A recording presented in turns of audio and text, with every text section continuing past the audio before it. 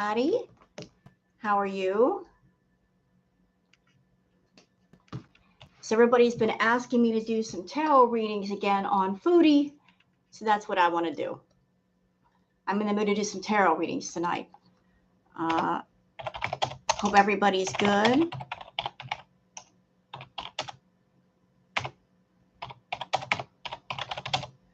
How are you guys doing this evening?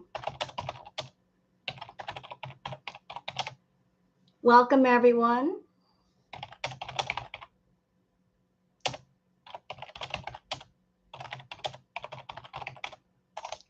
Feel free to come in. I'm going to get started here in a minute when more people show up.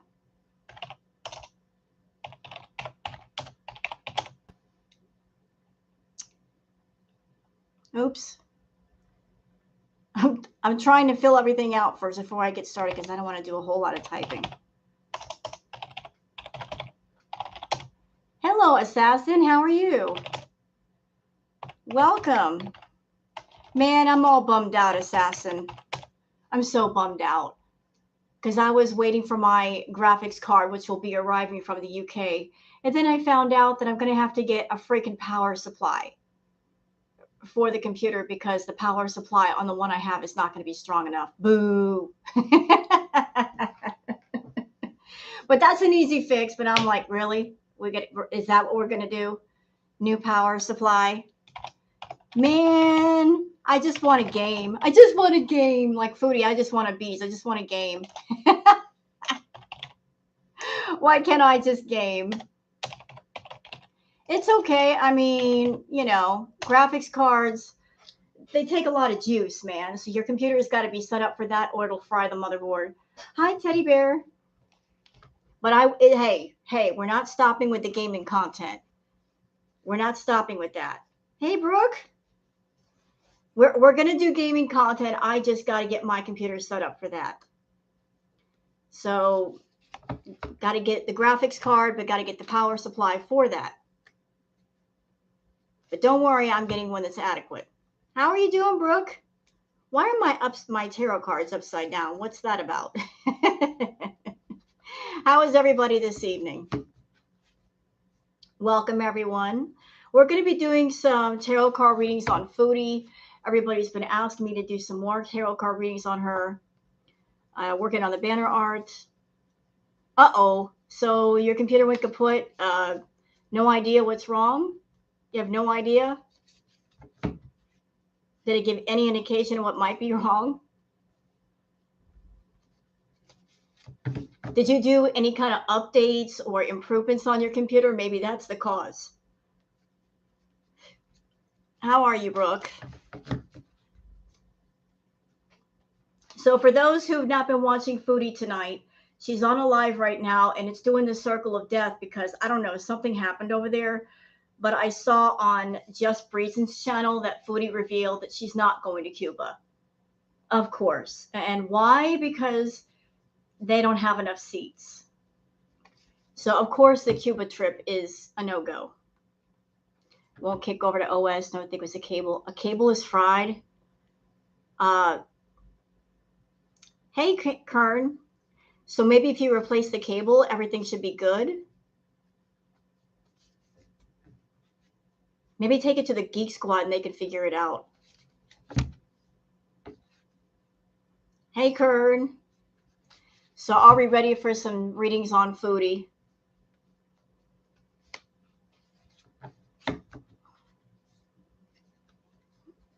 I did. I told you. I freaking told you, bro. Told you. I told you that something was going to happen before this trip and there was going to be some kind of cancellation. Hey, Jay. I knew it. I knew it. I called it. I've been reacting to her too long. She's a creature of habit, if nothing else. Dude, you just know. You just know. I knew something was going to happen. And something I'm going to put out there for everybody who watched my react videos, there's a pattern with Foodie. Notice that there's always some kind of drama near the end of the month. The last week of the month, you know, there's something going on where people are prompted to give more money to do more super chats because the pay period ends on the 31st of this month. So if she was going to go on this trip, it was not going to be until what, the 28th? So near the end of the month. I knew, I knew. I didn't need the cards for that. I just knew. Hello, Juliana.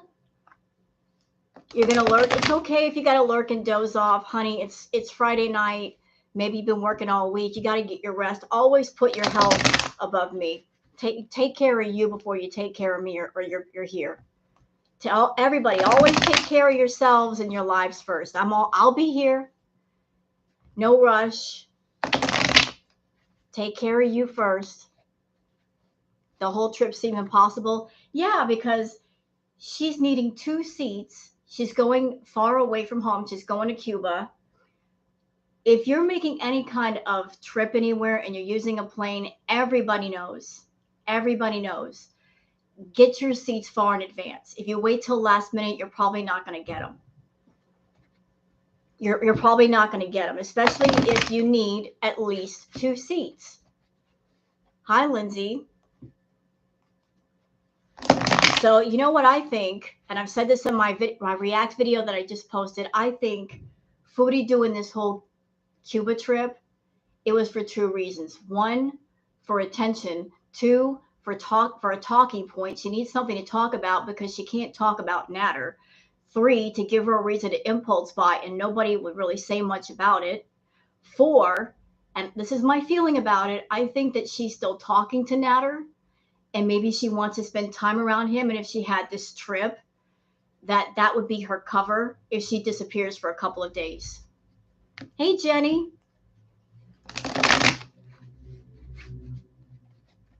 So she was raging tonight about, oh, they don't have enough seats and it's not fair. Airlines discriminate against people of a bigger size. No, it's not discrimination. It's just, it's about business. They want to make as much money as possible. To do that, they got to have as many seats as possible. If you're someone of a larger size, yes, it does suck to pay for 2 seats, but if you want to travel, that's just something you got to consider. It's for your safety and for the people that are sitting next to you, because they only have so much room too. She couldn't do first class. She could have, but that would have been more money. And I don't know if there would be first class seats available if you're waiting until like the last minute to get them. You see, I would think that's something you got to reserve far in advance because there's only so many first class seats. Do you think that Natter is still messing around with Foodie? Yeah, I do. I do. Because she did mention she turned on his phone, right? Did she ever say she turned it off? No, she didn't. She did not. She never said, I turned off the phone. Yep, the excuse art, exactly. Mm-hmm. She didn't turn off that phone, did she? Sure didn't. Do you think her new channel will get deleted? That's debatable. I'm surprised that she does have a channel. And I'm really shocked that it's monetized. Because I can't think of a single YouTuber that got their channel taken away, and then if they ban-evaded and made a new one, that YouTube allowed them back. There's plenty of evidence to show that the Beezer Show is owned by her, but maybe YouTube is looking at it from the angle of, you got all these reaction channels that react to this woman. If we take her out of the equation, that's going to hurt our bottom line. So let's just make an exception here, even though they shouldn't. You're 5'8" and 200 pounds. Seats aren't that roomy. No, sir, you're right, because I've flown before. Those seats are no joke. Those seats are no joke, man. They're tiny. It's cramped. They're cramped. Oof. And the airplane bathrooms, let's not talk about that. That's an experience. Oh, Lord, they're small. They are so small. If the channel is in her name, how did she get monetized so quick? You know what, Kern? There are all kinds of conspiracy theories. It might be because it's under Pete's name and he's got a monetized channel. She could be using his name to get it monetized and the money goes to him. Nobody knows exactly. We can all sit here and speculate all day long. Nobody knows. But she found some kind of workaround, that's for sure. She ain't fitting into that airplane bathroom. Let me tell you something. You see that I'm not that big. And that airplane bathroom was a trip for me. Oh my, I remember having to squeeze my big butt in there. Never used an airplane bathroom. I handled business way before. Yeah, but you know what though, Eddie? Listen, when you are on a flight from like say Florida to California and the trip is like 8 hours, you can't hold it in that long. At some point you're going to have to go. And that's what I did. Florida to California. There's no way you can wait. No, sir. At some point you're going to have to do something, and you can't exactly just like slip outside the airplane and do it someplace else. You have to stand up. So what do you guys think the cards are going to tell us? Hey, Valley loves Jay. Hi, everybody coming in. Kern, Jay, Arcane Angel, Love is Love. Masha. Did I forget anybody else in here? If I haven't said your name, please don't be mad. I'm not ignoring you. I see you guys in here. I'm paying attention to the chat, unlike Foodie. I do pay attention to the chat. And I'm sober. How are my cats? Oh, they're good. You see that lump underneath there? That's Booger. She likes to hide beneath there. There's Booger. She's playing peekaboo with Sparky. Foodie with TSA peeps is pay to see the bed lump.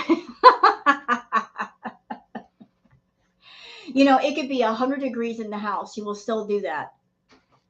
She just feels secure underneath there. So I just let her do what she wants to do. I think the cards will say if she does go, she will be miserable. That's the thing, though, Lindsay. She's not going. She said tonight in her live stream, which is doing the circle of death thing because something happened to the live stream and it just cut off. She's not going to Cuba. She's not going. She was complaining about, there are not enough seats and it's the airline's fault. They should accommodate people of a bigger size. It sucks that you have to pay for 2 seats. And I agree. It does suck if you're of a bigger size and you almost feel like you're being punished by paying extra money for a seat. But there's really nothing you can do about it. The airlines, they have their rules and regulations and the way they do things. What does it help to complain? They're not going to just take all the seats out of an airplane and put new ones in just because somebody complained. They're all about making that money. Ninja Booger. A blanket heated one. Yeah, I knew she wasn't going to Cuba. I knew she wasn't going to go. I'm surprised she's wasting so much money. I wonder if she'll try to get her money back. How could she get her money back? All the things that she spent her money on are not things that she could return. Listen. There's my co-host. Hi, Sparky. Hi, Bobby. There's my co-host that you guys hear all the time. That's Sparky. That's the one that's always talking in the background that he seems to know when I'm reacting to Foodie because he puts his 2 cents in. He's very strongly opinionated about Foodie. But, I already knew that Foodie was not going to go to Cuba. I already knew. I mean, she's never really traveled before, or if she has, it's been a long time. She's waiting till like the last minute to get 2 tickets. She's going to the store and buying all kinds of stuff that have nothing to do with the trip, rather than take her money and save it. And if she needs anything where she's going, she can buy it then. She's going to Cuba and she's buying all kinds of stuff that if you were in Cuba, you wouldn't wear it anyway. And planning on taking pillows and all this stuff. And can you imagine Foodie walking through an airport loaded down with luggage and pillows and all that? She wouldn't make it. She wouldn't. Hey, Aquarius princess, there's Booger. There's the kitty girl. I mean, and she's traveling alone. So she's going to walk through an airport all the way through the airport, loaded down with luggage with no help, and then carry all that luggage to her hotel. And she's going to a tropical climate. And I used to live in Florida. Let me tell you that a tropical heat, woo, it'll sap you of all your energy. And that's for a normal sized person. I'm sure someone with a bigger size would have much more problem with that heat, especially someone like Chantal. She lives in a colder climate. That's what her body is used to. So you're going to fly to another extreme and expect to be comfortable? Uh-uh. Oh, yeah, she want to take the ring lights and projectors too. I hate the heat. Well, I'm used to it. I live in Cali, then I used to live in Florida. I'm used to the heat.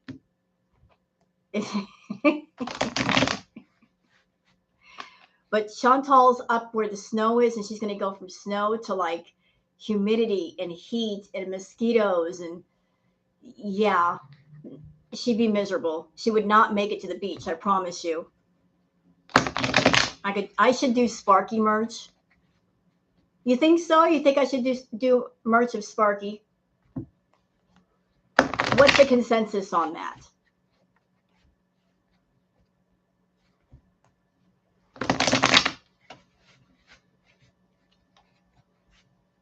See, I haven't done merch yet because I'm like, what kind of merch would I do?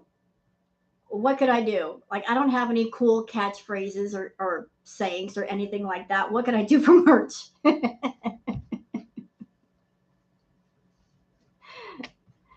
So I've just left that idea alone for right now because I'm like, what would I do if I ain't got no cool catchphrases?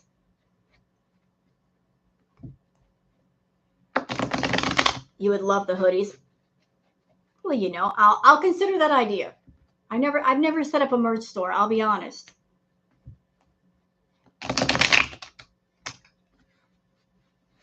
If you keep your nice intro animation, you can make a print on a shirt of it, maybe. I don't know how to do that because you know you guys want to know how I make the intro, and this is for anybody who has a YouTube channel that just starting out, and so you're looking at doing things where you're not spending a lot of money. I go through a website called Canva. That's where I make my thumbnails, and that's where I do the intros and outros because you can a lot of stuff you can use for free or for cheap. So you can make a YouTube intro and outro, and they have all kinds of like cool pictures and animated graphics. That's how I made the intro. That's how I did it. So if you're looking to make an intro and you're looking to do it on the cheap, you're just starting out, you can go through Canva and put something together. Yeah, Canva is king. I'm very frugal. I'm all about, you know, trying to find things that I could use where I'm not spending a crap load of money every month. Cats sell. Yeah, of course they do. Of course they do. I could do some sketches. Oh, okay. Well, I got plenty of pictures of Sparky.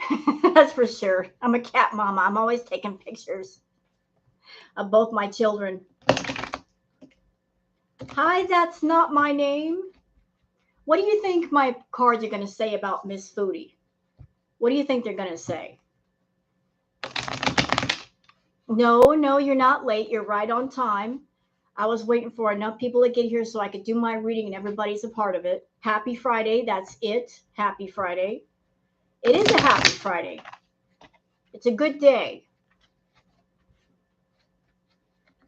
And since there's a lot of people here, since you're all here and I could talk to you guys live, for those who do not know, I am waiting for a graphics card that's coming from the UK and a power supply also coming from the UK.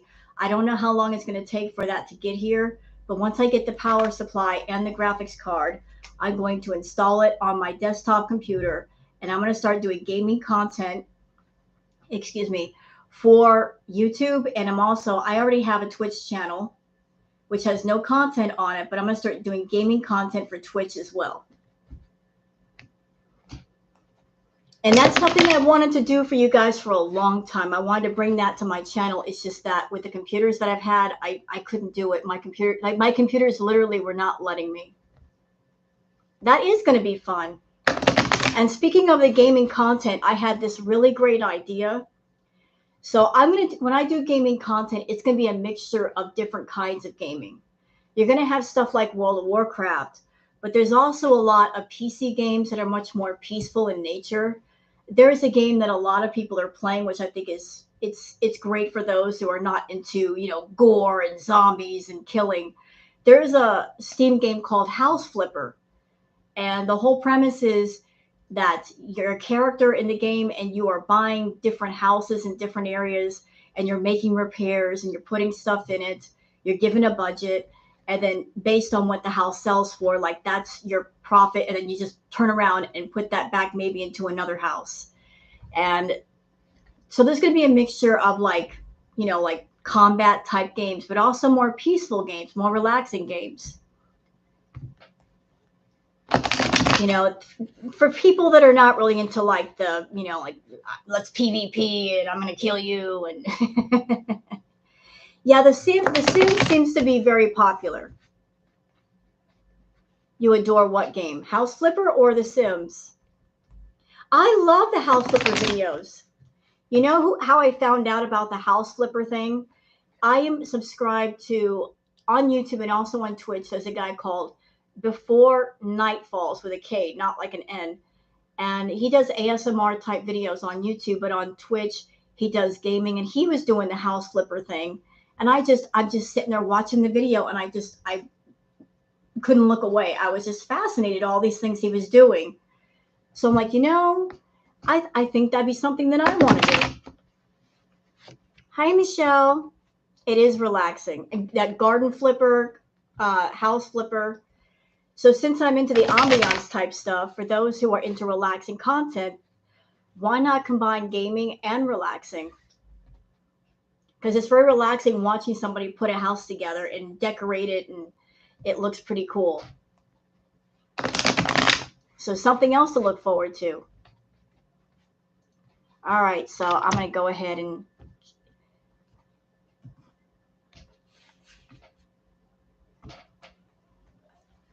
she doesn't even wear a coat sometimes in Canada. She won't be able to deal with the tropical heat in Cuba. No, she won't. Hi, Holly Rose. She doesn't even have to fly to Cuba for tropical heat. If she wants a taste of tropical heat, try flying to Florida in deep summertime. Try spending a week in Florida in, say, July or June or August. And if she can deal with it for a week, then move on to Cuba. Because if she went to Florida, it would at least be closer to home. And if she passed with flying colors, then go to Cuba. But I guarantee you she won't make it. I guarantee you she will not make it. Oh, you know what, Assassin, I think that'd be cool. Then I could raid your channel, bro. Channel raid. She has ads on Twitch and subs now. Does that mean she's partnered? I've heard that she's a Twitch affiliate.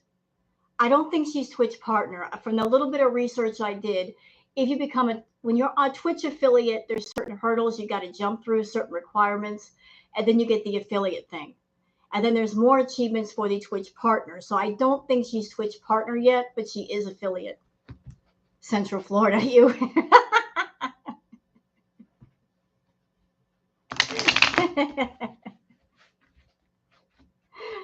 Oh, hey, are you talking bad about Florida? Hey, I'm from Florida. What are you talking bad about Florida for? Leave my home state alone. You live in Central Florida. Where y'all live in Florida? I lived in Tampa. But that was close to the water. I lived in Tampa for the longest. That's my home. I want to go back there. I hate Cali. It's hot and expensive here. Screw this place. I want to go home. She's not leaving her hotel room after day one by the pool. She won't even make it that far. She'll just stay in her hotel room, and maybe she'll put her camera and stream out the window if she can stream at all. Hi guys, I'm in Cuba, and so let me just put the camera next to the window and you just see the beach from far away. This is Cuba, everybody. But she ain't going no way. The humidity. I'll tell you one thing that Foodie would have to deal with if she went to a tropical climate and if she dared to step outside. Since she's a snowbird and she doesn't have a tan, she would burn like that. She would. Her skin is so fair. She would burn. Burn. She burns so fast. She's always hit in Canada. She's got her fan on constantly. Oh, I'm telling you, she'd hate the heat. What? Does Paul miss me? I don't know who Paul is. Who's Paul? No, she won't like it. She will not like it. All right. So, you know what? Enough gabbing. I've talked long enough, damn yous. It's time for a reading. I got to focus here. Quiet on the set. Shh, I said shh. All right, I got to focus here. I want to see what my cards have to say about Miss Foodie. All right. All right. So what are your predictions about what the cards are going to say about Foodie? I want some input before I get started. What do you think the cards are going to say about Miss Foodie? What do you think they're going to say?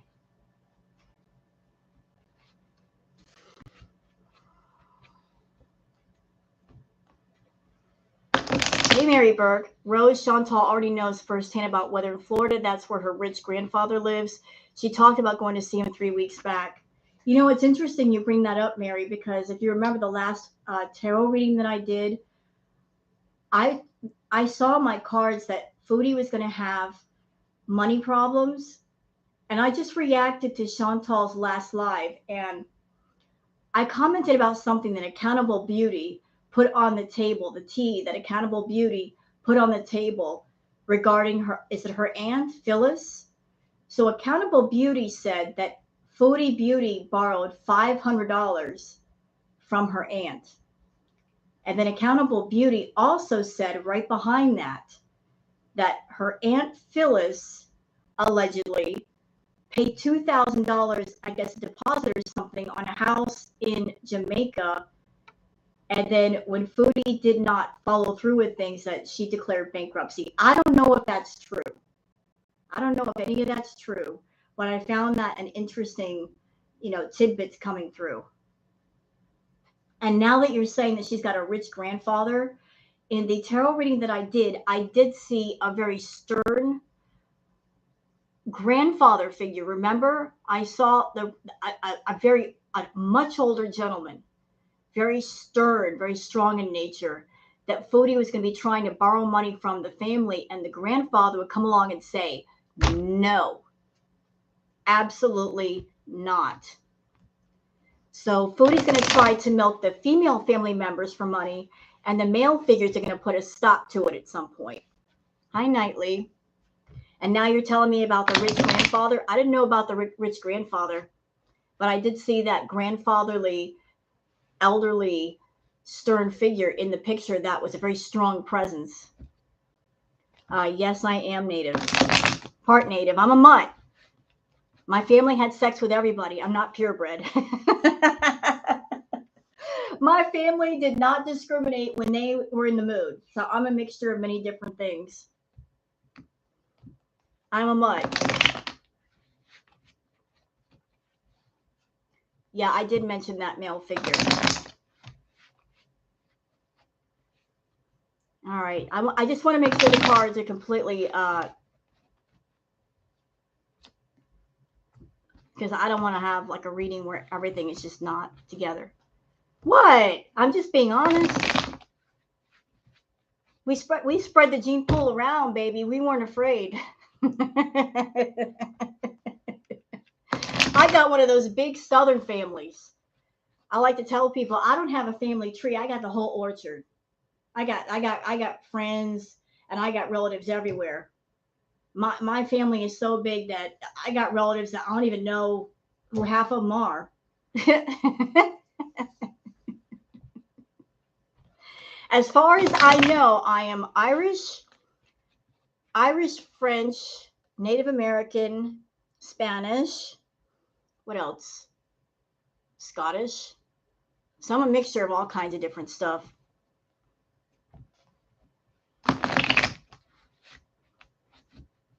But my mother, on my mother's side, that's where the French comes from. Oh, hello. Stop feeding the cats. No, not Japanese. No Japanese. To my knowledge, it could be. I mean, like I said, my family, we spread stuff out, but, you know. All right. Are we ready for this? We ready for this reading of ours? I tell y'all one thing. I have one of those Southern families. You come to our house, we're going to feed you. We're going to overfeed you. We don't believe in them small portions. You know what I'm saying? In a Southern household, you know what portion control is? When you can't fill up the plate anymore. When there's no more space on the plate to put any food. That's portion control in a Southern family house. We don't do small portions. We'll feed you and then we'll send a plate home with you. The abuela is always feeding you. That's right. Mi esposa y mexicano. My ex-husband was Mexican.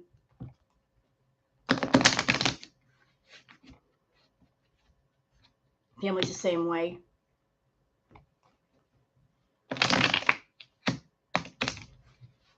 All right, we're ready for this. Let's do this. Let's go. All right, so what's the first card? What do y'all think?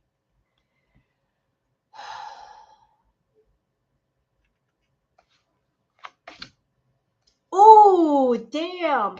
Oops, sorry. Right off the bat. Right off the bat. I'm sorry, I got a naughty mouth sometimes. Sorry. Right off the bat.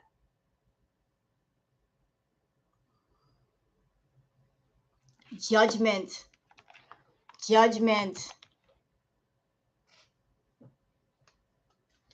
That's not good. Judgment.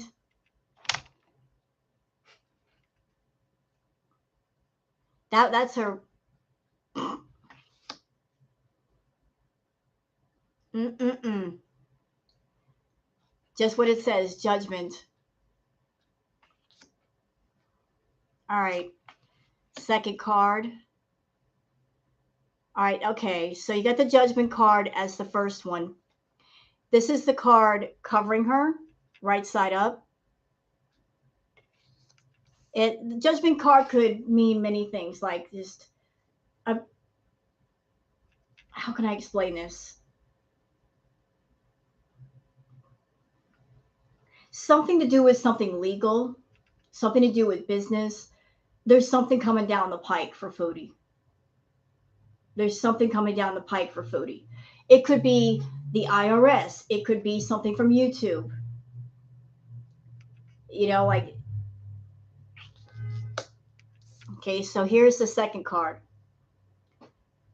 You got the Seven of Cups. Yeah, the hammer coming down. So when I look at this card, I just keep the feeling that I get from it is, you know, Foodie is just, she's, all of these, for me, it represents all the different things she's trying to do to make money, all the different platforms she has, all the different ways. She's thinking about how I can make more money, how I can make more money, how I can get more money out of people. She's always conning and scheming and thinking of how I can get more money.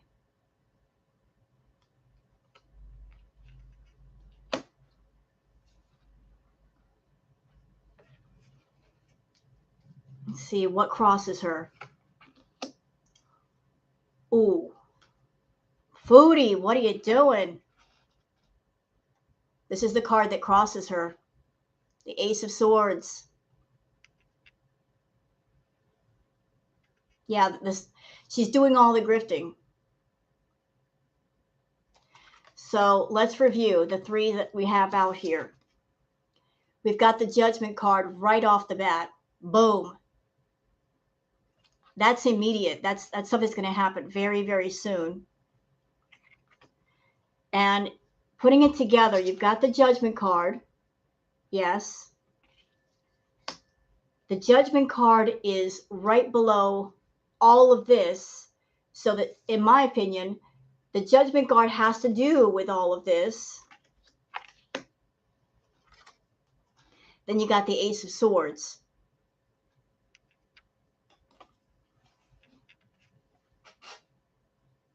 So she's trying to make all these different platforms happen, get as much money as possible. And the Ace of Swords would normally be severe judgment, but in this case, it's crossing her. So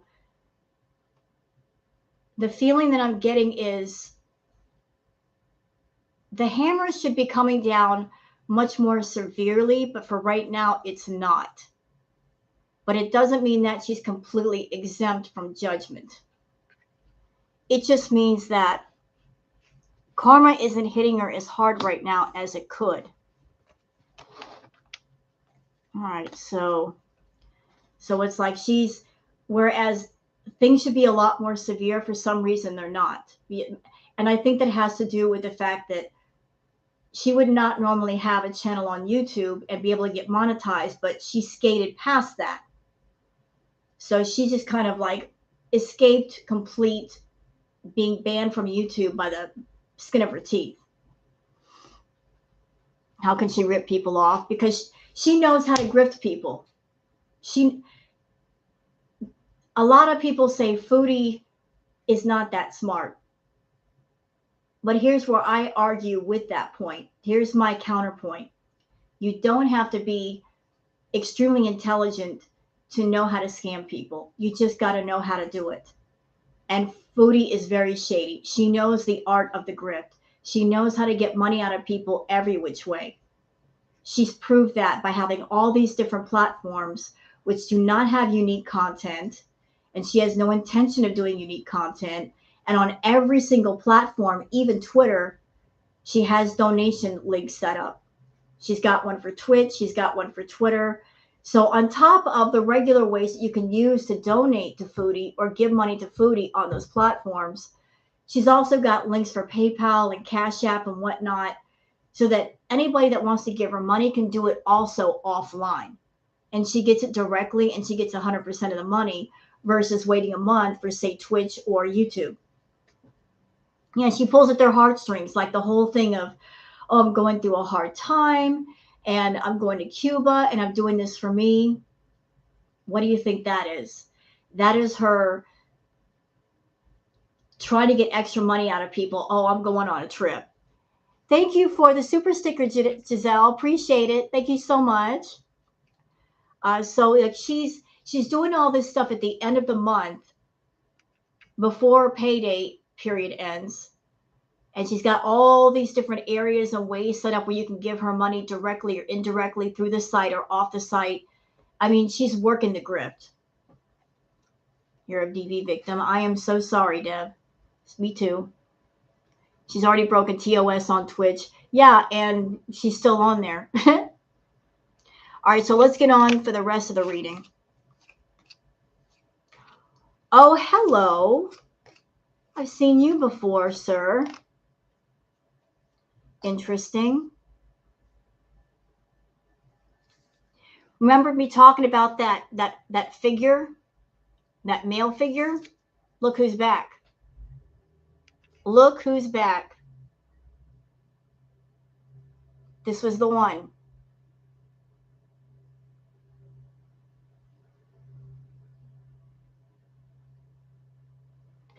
No, this is not Nader.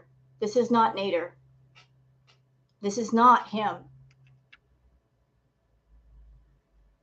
No, that's not Nader. Remember we talked about the other readings? There was a stern, much older, stronger, grandfatherly figure that popped up in the readings. There he is again. No, her grandfather. This is her grandfather.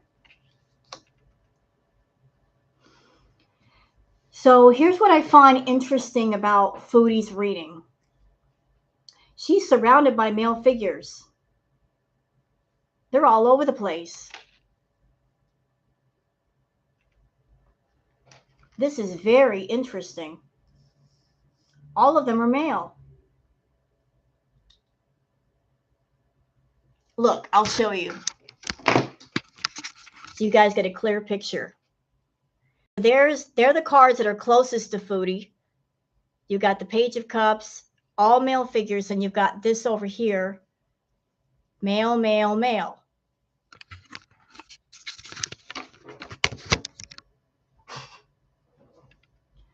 So let me just read all of this.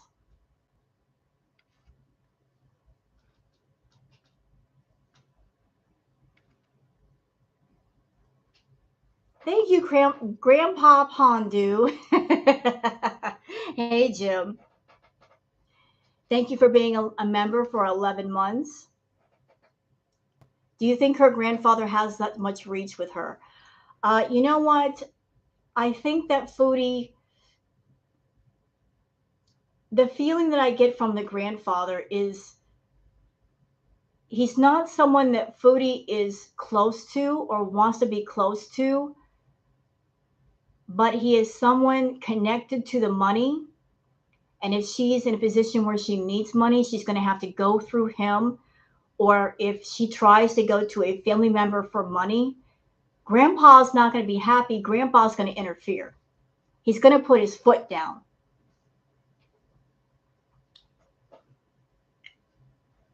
Tax evasion with a criminal sent him to prison. Okay, so let me just look at this for a minute. So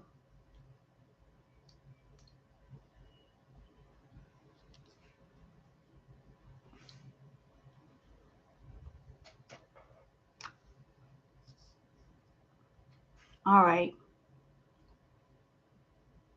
So here's Foodie. She's got all these different things going on, and she's wounded. She's not going to be making the money on YouTube that she's used to. She's got all these different projects that she wants to bear fruit, but it's going to take a while for any of them to bear fruit, and they're going to take even longer since she's not really putting a whole lot of effort into it.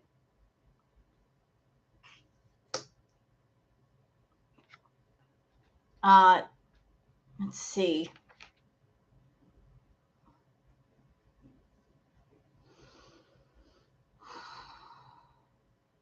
She's surrounded by men this time.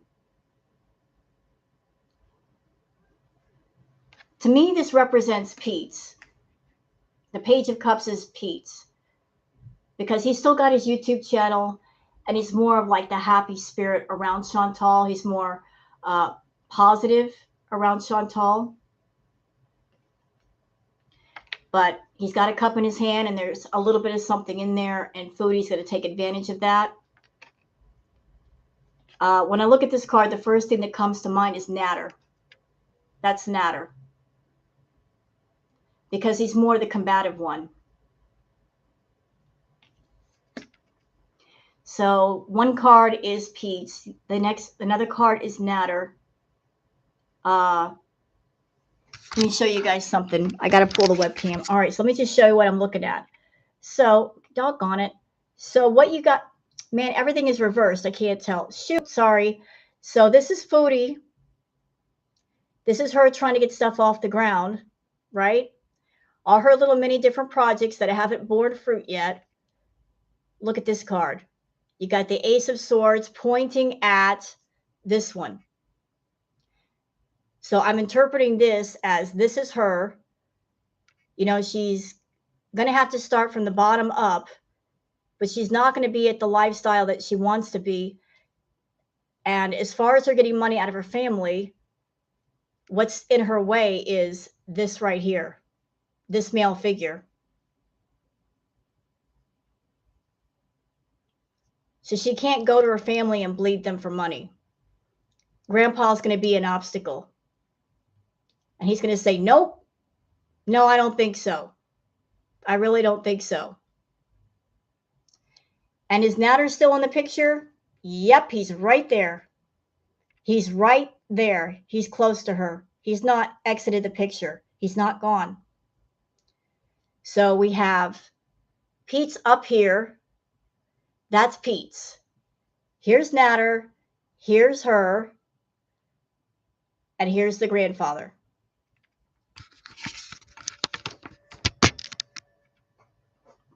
That makes sense? He's only around when he wants money. Who are you talking about, Natter? Of course he is. I'm like, see, he's not stupid. Foodie lost her channel. Thank you, Michelle Holiday, for being a channel member. Mwah. Appreciate it. So the men that are around Foodie are not really romantic interests. They're there for a reason. Pete's is around her because, you know, without Foodie, where's he going to go? He ain't got nowhere else to go, and he ain't got nothing to get there. You got Natter, who's around for his own interest. As long as he can get a little bit of money out of Foodie, he's going to.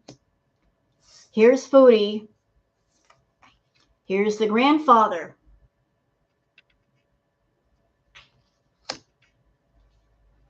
So let's see, moving on to the other cards that are further away, which pertains to things that are not going to happen right away. These are like not in the distant future, but still kind of in the future-ish. So again, notice how similar these two cards are.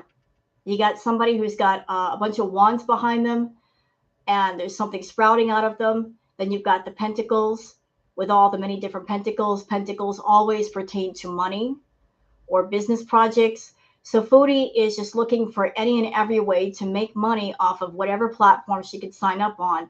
So she's looking to see what bears fruit and how much.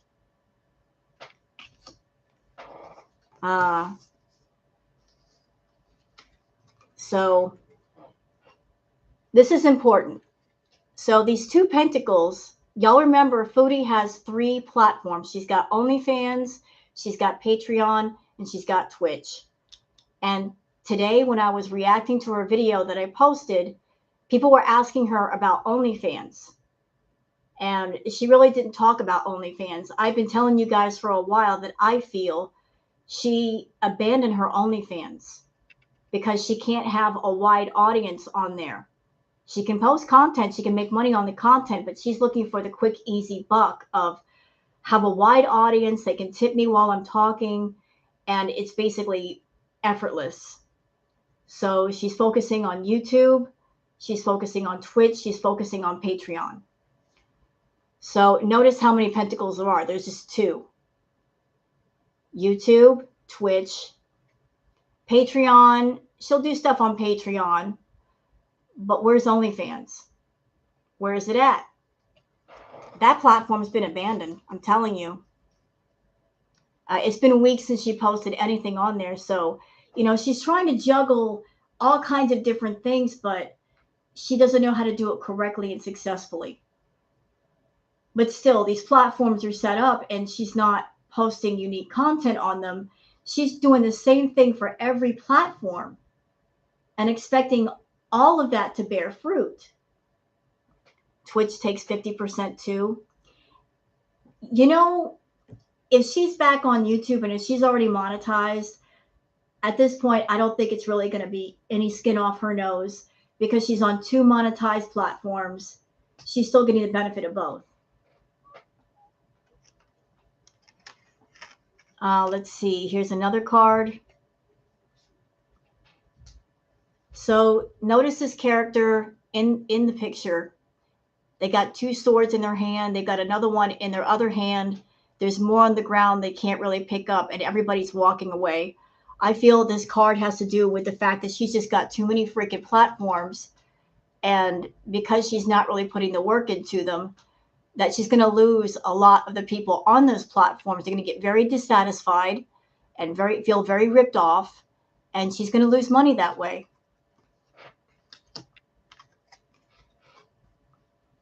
The Knight of Wands. Last card, the Knight of Wands.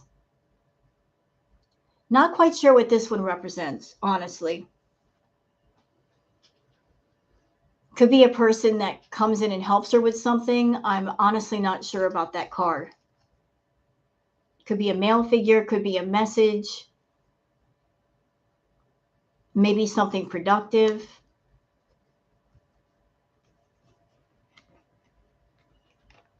So, I mean, that's really essentially what's going on with Foodie right now is, you know,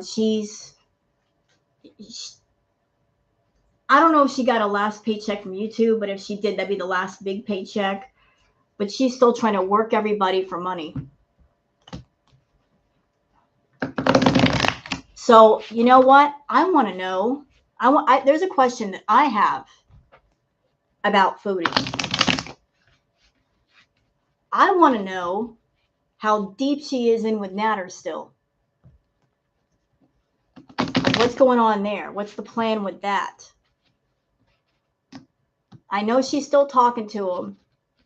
There's some kind of communication. There's some sort of an agreement between the two of them. I want to know how deep that is. A lot of Beezers are under the impression that he's gone, but he's not gone. Trust me, he's not gone. You don't go from being obsessed with somebody to not talking to them. Just not going to happen. I want to know, like, what's going on with her and Natter. She said she got 30 grand as her final YouTube check.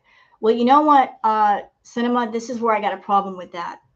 So if you remember, back in December, when all that drama was going on with Natter, like all those mini live streams she did, at that time, she said she only made 20 grand. And for those who do not know, December is the most profitable month of the year for YouTubers because that's when your RPM goes up slightly. It spikes a little bit. For those who do not know what an RPM is, that's how much you get paid per 1,000 views. Like during the summer months, it drops down a bit, but like say December, it spikes up a little. So she was doing all those multiple live streams, the whole Natter drama, and she only got $20,000, she said, from that. So how in the world did she get a $30,000 check? How is that possible?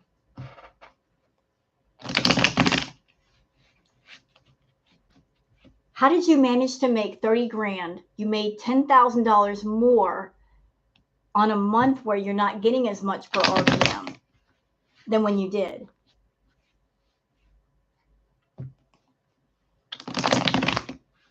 I don't believe she got that much. In the same stream, she started saying 20K, then she said 30K a few minutes later. So see, you can't go to Foodie for the truth. She's not going to tell you the truth. She's always going to talk up something for more than it is. And you know what? At this point, it doesn't matter if she got 20K or 30K or 50K. That's her last big check for quite a while. Because out of the 90K that she had on her channel, she's got maybe 7K. That's it. She's having to start over. So she's not going to get, you know, huge checks anymore. She should be saving that money, but she's spending it on crap. If her lips are moving, she's probably lying. Yep. Oh, hello, Kai Berry. Your puppers is asleep. Maybe she included Natter and Pete's too. Possibly. Good observation. You know what I love to listen to? I have a confession. So I go to Kaya Simon's YouTube channel. channel because she's got a really cool chat going on. I love Kaya's chat. It's very chill. People from different communities can come in there and hang out, and there's no fighting, there's no drama. I love Kaya. But sometimes Kaya's her puppies, her dogs, they go to sleep and you can hear them snoring in the stream. It's so cute. The puppy snoring ASMR is my jam. I love the puppy snoring. They're so relaxed and so happy. Please explain why Foodie Beauty is so engaging. Are you asking why so many people are interested in her? You know what it is? And this is just my theory about Foodie Beauty. It's one of those things where Foodie's been on YouTube for so long that I liken it to if you're someone and you sit down and you watch a movie, and the movie is a very, very long one, and you sat there, and even though it may not be the absolute best as far as plot and plot lines and actors, if you sit there long enough, you're at the point where you're like, well, I sat through most of this. I might as well just finish it. A lot of people are wondering what the ending is going to be. A lot of people are feeling like the ending is coming up, but we don't know exactly what's going to happen. So we're waiting for the end of the movie.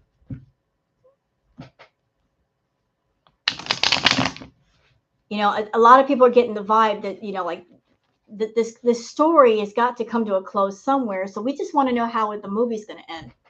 Hi, Wide Awake. Kaya's cool people. Kaya's great.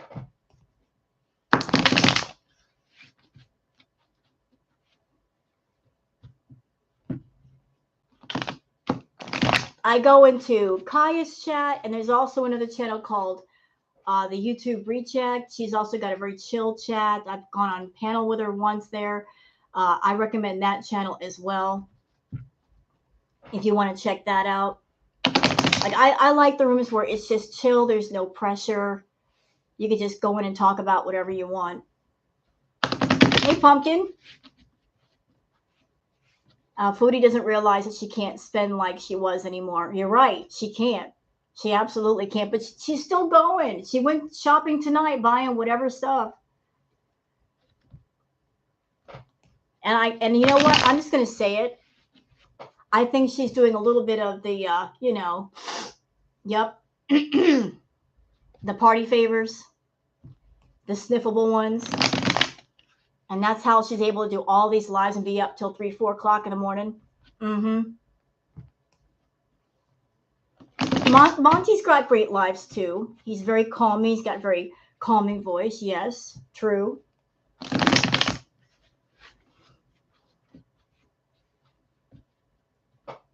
Hello, Creator Nat.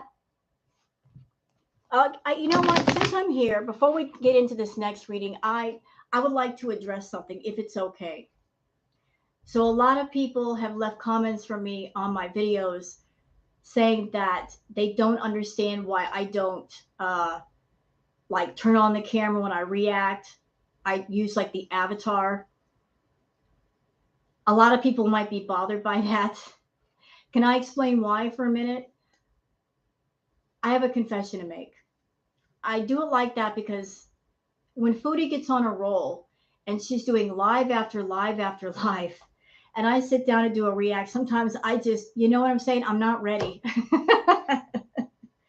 You know, it's like I got to jump on it. You know, I got to get the hair done and the makeup, and maybe I'm just tired and I want to enjoy my coffee.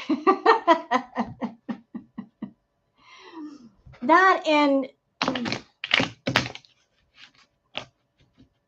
I don't have a green screen. I would like to get a green screen and have a nice background behind me. I wish that this behind me looked better, looked more professional. But so I just keep the camera off, if that makes more sense. Well, thank you, Valley. Like I'm not, this background behind me, I wish I could just fix that. But to fix that, I need a green screen. And I need to go and buy one.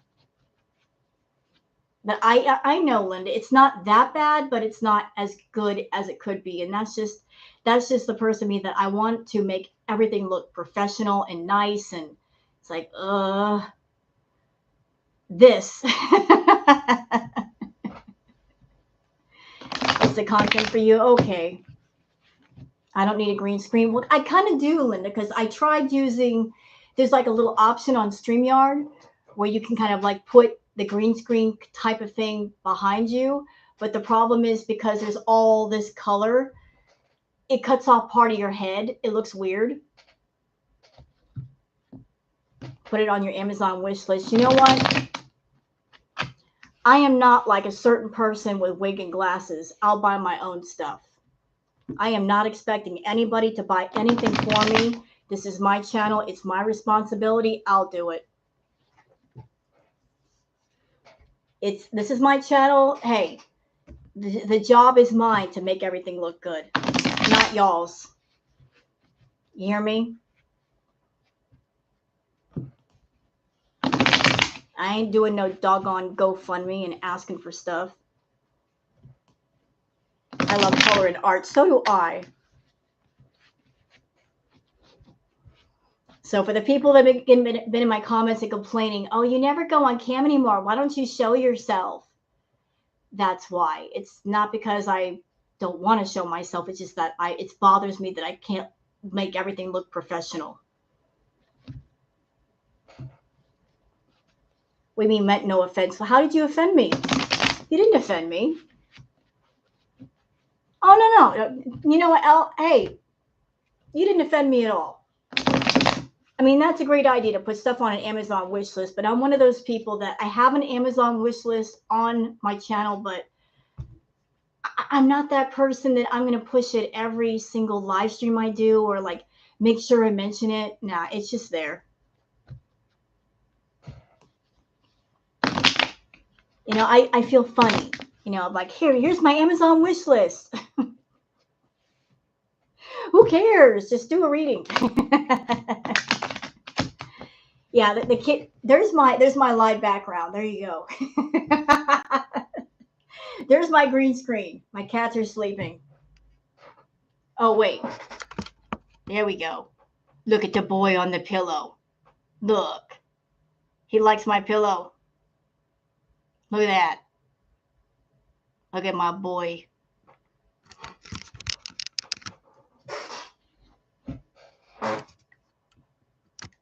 All right. So who's curious about it's Sparky boy? Who's curious about what's going on with Natter and Chantal? Y'all think that he's got a strong part to play and what's going on with her still, even though he's with Dee Dee and he's in Montreal? But there's some strings there connecting the two of them.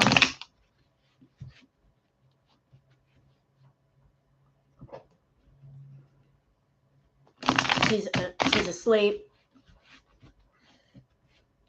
Oh, and by the way, since we're here, since you're all here, since I am going to be doing some gaming content, you guys are important here. You're an important part of my channel. I listen to your input.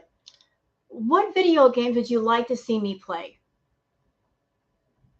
For any gamers up in here, anybody that you're interested in gaming content, what games would appeal the most to you? And just keep in mind, I'm on a PC. I don't have a console. So maybe stuff on Steam or PC, I could do those.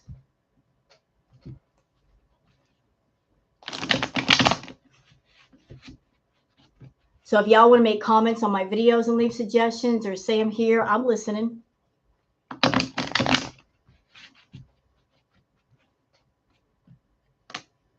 Oops. Second Life. Oh.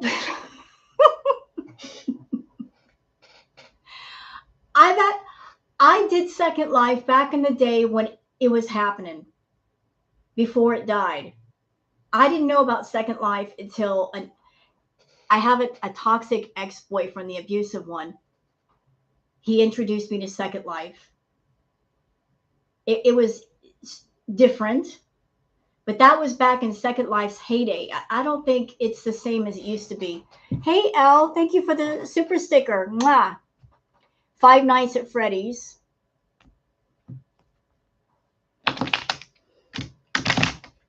I've heard The Sims. A lot of people are saying The Sims. Little Nightmare. Play WoW. I want to play WoW. Holly, yeah, listen. I played for 11 years. And the only thing that stopped me from playing World of Warcraft was my computer. Literally. Before the Shadowlands expansion, I was able to play on my all-in-one when I had all the settings set to the absolute lowest settings. Because all-in-ones are not built for gaming at all. They're not. So I could play WoW. It just, everything had to be on the lowest settings. And then when they made the requirements for Shadowlands what they are, I could download the game and I could start up the game and get in game. But then the moment I try to do anything, I'm literally stuck in place. Could not move. Lag, beyond lag, beyond lag. I'm crying over here. I can't play WoW. That's why we got to get a gaming graphics card, doggone it. But I want to play WoW too. And I got a lot of catching up to do. I haven't played any of the new expansion. I got to do all that. Is there a tarot card for corn dogs? No. You only know Miss Pac-Man. Nads will get her to pay his legal fees. You know what's sensational? You want my honest feelings about that? I don't think there is a case against Natter. I really don't think so. I think that whole thing was a ruse. Because think about this. What did we see her do? We saw her drive somewhere and park near a building. We did not see the name of the building. She got out of the car and then she disappeared.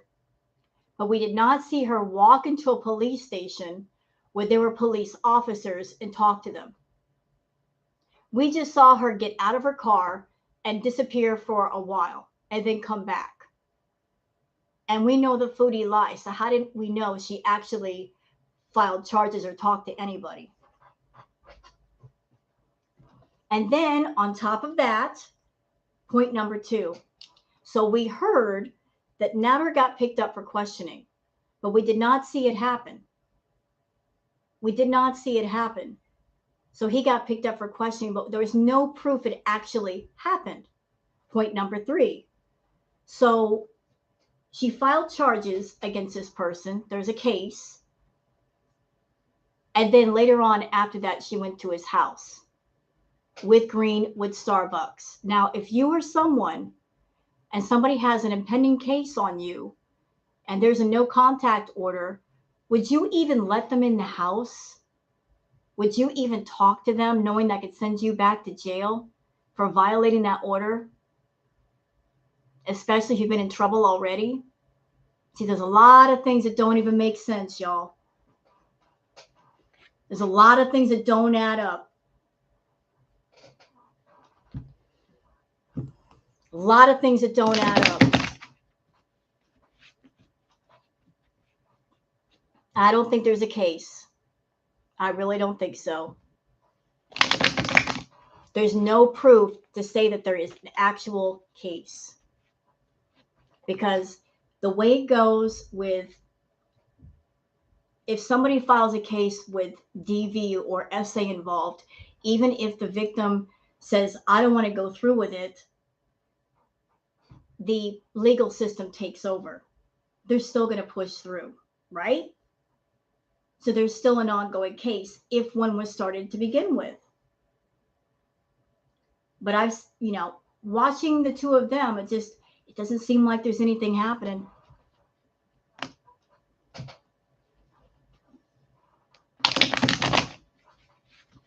Pete's not having a job drives me nuts.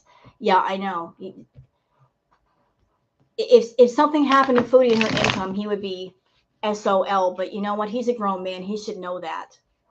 And if he's not willing to go out and make his own way, then he's an idiot. And if he ends up on the street, that's his fault. The writing's on the wall. She's not going to be there to take care of you forever. So if you're not enough of an adult to make your own way, well, then you suffer the consequences for that. No Man's Sky. Nice.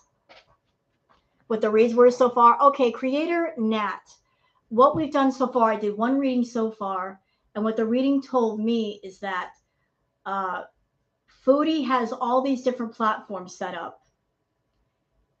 And because she's got so many platforms that she's juggling, in the end, a lot of people are going to turn away from those platforms because she's not, like she set them up to make money, but she's not really giving any content.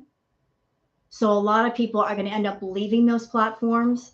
The reading also said that even though she has multiple platforms, it looks like she's going to narrow it down to 2 out of the 3 or 4 she set up. I also saw that Natter is still in the picture. Pete's is going to be in the picture. And there's a grandfather figure that he's going to be an obstacle for her if she tries to go to the family and get money. He's going to slam the door shut and say, no, ma'am. No.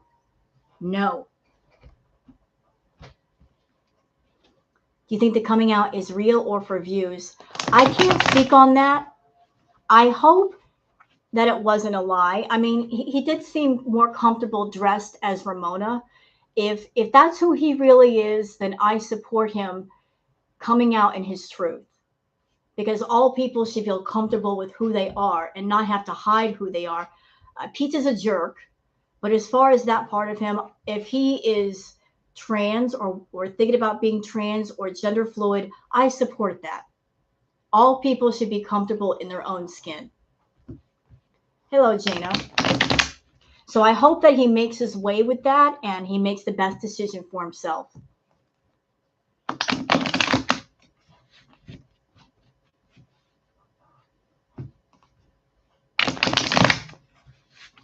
That might be part of the reason why Pete is still living with Foodie, because of that part of himself that maybe he might feel other people would judge him on. And with Foodie, he feels comfortable revealing that part of himself to her, and maybe other people not so much. Hello, Jana.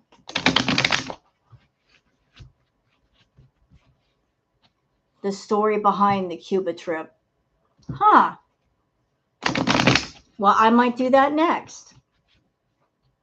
I think she would be lost without Pete. I think so too. I think she needs somebody around at all times. She doesn't know how to be alone.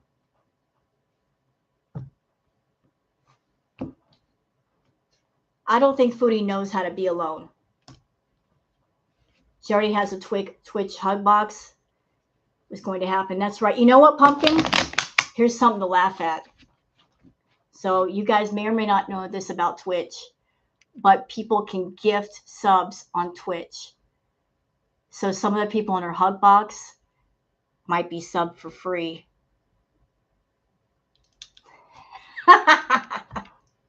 So she wants a paid-only hug box, but some people in that hug box might be there for free.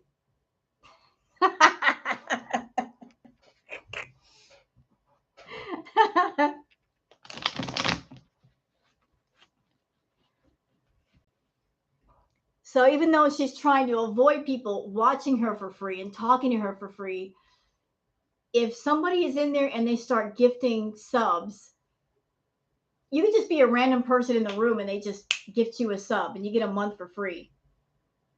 That's some money that she doesn't get. Ha ha. Nanner nanner.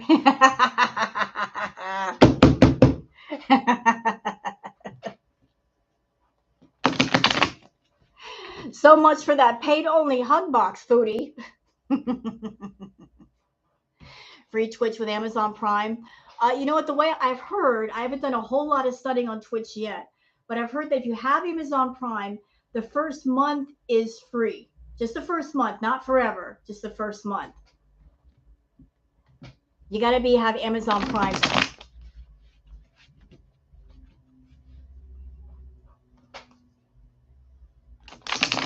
So she gets paid for comments and ad revenue. I don't know if she's getting paid ad revenue yet.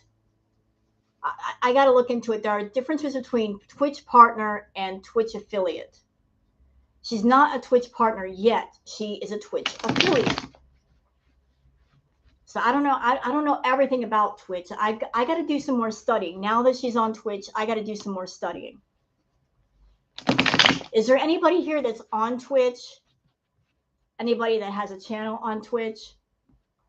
Because recently Foodie did something really, really awful.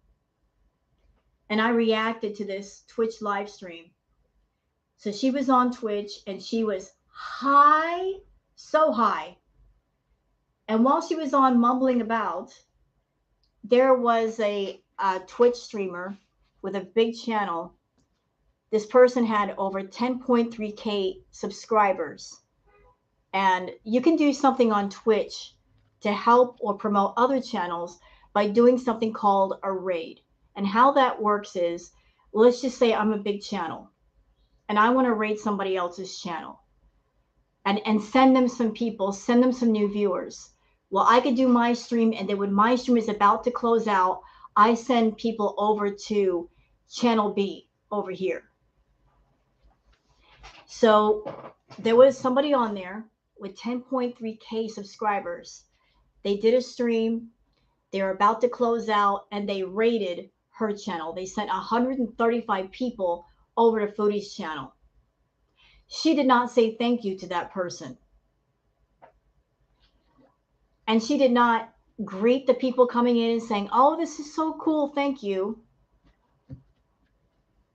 She just carried on like, oh, who cares? Rude, absolutely flipping rude. And the name of that streamer is Shark Candy.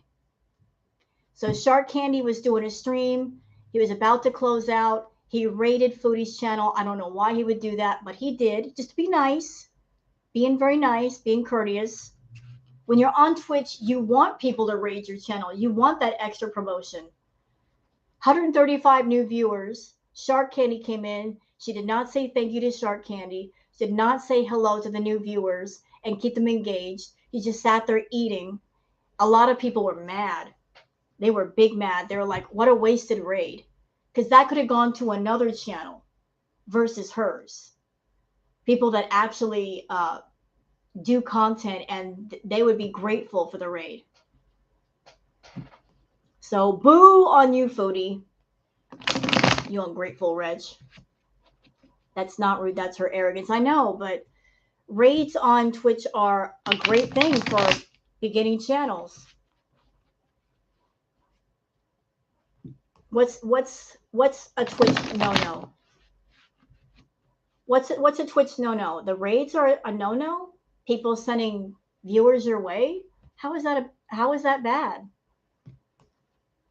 How would that be a bad thing? It just helps out other channels.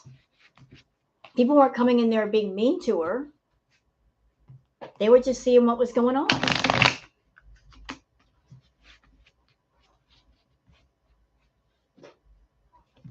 Hey, thank you, Jana.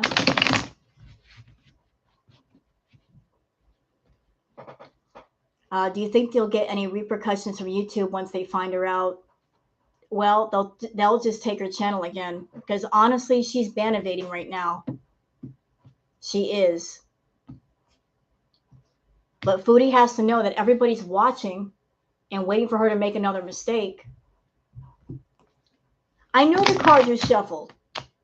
I'm just making sure that they're further shuffled. I want to get a good reading. I don't want like the same cards to pop up unless they're meant to pop up. I'm sorry.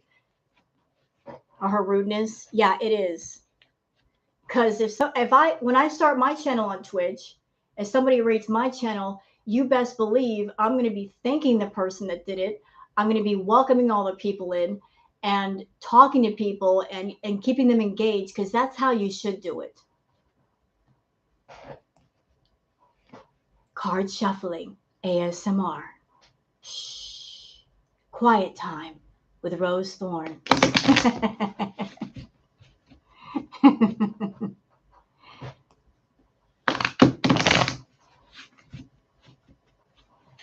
All right, so Nader and Chantal. Show me Nader and Chantal. Is YouTube income 1,000 views per video or 1,000 per views is in total 1,000 happens? The RPM is the amount that you get paid per 1,000 views. So let's just say your RPM is, let's just round it out, $10. So every time you get 1,000 views, you get $10 from YouTube in AdSense money. So let's just say somebody got 4,000 views on the video, that would be 40 bucks. That's your ad revenue from that video. And the amount of RPM, it changes all the time. Sometimes it's low, sometimes it's high.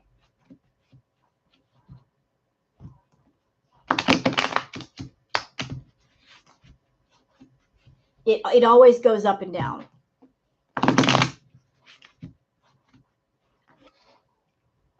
All right, so we ready?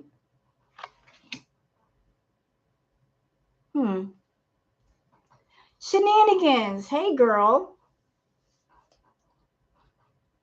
All right. Let me put down all the cards since this is about both of them. Ah!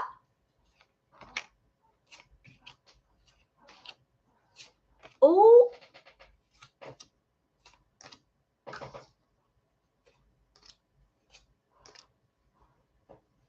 Mm-mm.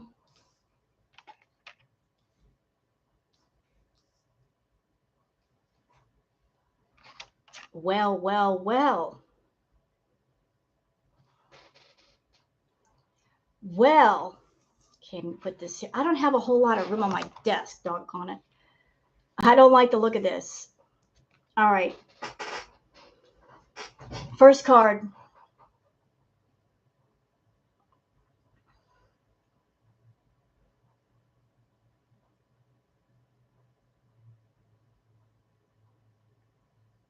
So I can't tell. Is this Natter or is that Chantal? I think it's Natter.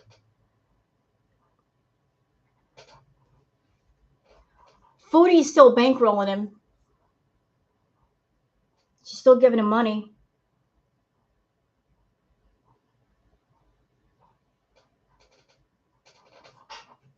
She's still bankrolling him.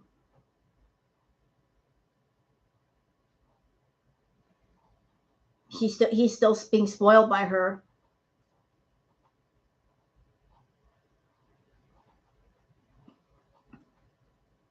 Yeah, she is.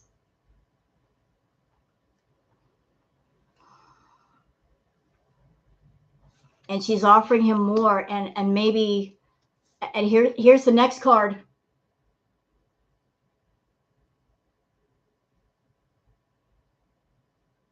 Here's the next card.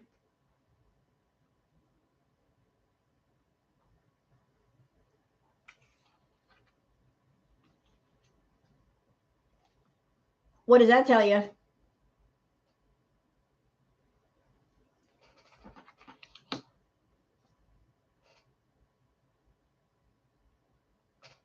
Hello, Liza.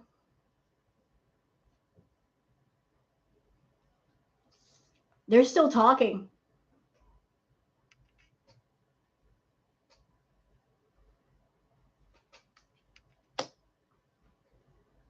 They're still talking. What card is that? It's Two of Cups.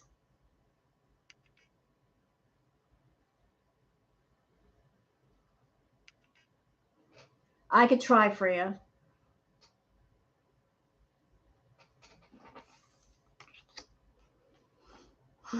So you get this card. Looks like Natter. He's getting all this over here. Natter is not hurting for money. Okay, he's okay with money.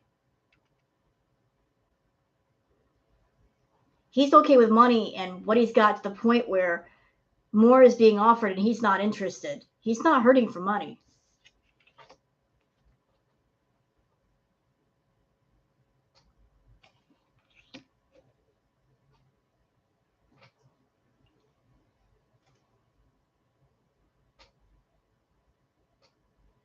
And here's where it gets interesting. See this?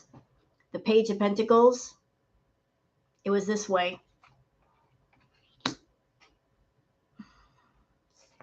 Hold on a minute. Let me just take a look at this again.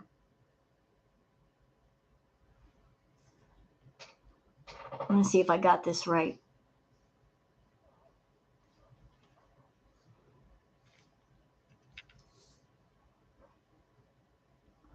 You know what, guys? I made a mistake. I'm sorry. This is not Chantal. This is Dee Dee. This is Dee Dee. I apologize. This is Dee Dee. This is Dee Dee. I switched it around. Sorry.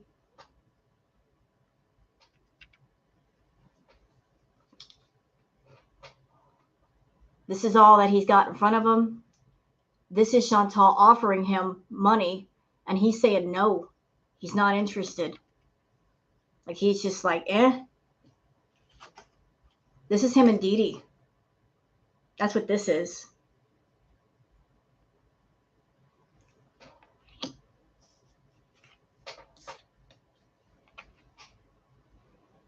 And the Page of Pentacles.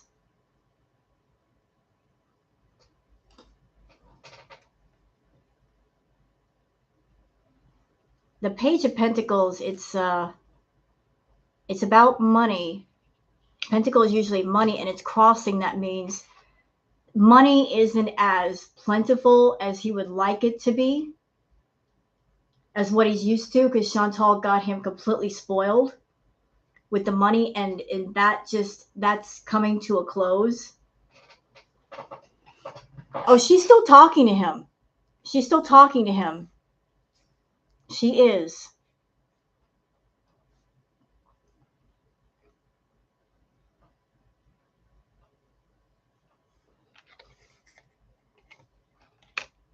So Natter is, hello Slimeworks. Natter is trying to figure out what to do to make money. You know, he's going to be looking at different things to make money. You know, what will bear the most fruit? Just trying to put different projects in the works. He's going to be doing that.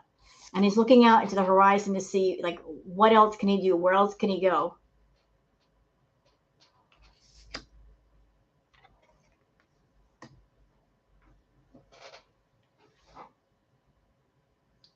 So when I look at this card, this is, Natter's still going to be getting pushback from the public, from Chantal's public.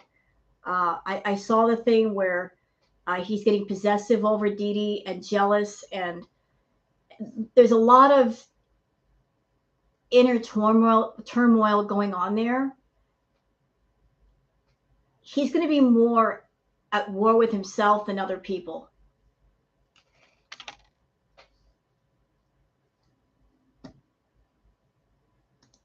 You know what?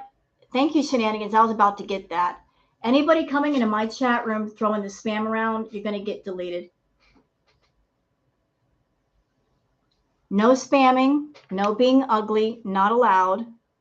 Please don't waste your time if that's what you're here for. I'm here just doing a tarot reading. I'm just keeping it cool.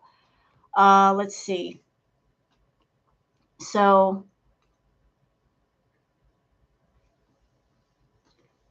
thank you, Shan.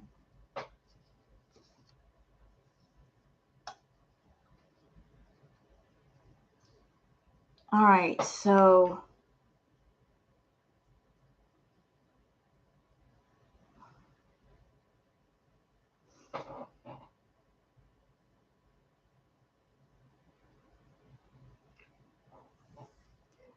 you know, I see for the rest of this reading him working on a lot of different projects now and in the future. A lot of different. There's another one. This is like the last card. There's Pentacles. Him just trying. He got used to all that money that Chantal gave him, but then I think he learned a lesson of, you know, don't rely on somebody else to make the money and give it to you, because then they try to control you. Make your own, and that way you can control it yourself.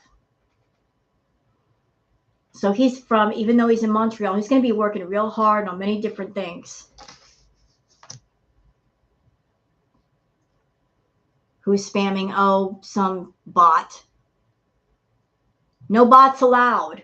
The only spam that I like is the kind that I use for sandwiches and used when I eat my breakfast.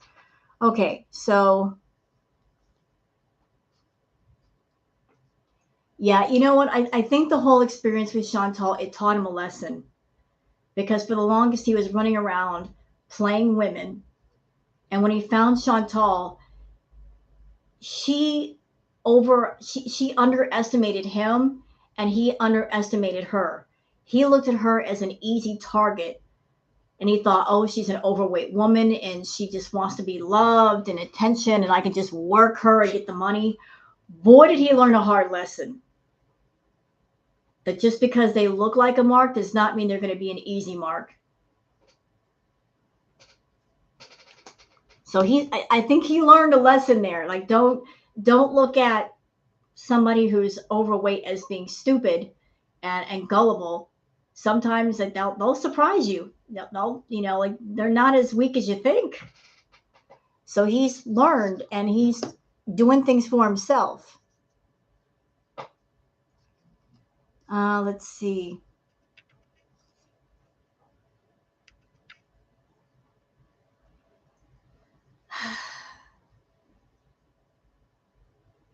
I don't know if something's going to happen to Natter or something around Natter. Something to do with himself or a family member, something serious. I don't get good feelings off this card. Something internal, something external.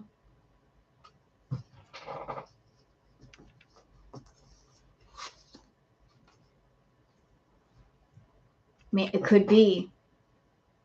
Then you got this, right next to it, you got this strong female figure with a sword.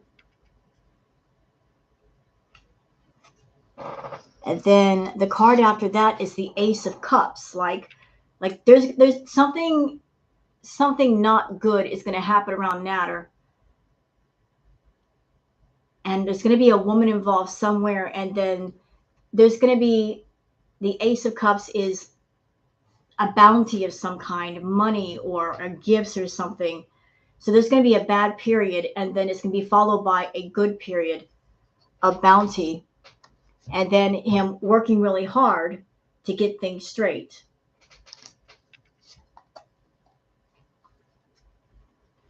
Who tried to control Natter was Chantal? Of course she did.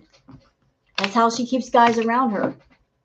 She tries to control them in every way possible.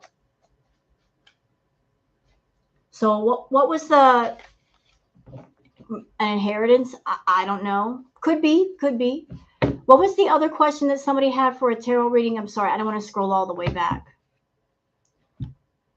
Somebody asked for something for a tarot reading, and they had a question, and I can't remember it exactly.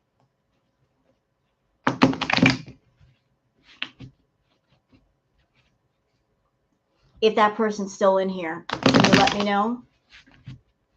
Cuba trip. Yes. What do we want to know about the Cuba trip? What do we want to know about that? Can you be more specific about the Cuba trip? Like, was it going to happen, or who was going to go, or? Well, Mike, I can already tell you that Cuba trip was never going to happen. I'm telling you now, it was all a farce to get people to give her money. Notice every month, the last 2 weeks or the last week of every month, there's always something that happens. She configures something up to where people will give her extra money. And they do give extra money. She's just squeezing that last little bit before the pay period is up. And so she couldn't use Natter. Everybody's done with the whole Natter era. So suddenly she's going on a trip. This imaginary trip that she's not prepared for, didn't have airline tickets for.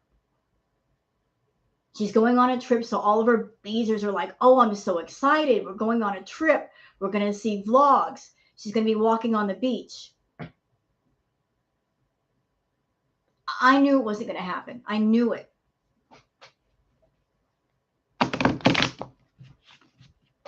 Well, the plane she goes on, leave the Well, the plane she goes on, leave the actual green screen. No. She was using the trip to dunk on Natter as well as get money. Of course she was. Of course she was. I want to hear what the idea, scam, and detail behind it. I don't know if my cards are going to give up all that on that details, but we'll see. It's worth a try. She should have picked Florida. Oh, I know.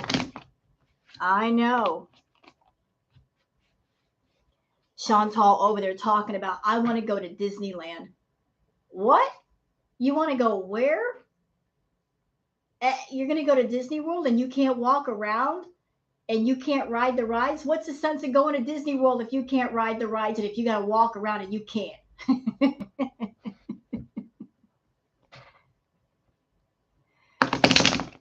This is so odd. I'm not used to being big, blatant lies, audacious. Huh? What? You know what, Shenanigans? You are the queen of clipping those clips, sweetheart. I'm always like checking out your feed. I'm always looking to see what you capture. You stay busy clipping those clips.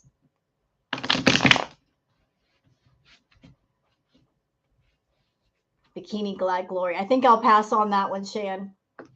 I saw her OnlyFans pics. I dare not see any more, ma'am. No, thank you.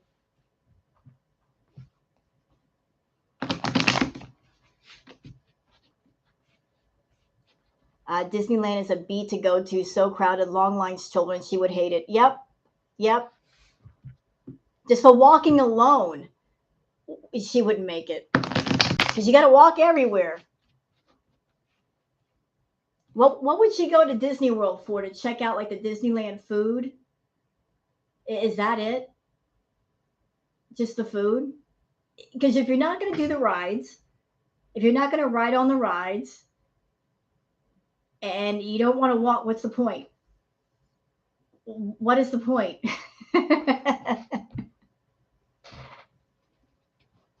The food. But guess what, Pumpkin?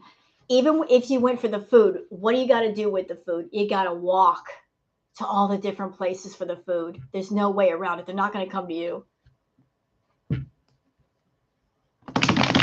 You want the food, you're going to have to walk. Flirting with Goofy.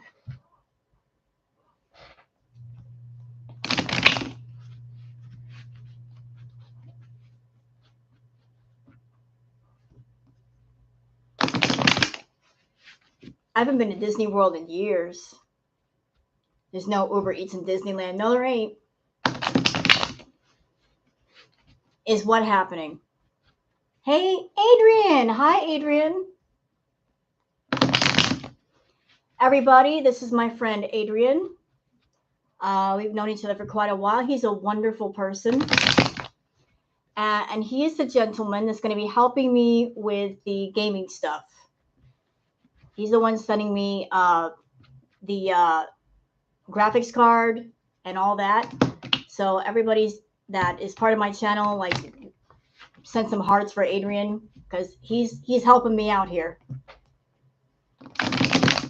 Pete's repercussions for being a part of her scheme with this new channel and link to her channel. You know what, Jana? I think I'll do that reading a little bit later because I got a question on the table right now, but keep it in mind and hold on to it for me. Hearts in the chat for Adrian for being cool and hooking me up with a graphics card and power supply, I think.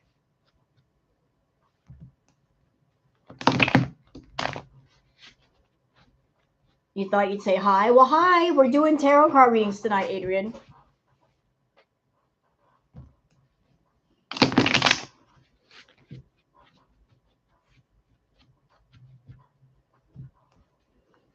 I'm so bummed out that I have to install a power supply on my computer. I've never done that before. How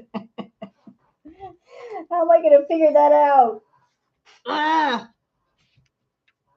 What a pain in the butt.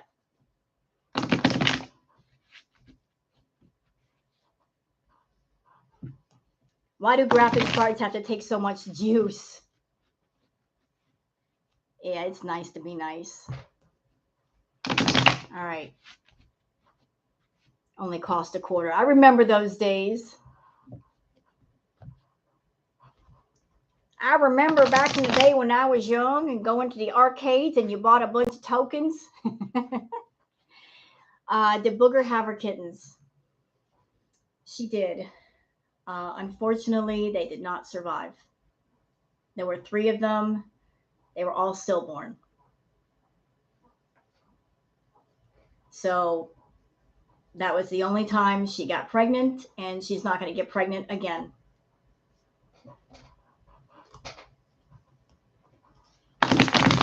It's okay. Mother Nature spoke loud and clear, and I'm listening. There will be no second attempt. No, it's okay. I don't know exactly what happened with that. It could have been that during her pregnancy, she jumped off of a chair or something and it ripped the umbilical cord to connecting all three, or it could have been that the third kitten that came out, it was twice the size of the other two. And because it was so big, it was taking more of the nutrients from the other two. So she miscarried all three. I don't know exactly what happened there. All I'm happy about is that she's fine.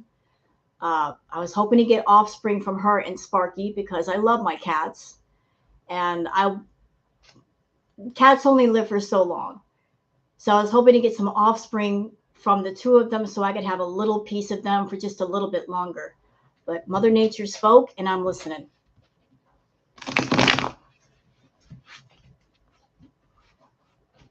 Did I get my gaming PC? I have a PC and we're going to fix it up to where this sucker can game. The Beezer show idea is dull. The Minx character is lame. Minx? How many characters does she have now? We got Minx, Jai, and what's her face? Something Pondu. Yeah, we're getting a graphics card and a power supply, Muta.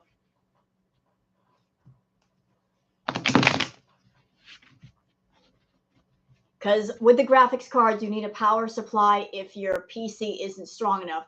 Mine is at 300. For a graphics card, you need more than that. Otherwise, everything's going to short out. You see, does that make sense? And the more powerful the graphics card, the more juice it needs. Maria Pondu.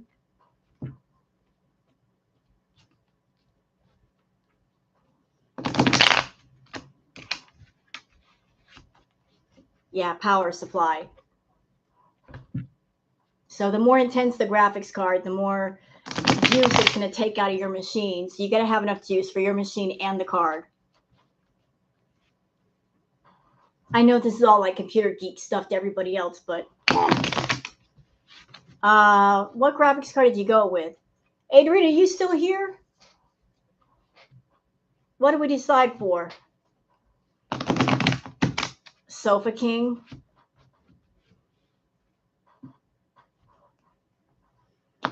You mean Couch Boy?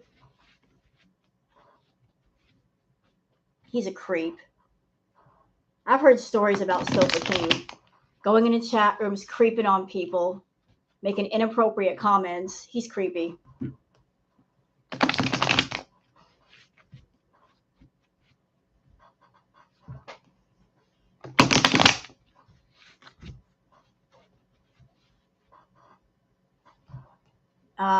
GeForce 2060 Super 8 gigabytes.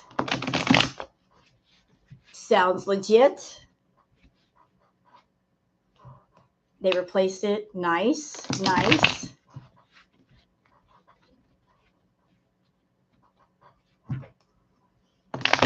Very nice. Okay, so the Cuban trip. Let's talk about the Cuban trip. It crashed 6 months before I sent it back to start dinner. Okay, go eat some food, Shan. By the way, Shan, you and your phone, you never answer. Adrian says it's equivalent to a GTX 1050. It's good for World of Warcraft. Yes, that's all I need to hear. It's good for World of Warcraft. Yes.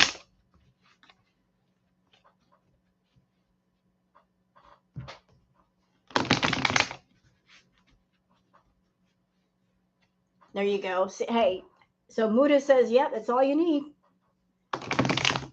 If I can play World of Warcraft on it and also games on Steam, really that's all you need. I'm not interested in playing Call of Duty or those really, really intense, heavy duty video games where you need like a $400 or $500 graphics card and a monster of a computer. You know, as far as the gaming content, let's just get started with it. And if I need to upgrade then, I can do it then. We can go balls out later when I can afford it.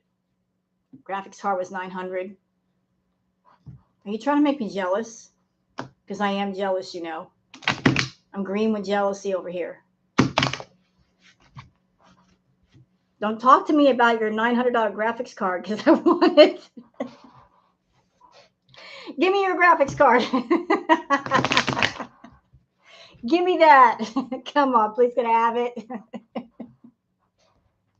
I am a nerd girl at heart. Like other women are into like say Coach purses and makeup palettes. I'm all about that computer stuff.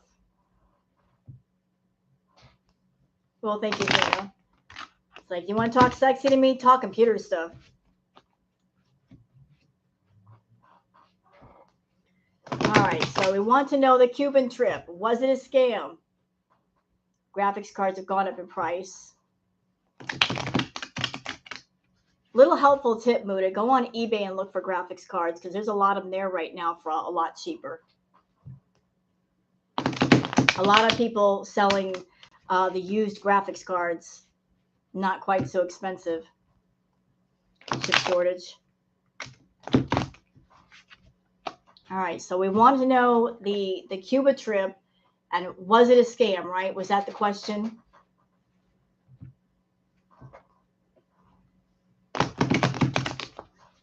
Was that the question? Was it a money scam?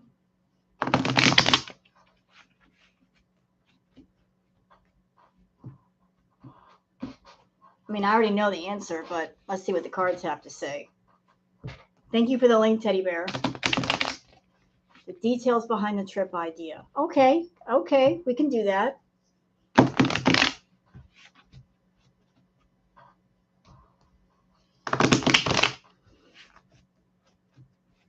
All right, let's do this.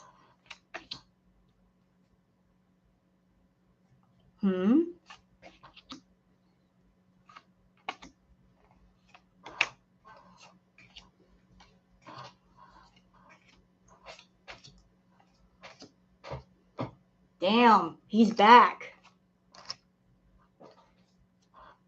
Dude, you're all up in my readings these days. The Emperor is back. This dude, you saw I shuffled. He's back. He's not the first card, but he's in the reading again. Well, we'll get to him in a minute.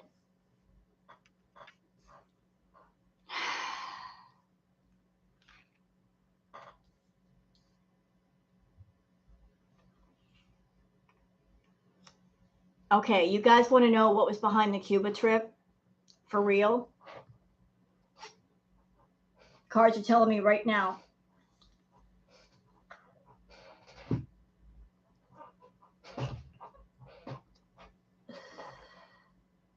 Y'all want to know?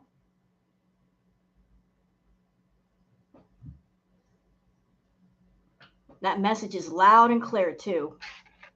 Okay, let's start with the first card. First card, you got a couple walking in the snow. Pentacles, okay? And I'll tell you what all this means in a minute. I'm just telling you what the story shows me. Then, on top of that, you have this. You got the Knight of Cups. Hold on. Don't get ahead of me. Then you've got this. This was this way.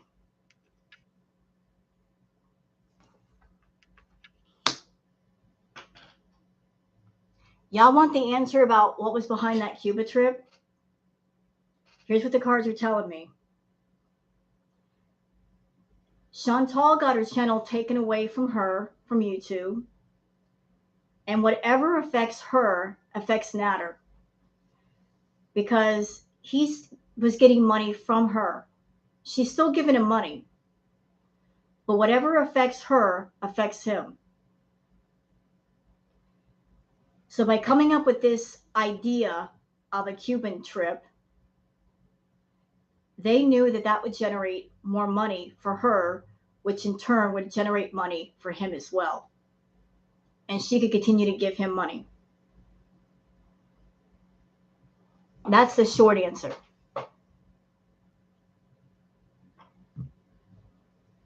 That's a short answer. They cooked this up together. This Cuba trip was not entirely her idea. They cooked this up together.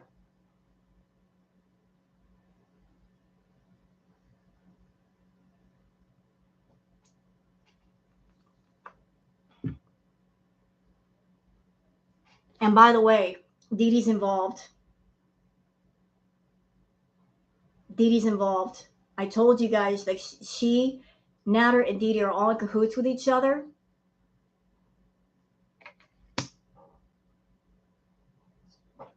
Dee Dee's involved. She's not an innocent party in this.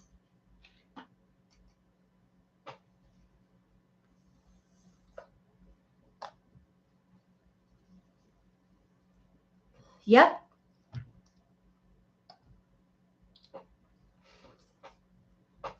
Dee Dee's not the mastermind of the idea. Natter approached Chantal with this idea. They talked about it, but she's an accomplice. Because think about it. I mean, Natter and Dee Dee are close, correct? So how could she not be involved? How could she not be involved?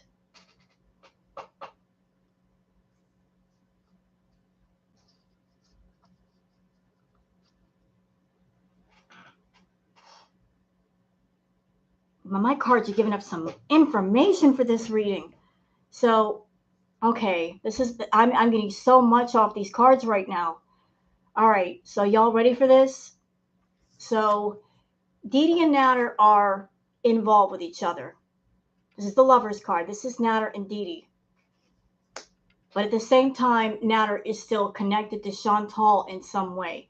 She's still part of that picture. There's like a three-way triangle going on. Natter is in turn using them both for money.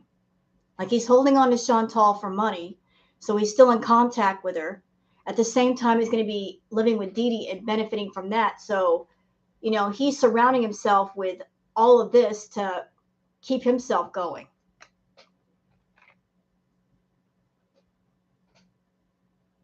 Make sense? You know, he's getting companionship from Dee Dee, but it's more than just companionship. He gets to live with her and stuff, and that benefits him as far as a place to live, and maybe she pays part of the bills. And at the same time, he's working Chantal. He's basically between both women. He has not let go of Chantal. It's too much to follow. Not really. It's just one person putting themselves between two women. They both have separate means. They both have separate resources, and he's borrowing from both to benefit himself.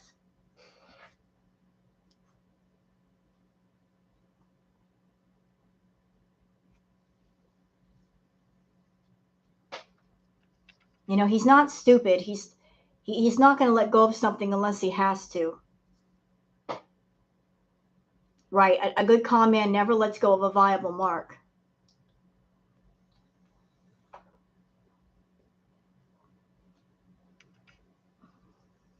So what that's going to result for Natter is, you know, he's going to be doing quite well because he's jockeying himself between these two women for different reasons.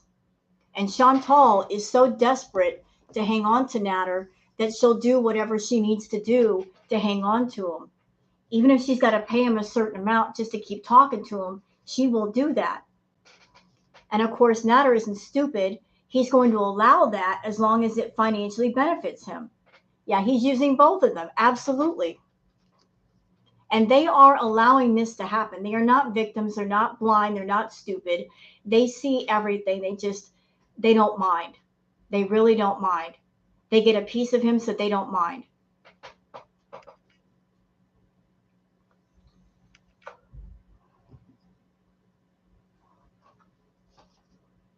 So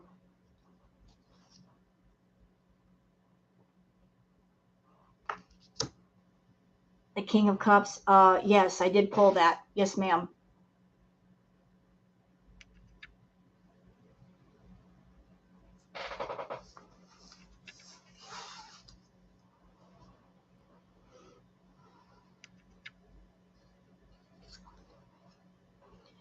But this guy keeps popping up in my readings. You guys saw I shuffled the cards really well. You saw that. I like over shuffled. This one. What's interesting is it's followed by this one. The Hierophant. So there's that stern grandfather figure that he's not in the immediate right now.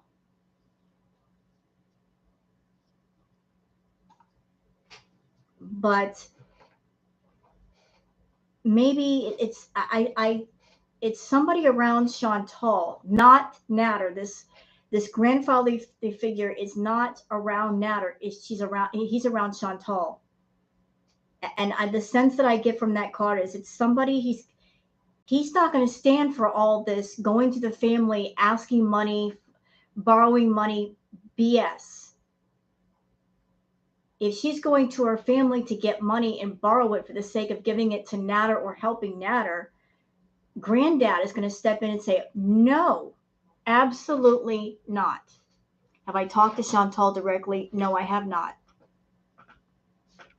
I have no contact with Foodie. I have no reason to speak directly to her.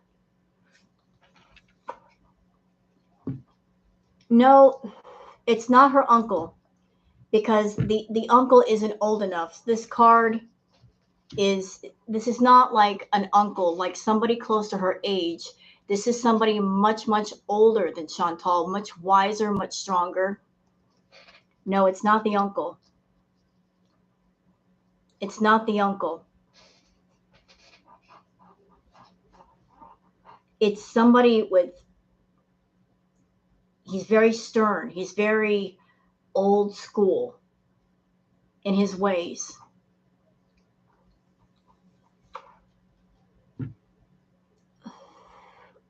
Rose, he had a very big payday this month from Chantal. Their agreement is if she went after him on her channel, he got a very big cut. So out of this check, she paid him a large over the top due to him. And why would she follow through with that? If they were done with each other, they're not talking. Why is she obligated to give him a doggone thing? Like what's he going to do? Take her to court and say, we had a verbal agreement that if she talked about me, I got money, therefore I'm entitled to it. She didn't have to pay him. Something else is going on there.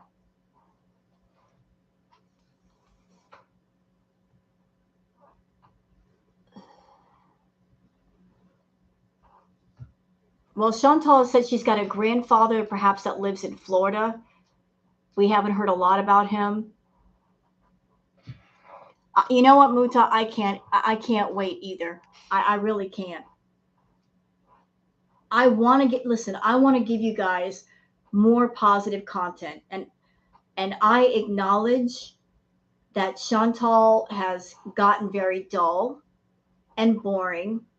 Why do you think I don't react to all of her live streams? I go through them. I see if there's anything to talk about. And if there's nothing to talk about, it's just essentially nothing. I leave it alone. I could do a react video to every single video, but why bother? Quality over quantity. You know?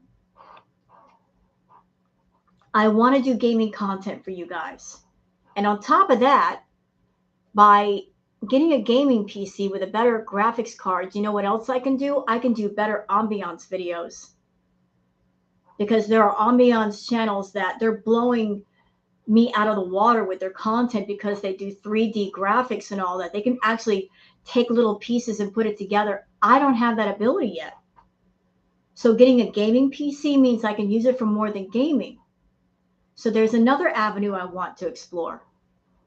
I know, Miss T, I understand, and I apologize if she makes you angry.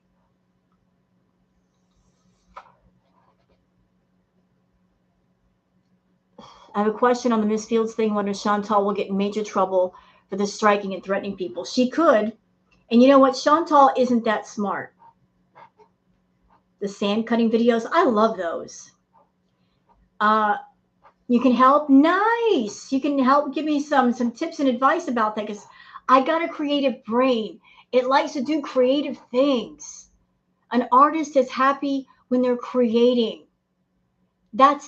We're like children that way. We just get immersed in the creating and we lose all sense of time and we just get so immersed in it that we just like, oh, I've been on this video for 8 hours. Oh, where'd the time go? But as far as my ambiance videos, I have been limited to just what I can create for free. I've used sites like Pexels and Pixabay and then other sites for the sound and putting that together. And I think for the limited amount of stuff that I have, I've done okay, but I want to go further. I want to go a lot further. I've got a lot of ideas up here that are just in here. They got nothing to do. They can't come out. But I do like the sand cutting videos. I do. And the, what do you call it? The slime videos. I like those too. But, you know, a lot of people just can't deal with Chantal anymore. But it's weird. As boring as she is, people still continue to tune in for her. I still get views from that. You know, the brain de-stresses when you create. Absolutely. That's why I'm like, I got to a point where I'm like, I can't do Chantal anymore. I'm taking a break. I took 2 months and did ambiance stuff, and I was happy creating, and I had a ball with it, and I learned a lot, but I could only go so far with it. I mean, I did over 100 ambiance videos, and I had fun with each and every one of them, but I just reached a point where I hit a wall about what new thing can I do? I'm limited by the resources that I have with the computer that I got. To go further, I need a better canvas. I need a better paintbrush. But I got a lot of plans for everybody. We're going to have fun here, I promise.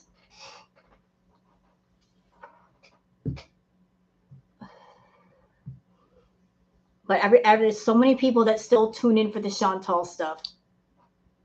Reading with like a fireplace crackle in the background that sounds lovely. Doesn't it though? It sure does. So let me finish this reading real quick. We're almost done here, but like we're pretty much done. But like I said, this whole thing with Natter, this whole Cuban vacation thing, that was a Natter and Chantal idea that they came up with together to pump more money out of people at the last part of the month. Since she can't talk about him, since the Natter era is over as far as using him as a talking point, she's got to find something else. So she can make all these plans about, I'm going to Jamaica, or I'm going to Europe, or I'm going to Cuba. And more people will give her money because, oh, you're going on a trip? Here's some money to help with the trip. Just finding another way to people to scam them out of money. So there's going to come a point where she's borrowing money from the family. And Grandpa is going to step in and go, no, we're done here. We're done here. We're through. She's going to pump all the money she can out of her family members, and that's going to come to a close real quick. Grandpa's not going to allow that. Once word gets back around to him, putting the foot down. You're enjoying my relaxing videos? Well, you know, I could do videos where I'm reading poetry to you guys.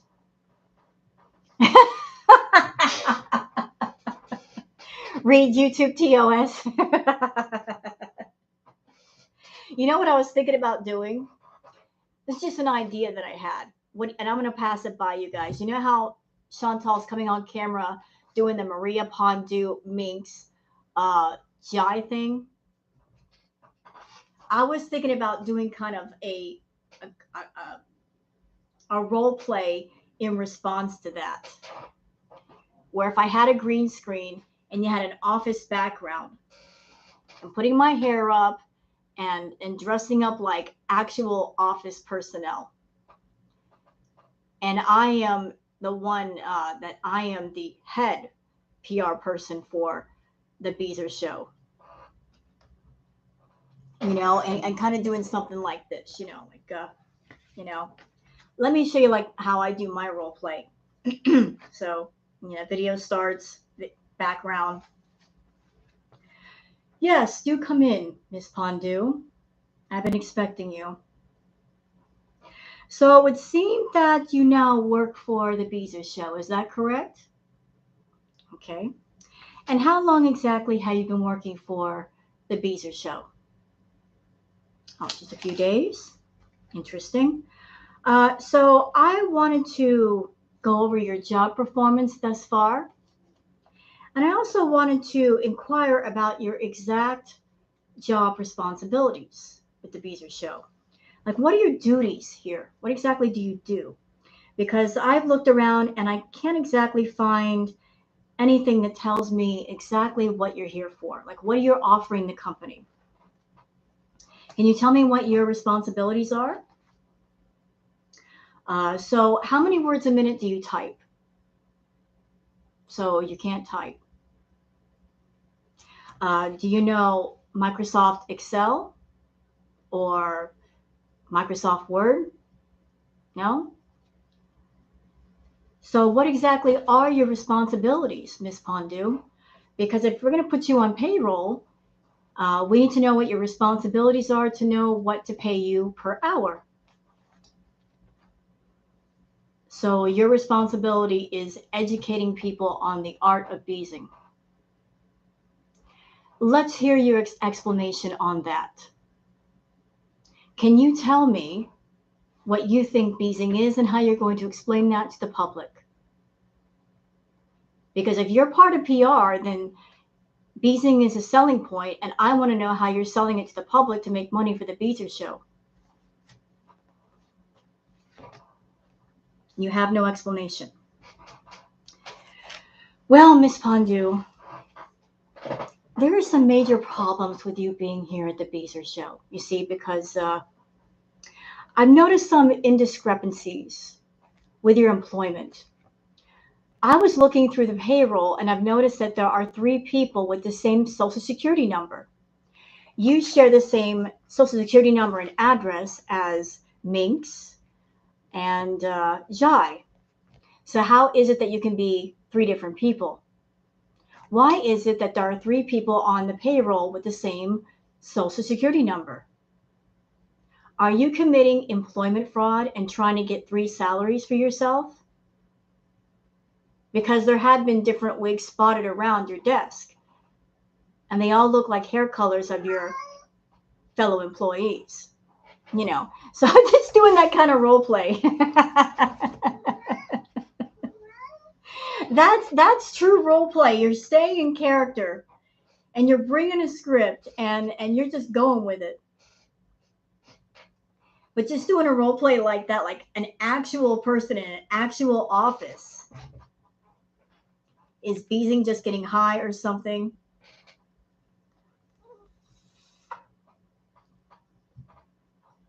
Beezing is a term that Foodie came up with. That it basically, beezing is code for misbehaving, just doing what you want to do, misbehaving, acting the fool.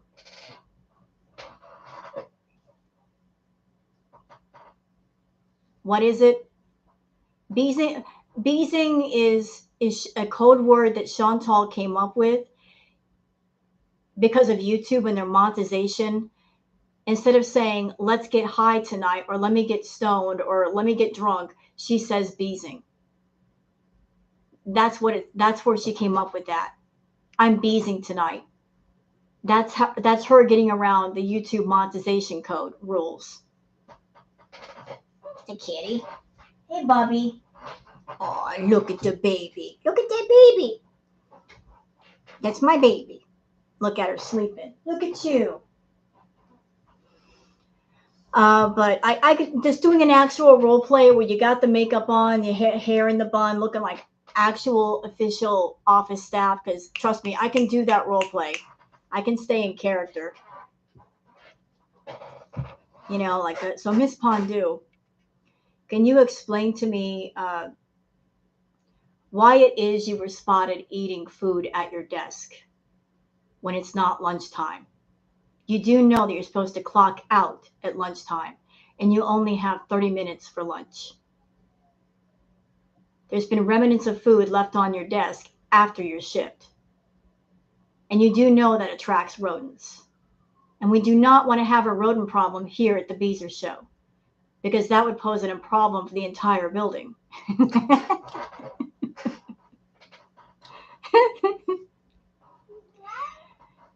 I mean, just there's the boy, Bobby.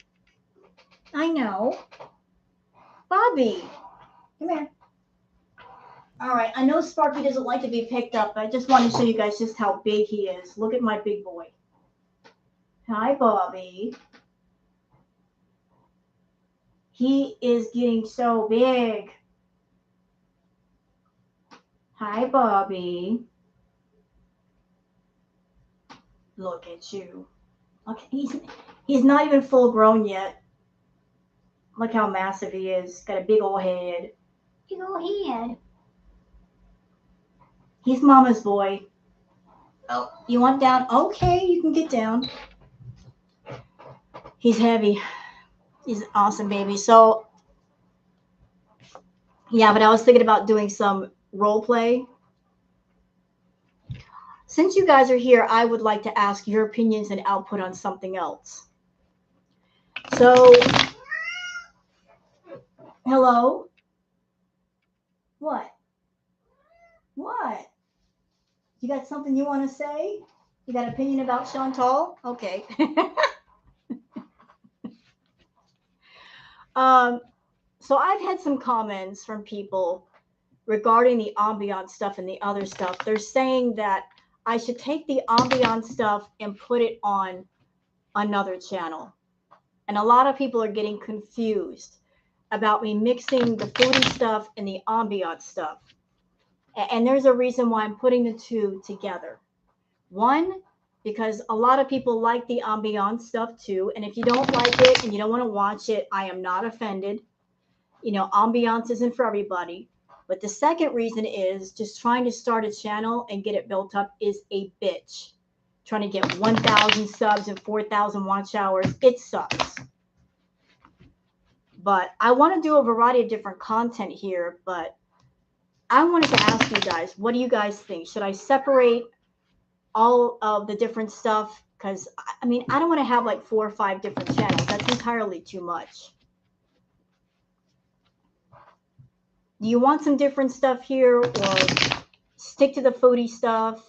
I mean, how do you guys feel about that? You're my audience. You let me know. I originally started doing the ambiance stuff because I saw that Foodie's train was about to come to a stop, and I didn't want to be in a position where I had to start completely over. And if something ever happened to Foodie, I've got no content here. So I wanted to do different stuff to kind of mix it into.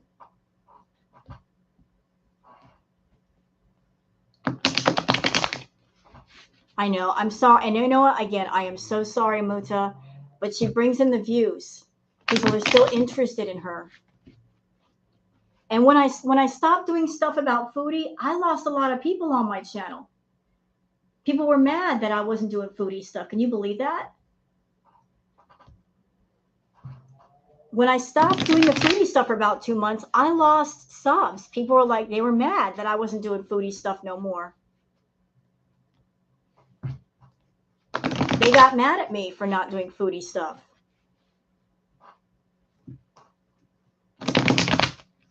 Numbers aren't everything. No, they aren't. You're right. But at the same time, the numbers do reflect how people feel, like if they're happy with the channel or not happy. If they're not satisfied or they feel slighted or something, they might unsubscribe. So I'm always trying to listen to what the people want to, on top of what I want to do. I'm pay attention. I don't ignore my audience. You could do Twitch and YouTube for gaming, maybe ASMR and Twitch on here, and reading for both.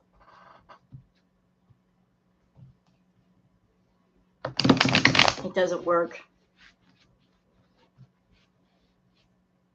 I know, because people are looking for specific things, Eddie. So they're like, what is this channel? What's it about? All right, like this is why it's important to do lives, because I get to talk to you guys. I want your input. I want your input. I want you to tell me this. I want to hear your voices about your opinions, and I'm paying attention. So maybe I could just do a little bit of gaming content on my channel as a taste for what might be on another channel, you know, give everybody a sample and then direct everybody over to another channel that I created and say, if you want this kind of content, go over here, but give everybody a taste of what's on the other channel first.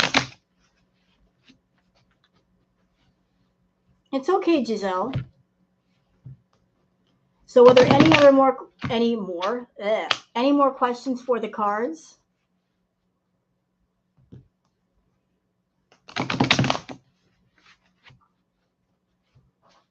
Well, thank you, Muta.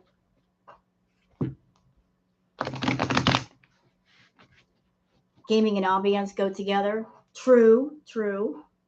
And like I said, Eddie, I'm going to try to combine the two by not just doing like World of Warcraft videos. There's lots of very relaxing, open world, sandbox games that kind of feel kind of ambient-ish in nature. I've seen plenty of them out there.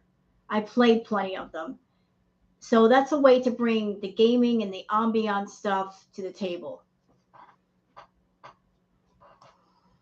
To kind of combine the two. You're doing the gaming, but it's relaxing. It's not, it's not, what do you call it?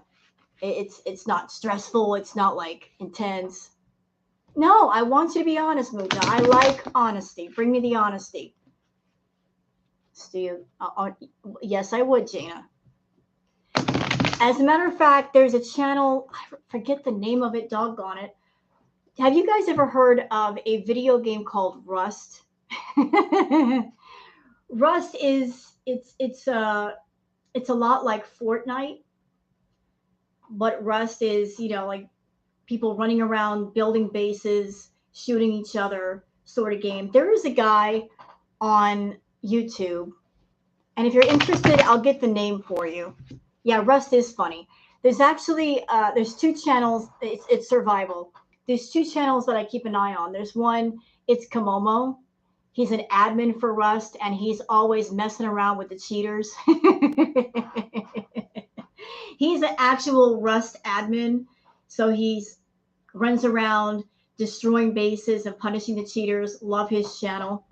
And then there's another guy that he plays Rust, and he's Komomo. Yes, we love Komomo here. Give you the rocket up your behind. Turn you into a shark. But there's another channel, and if you're interested, I can find it. There's a guy that goes into Rust, and his main objective is not to go in and raid bases and shoot people. He's there to build really cool bases. He's more about the relaxing side of Rust. And watching him build up the bases from scratch after the wipes, I like his videos. So it's kind of ambient-ish in nature. No 3D needed, you'll fall in love. Ooh, nice. So are there any more questions for the tarot cards? I think there was one more.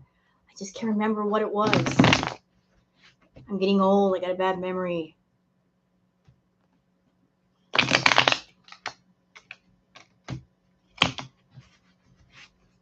Where is Sofa King in this mess with Chantal, dressing her, telling her what to do?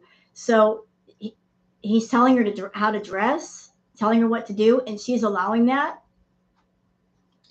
I would think if she's allowing that, that must mean he's giving her a lot of money. Because I can't see Chantal listening to a man unless there's a reason. And since she's all wrapped around Natter, it's not because she's infatuated with Sofa King. Maybe he's giving her a lot of donations offline. Like consider tarot and other people, like missing cases or supernatural readings or content. That could be a thing. That could be a thing. See, suggestions are always welcome. I'm looking to expand beyond Chantal. So I could do that. I could do that.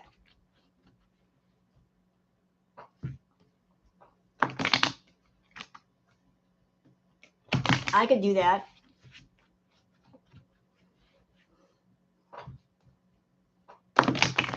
Sofa King is paying her for something. He's too much on her radar. Well, you know what? Back in the day when Karate Joe was her mod, Karate Joe was doing that whole control thing in Chantal. Remember? He was, when she do those late night drives to binge out, he would literally tell her what to order. And he would tell her when to get offline. He was controlling her, and she allowed that. So I feel that that was happening for a reason. Maybe he was giving her lots and lots of money. I don't know. I don't have any receipts. So if Sofa King is doing that, if you look at the similarities between Karate Joe and Sofa King that way, something is got to be the cause of that.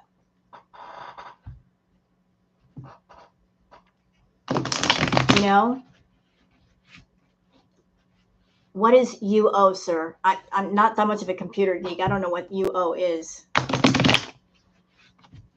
Let me tell you something, Mootsa. My all-in-one sucks so bad for gaming that if I try to do Steam games with the Unreal Engine, it's a wrap. I can't do Unreal Engine on my all-in-one. It just sucks just that bad. Most Steam games, the gameplay is lousy. That's why I got to get a better PC. The first MMO. Oh, okay.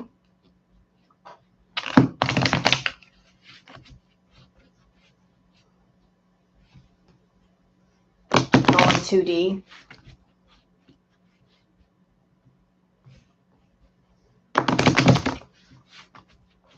I'll look into that. Still looks good. Yeah, but who plays that? Who's interested in that? That's the thing. Everybody's interested in the more modern games. When I take a look, about what? I will take a look, Mary.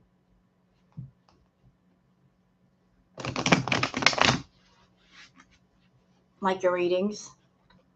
You have several thousand. Oh, okay. Good to know.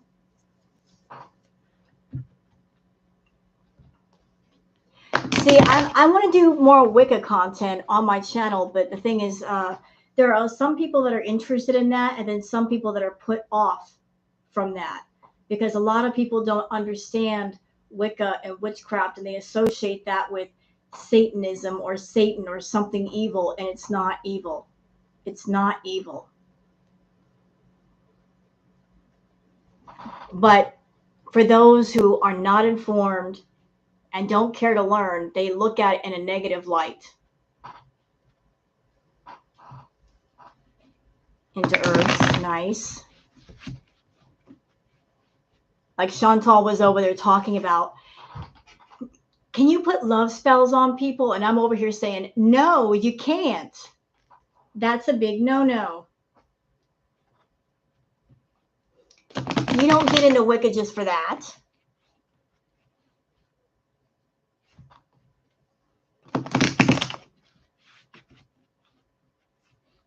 I might do that, Gina. You know what I like to do, Giselle? I will go on different channels and I will watch video game playthroughs. Because even though I can't play video games, I enjoy the video game playthroughs. There's all kinds of channels that do that, and they're a lot of fun. Now you can't play with Wicca.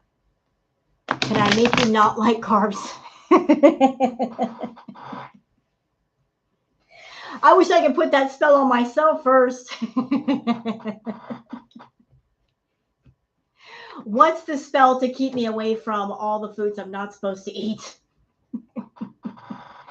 Right, you can't interfere with somebody else's free will. That's a big no-no. Y'all know that I go dumpster diving, right? I found something very interesting yesterday for my diving. Let me show you what I found, and this is good stuff. Hold on. Hold on, I'll be right back. Where they at? All right, come here.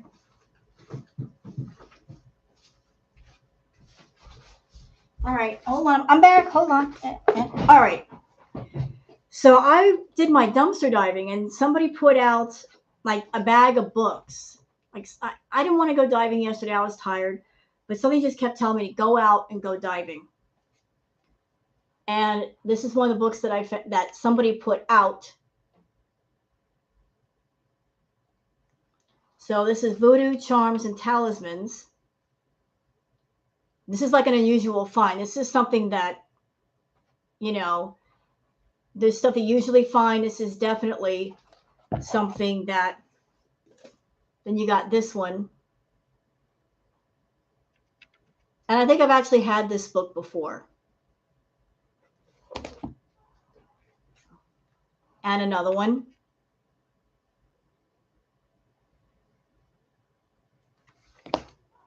And then you got this one.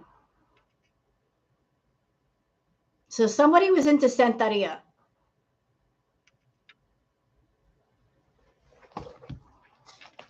Read what? Which one? Ow!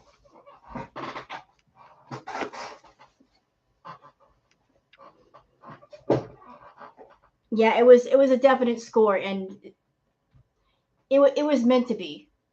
I was meant to find this. I was meant to find this.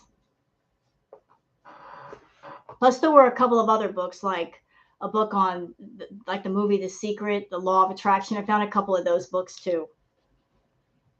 But somebody actually had those books and put them out for whoever wanted them. Well, look who's here. Uncut Gems Pondu. Hello, darling. It's been a while. How are you? And the thing is, I'm someone that not only was I initiated into a Wiccan coven well over 15, 20 years ago. And so I'm initiated witch, but I also studied up on different religious beliefs and practices. And I do that because I want to understand them. And if I happen to be around certain people that believe in a certain something, I want to be able to show respect for their beliefs. But I know a bit about Santeria.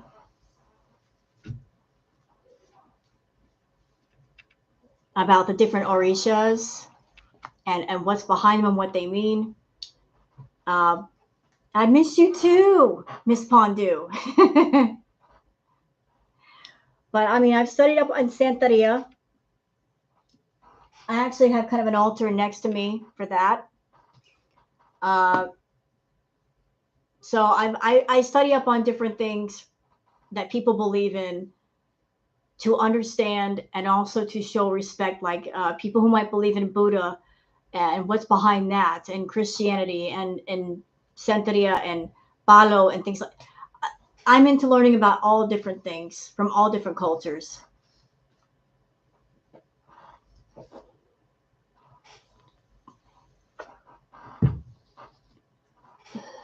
So are there well, you know what, Eddie, there's all kinds of videos and website. There's all kinds of, if you put in Palo, there's all kinds of videos on YouTube that explain it probably better than I ever could, from people who are actually have done it or part of that.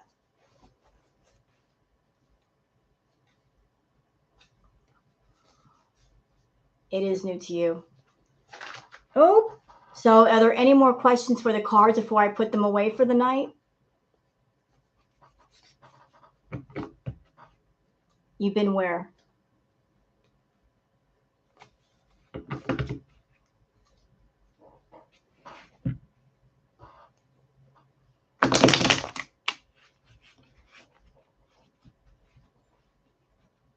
Well, you know what? These are all topics that you guys are giving me, and they're great topics. But considering what you guys are telling me tonight, I think that I will save a majority of the stuff to put on another channel.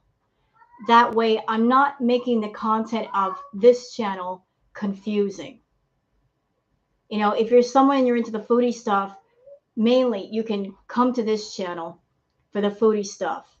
But if you want something of more of an eclectic nature, you can go to another channel, and that way the two of them, it won't be too confusing for people. Oh, so you want to know about Pete's? I mean, does that make more sense to have two channels where everything's separated for those who want the more eclectic stuff, and those who want to watch foodie can do it here?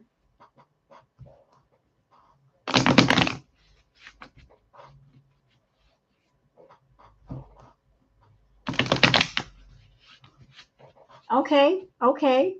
See, that's why I'm glad you guys are here with me tonight, because you're my audience and I listen to you. So you guys want to find out what's going on with Pete's? All right, we can find out about Pete's.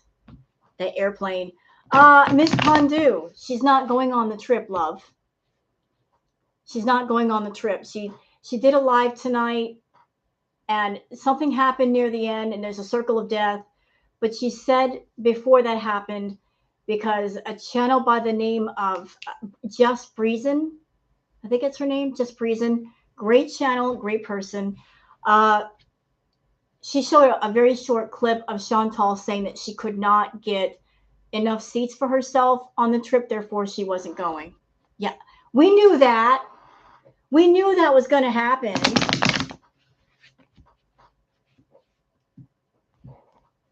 We knew that.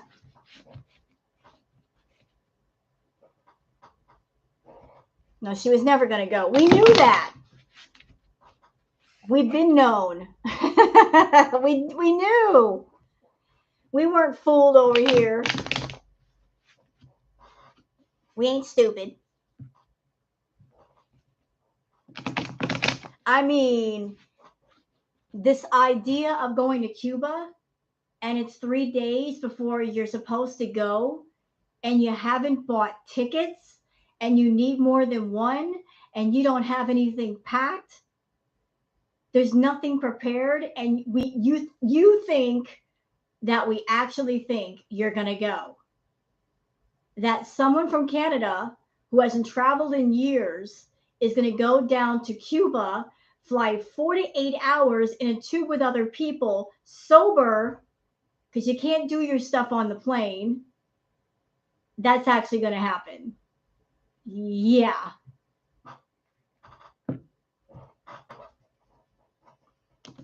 Oh, I'm sorry. Sofa King? You want me to find out about Sofa King? I'm sorry. I'm so sorry. Hello?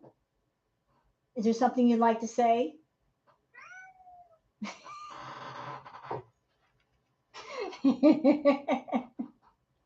Bobby? What?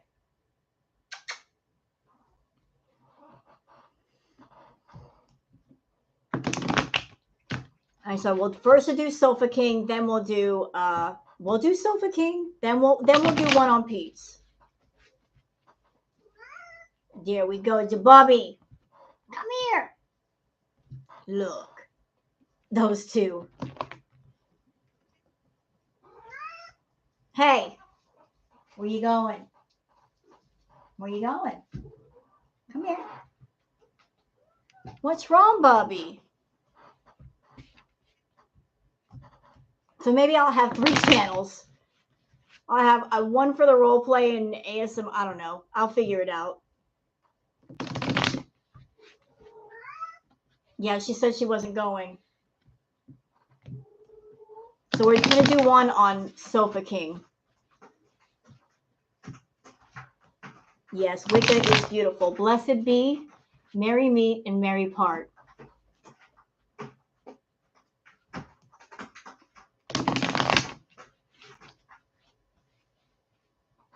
All right, so we're doing Sofa King.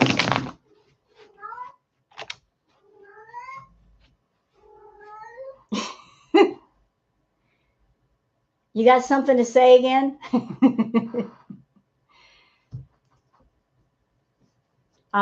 you have any advice for me? I am being targeted by family members who have teamed up to intimidate me so they can have full control over our elderly mother.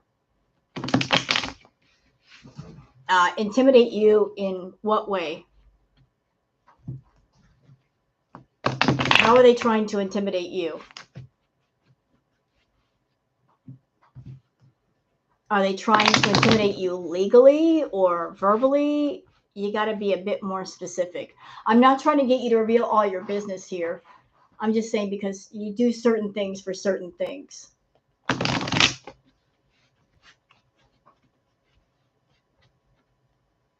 Nice. Uncut gems.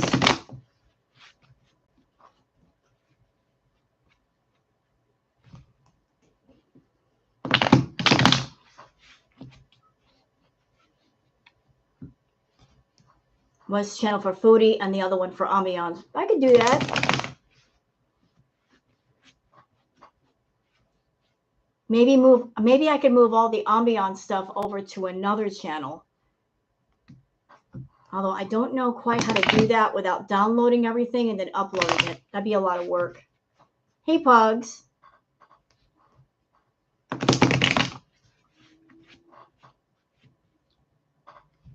Over 100 videos. I'd have to download each and every one and re-upload them. But that's okay. That's okay.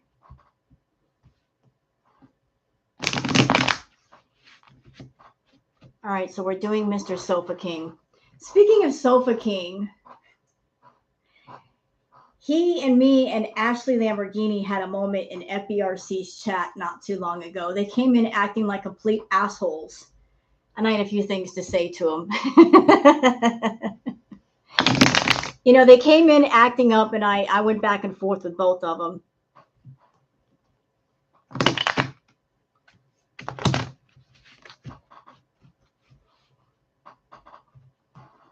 I don't think they like me very much. But the feeling is mutual, so my feelings aren't hurt.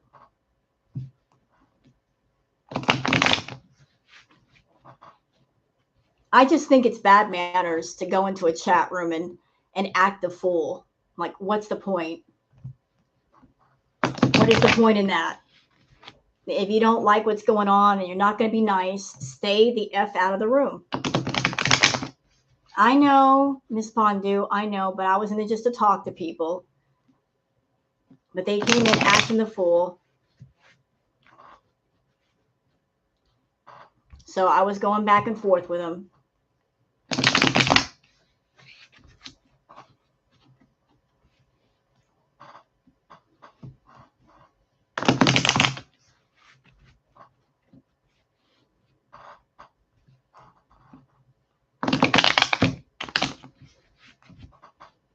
For gaming, the reading ambiance, missing cases, and supernatural stuff, even history of different practices for another channel, either Twitch or a different channel.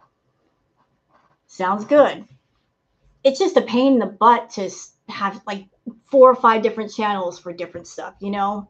I'm going to keep flipping back and forth.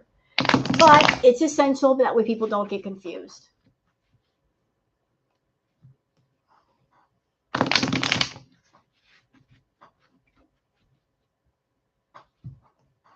Someone who thought who was Karate Joe? Oh, you mean Sofa King? It very well could be. We don't know Sofa King.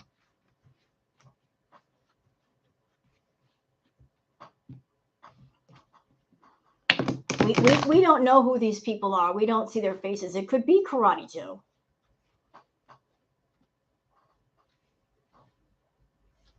Who did that super chat, Cat? Who ostracized you?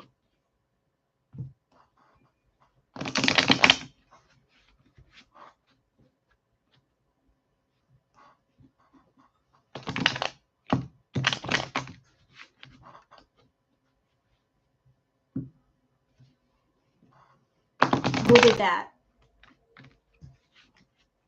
Oh, you mean like the situation you're talking about? Rating is becoming free. You know what, Super Chat Cat? There's like a little spell thing that my godmother taught me. If there's a couple of things she taught me to do. That if you got, like, say you've got two people fighting, and you want to chill them out, you put their names on a piece of paper and you stick it in the freezer, and that will just cool the heat between them. And if there's somebody trying to dominate you, take a piece of paper, put a person's name on it, and stick it in your shoe and step on them. Definitely not random. And here's another spell for those that if you know somebody and they're talking mad crap about you, you know, they're a troublemaker, they're talking mad crap, what you do, and this may sound kind of gross, sorry. If you can get a hold of, if you go to like a meat market and get a cow's tongue, you need a cow's tongue, you need thread, or something to hold the sides of the tongue together. You need red pepper, black pepper, a piece of paper. What you do is you put whoever it is that's talking mad crap about you on the piece of paper. You, in the center of the tongue, you put red pepper and black pepper. You put the paper and the pepper in on the middle part of the tongue. You either sew it together or attach it together. And then you put it, like, say, in the woods or something where it can rot, and it stops the person from talking crap about you.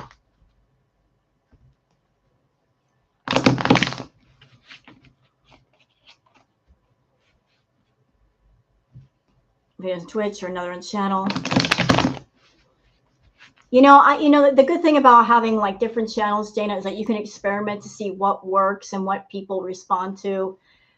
Half the fun is the experimentation and starting over and doing new things and seeing what people like and what they respond to and getting their input.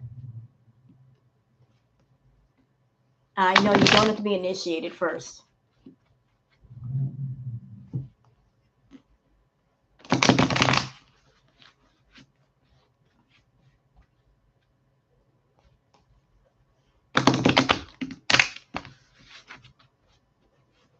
One thing I will tell you guys about spells is that it's a two-part process. Because let's just say you want a new job or you want more money. The first part is let's just say you do a simple candle spell. You can just light a simple candle and think about what you want, right? Like I need money for bills. I need money for rent. I need more money in my life to solve these problems. Okay, so you're doing the candle spell. You're focusing your thoughts. You're focusing your intention. The second part is putting that into action. Like, say, if you want a new job, you could do all the rituals you want, but if you're not out looking for a job to where those avenues are open, where you can find one or the money can come to you, what's the magic going to do?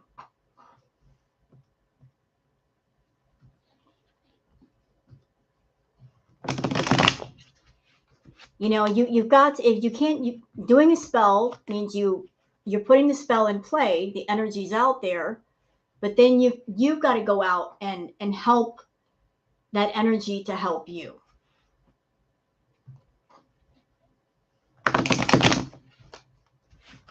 So you can't just say, oh, I want $1 million. Okay, so you want $1 million. What are you doing? What roads are you opening up so you can get this $1 million? You've got to put some action out there.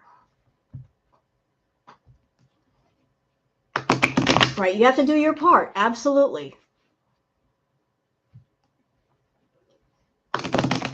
It's behavior. How do you deal with the situation when you're bullied by your ex? I left him. I got away from him. That's what stopped it. You know, you get away from that which is hurting you the most.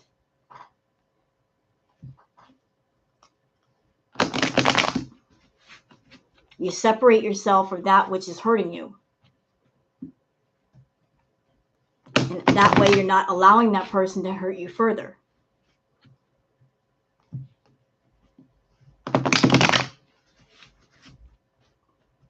And if you're in a position, like say you have family members and you cannot physically leave them per se, like say you have to live in the same house or you have to see this person often, then you have to find another way to minimize the damage by say avoiding contact with them or not talking to them. And that way they can't hurt you as badly.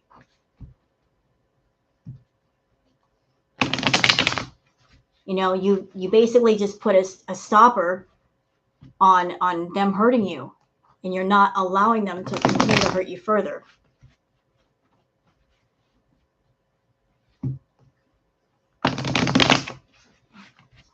Gray rock. Your ex bullies you, we have kids together. See, that's not cool what he's doing. And you gotta take care of you. Do I do private readings? I've done those in the past.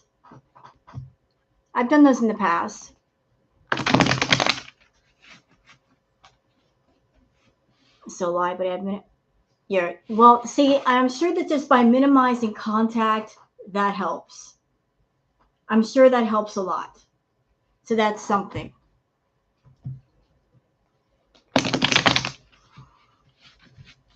And another piece of advice that I just want to pass out to everybody here, because sometimes in life we encounter hurtful people and we get attached to hurtful people and maybe even fall in love with hurtful people. And this took me a while to learn.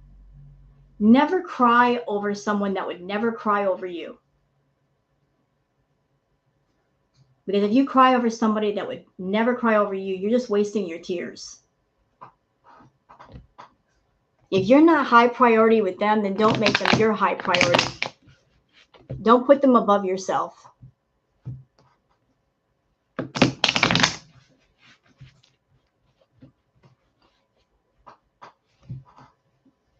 It doesn't make any sense. If you're all in and they're only half in, the balance is off already.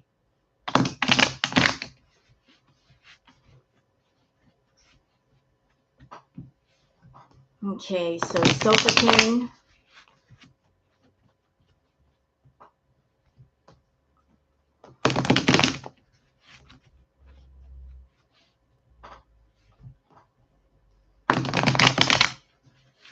If somebody doesn't meet you halfway on things, then don't meet them at all.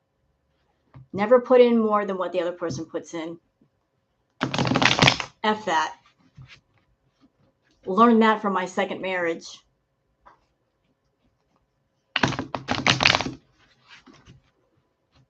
Like Miss Chantal is over there. Remember all the live streams she did where she was like, how come he's not hurting over me? How come I'm over here, I'm upset, I'm crying. It upset her to see him not upset, right? It just made her upset that he was not feeling as emotional about her and he wasn't expressing emotion about her. I already knew the answer because she fell head over heels in love with Natter. Natter didn't invest his emotions into Chantal. She opened up the bank vault of her emotions and she bankrupted herself for this man. She gave everything. Natter didn't even open the vault door. So if he invested nothing, then he feels nothing. So because he invested nothing in her, it doesn't hurt him. It doesn't hurt him. He can walk away and not shed a single tear. So she's like, how is it that he's not hurting over me? And all this time we've been talking and I've given him all this stuff and I care about him so much. That's because you bankrupted yourself emotionally for a man that never even opened the vault of his emotions to you.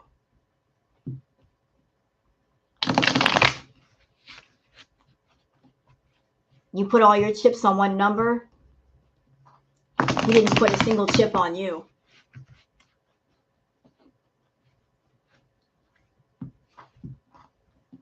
All right, so we're doing Sofa King. Right? Sofa King. Who are you, bro? What are you to Chantal?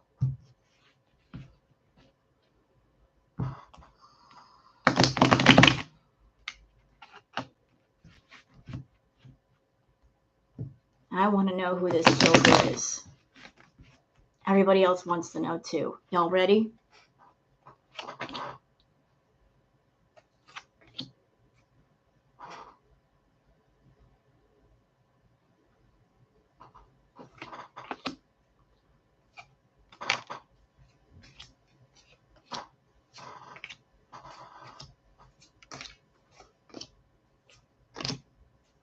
Okay.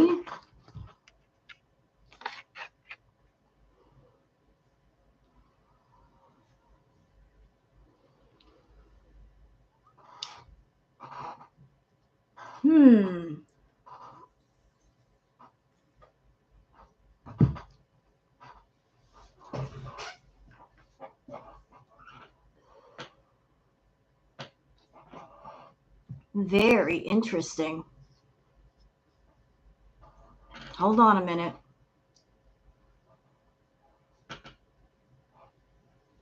Let me get this right.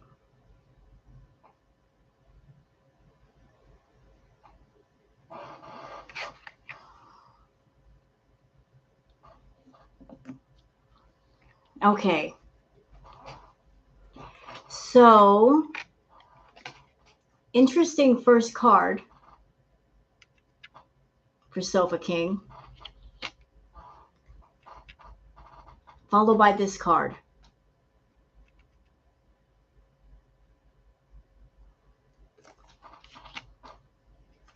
And here's the card that was crossed.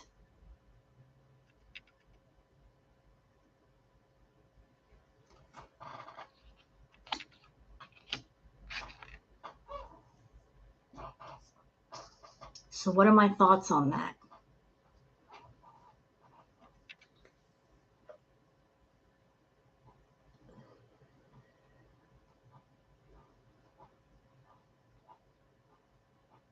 So we've established by the other tarot card readings that Nader and Chantal are still talking. And Dee Dee is in cahoots with everything going on. They're coming up with their ideas.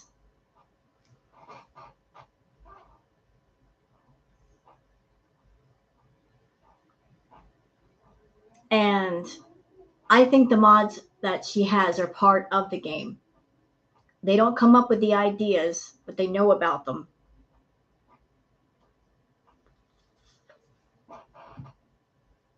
They know because Chantal talks to different people that are part of her mod inner circle. So they know about all these different scams going on. And they're all there to help her make money. Maybe they help give her ideas too of different things she can talk about on her channel.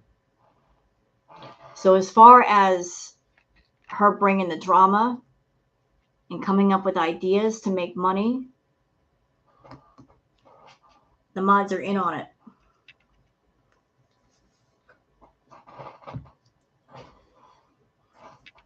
They don't come up with the idea. Well, different things are discussed and talked about, but Chantal has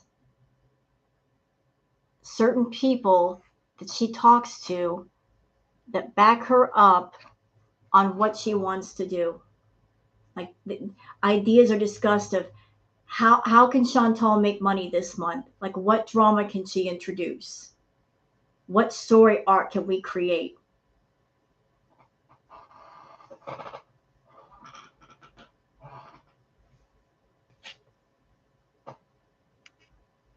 So he's basically Sofa King, and the rest of those mods are trying to help her make money. And they feel like they're part of something special. They're all Chantal's little pets.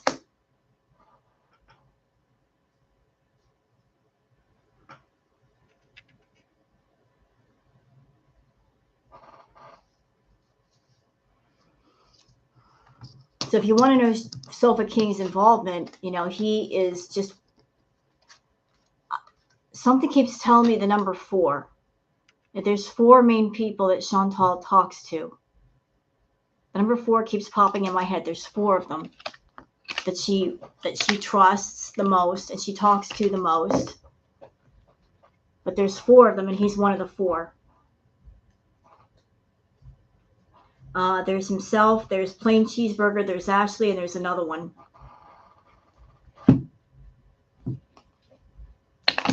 So the one she talks to the most is, they might be one of the 4.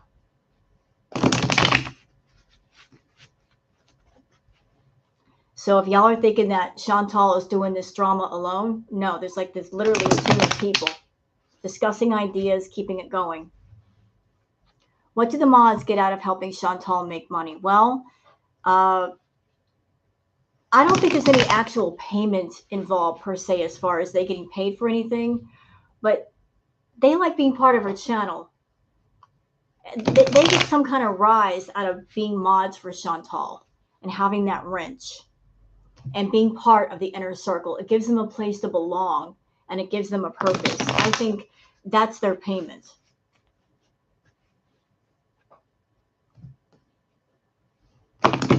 You know, because they wouldn't be able to go into any other room and be anybody.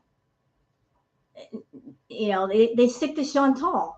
They're not modding for different rooms. They just mod for her.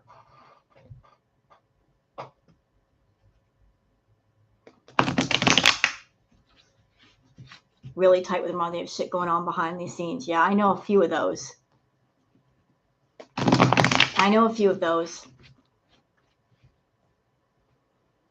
That is so sad. Well, you know,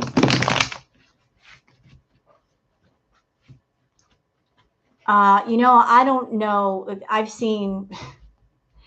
know that Ashley has an avatar picture, but I've noticed that she doesn't have any content on her channel. Nothing showing herself, so.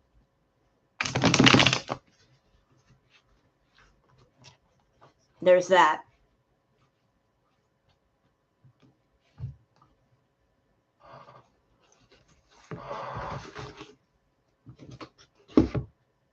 There we go. Hold on a minute.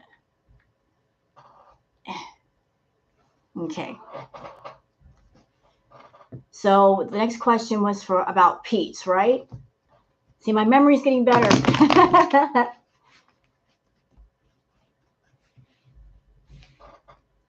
You have to lack social skills to not see Chantal's BS. It's honestly sad. Well, sometimes people willingly make themselves blind. They see what they want to see. It's just like with Chantal and Natter. Chantal knows that Natter is all about her money. She knows that. But she wants what she wants. So because she wants what she wants, she's willing to push away the truth to keep the fantasy in her head going that one day her and Natter will be together. When you are around someone that's hurtful and you know they're not right for you, if you let the truth in, then you know the right thing to do is to walk away from them. But if you're in a position where your emotions are all wrapped around a person, that part of you says, no, I don't want to leave. It's going to hurt. It's going to hurt. And so you will do mental and emotional gymnastics, just finding a way to stay around that person. And it's the same thing with everybody over there. They know she's not healthy. They know she's toxic, but they want a place to belong. So they do mental gymnastics to justify her behavior.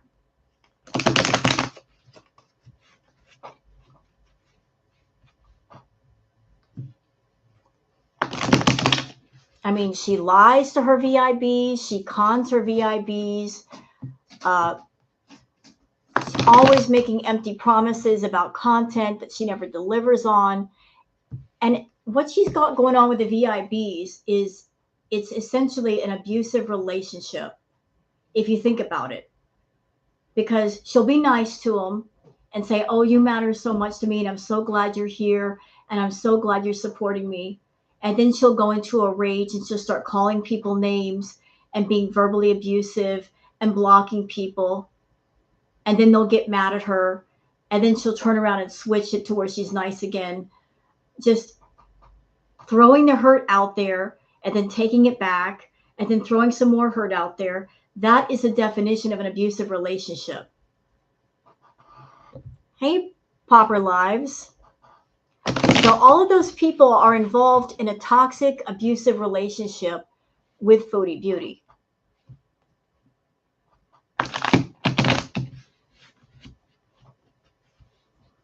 How are you, Popper Lives?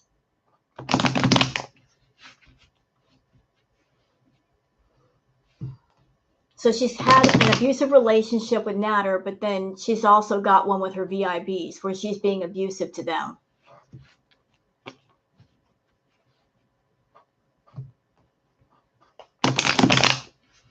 And at the same time, some of those people are toxic because even though she's got a problem with food, she'll be sitting there eating and they'll suggest to her to eat more food, like she needs to eat more food.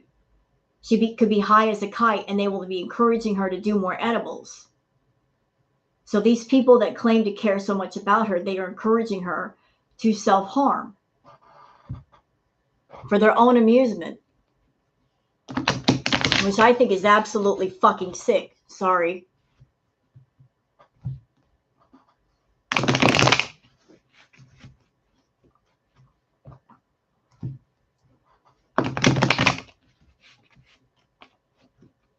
She got a weird disconnect when it comes to people and herself.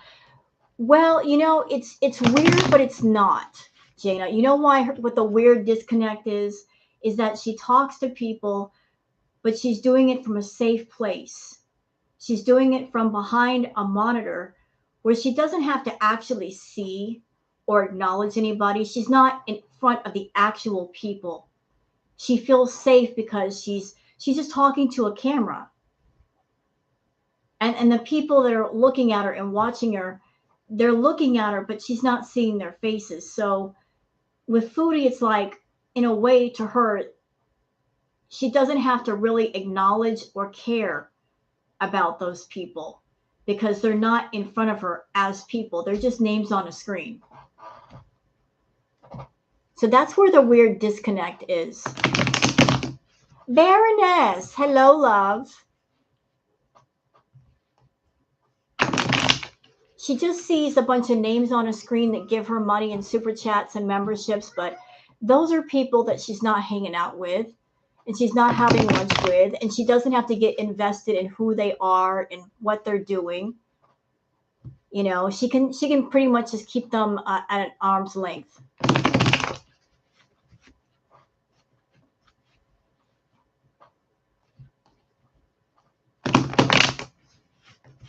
Hey, Baroness. So we're doing Pete's, or should I call him Ramona? We'll just call him Pete's so I won't get confused. She's a wicked person. Yes, she is.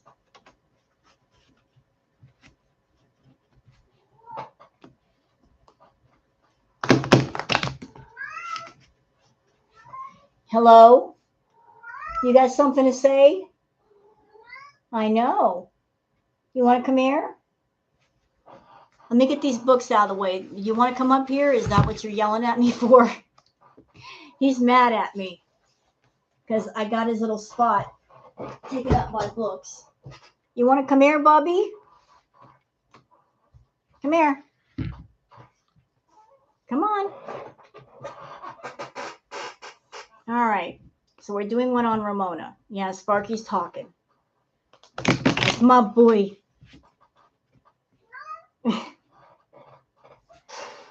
Are you rolling your R's at me again? That's rude to roll R's at your mother.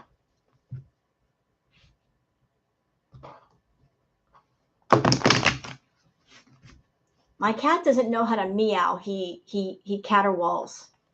I don't know where you picked that up. TRC, hi, darling. Oh, how lovely are you? TRC is here, and he's very, very talented. Such a lovely person. Hey, you, mister, don't bother Booger. We're doing some tarot card readings tonight, TRC. And guys, I'm going a little bit longer with my live tonight because from here on out, I'm going to be doing my reacts during the day and working at night. So I wanted to spend some extra time with you guys. You know, these channels are being watched by her fans. That's okay. That's okay. People can watch what they want to watch. They can go where they want to go. And as long as they're not coming onto my channel and my chats acting like jackholes, we're good. Once you come into my channel, on my chat, if you act like a jerk, you got to go. But if you want to come in here and act right, then you can stay. Bobby, come here. What are you doing? Hey, come here. Come here. Oh.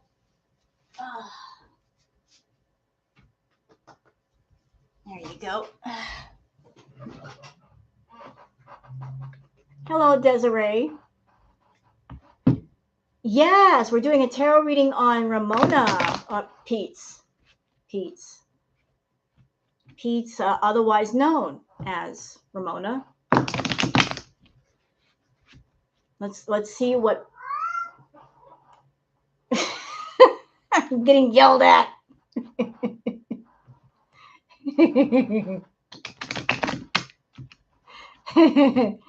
I'm getting yelled at.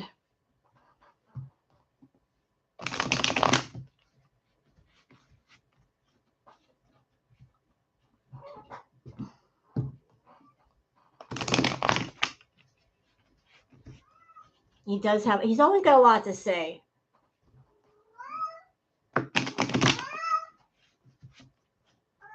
Hey, shh, come here.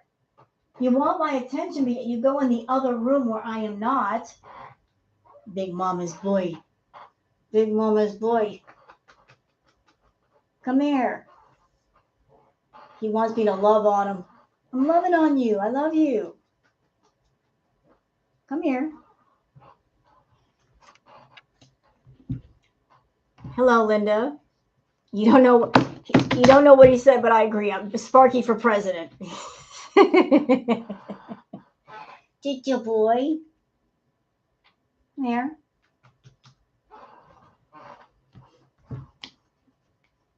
Like I said, I don't know how he knows when I do Foodie Beauty Reacts, but he always knows, and that's when he goes off the most.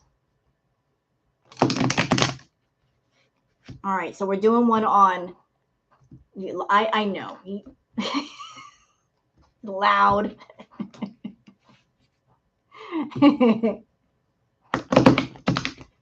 It's all fun and games until it's like 2 or 3 o'clock in the morning and you try to go to bed and then you hear all of that all night long.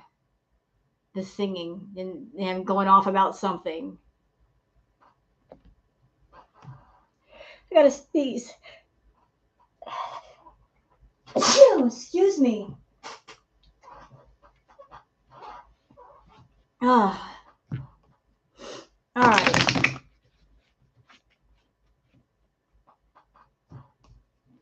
All right. So we're doing one on Pete's.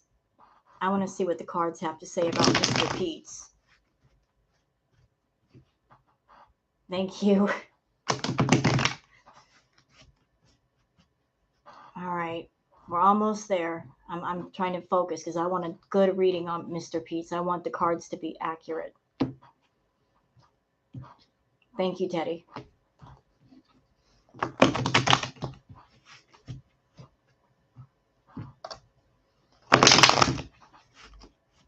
You ready?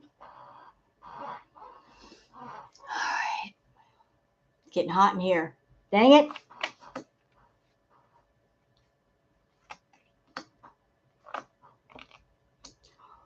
Oh, that card again.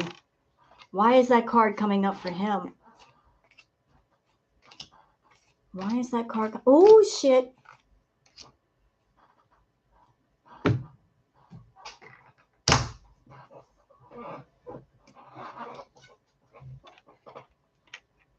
Okay. Now, let me just go the cards one by one. Okay, let me just pull this over here. Come here. All right. So the first card that I pulled for Pete's is this one. This is Pete's.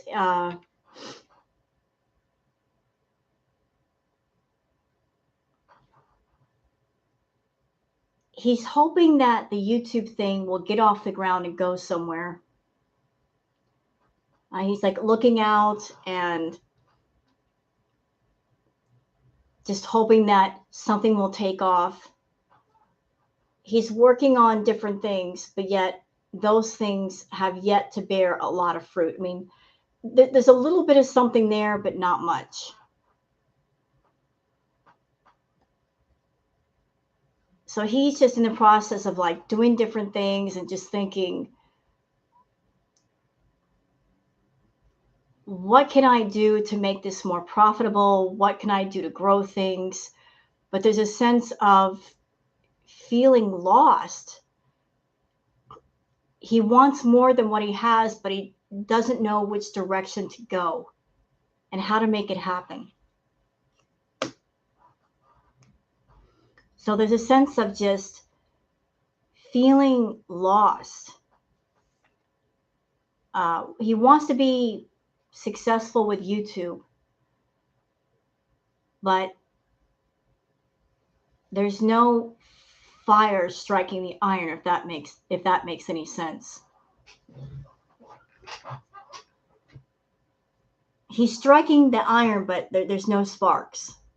Like things are really not taking off for him. The spark isn't there.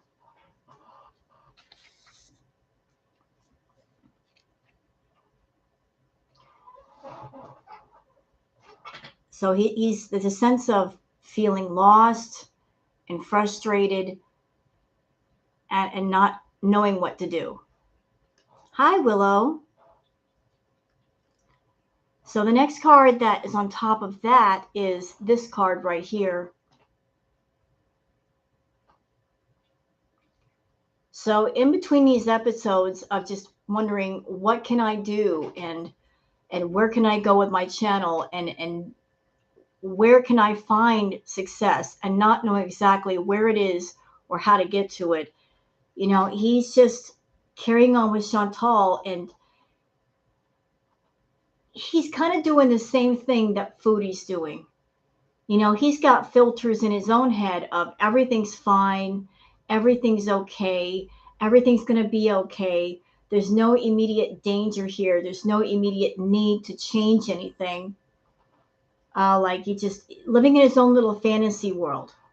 Like this is what he thinks everything is between he and Chantal.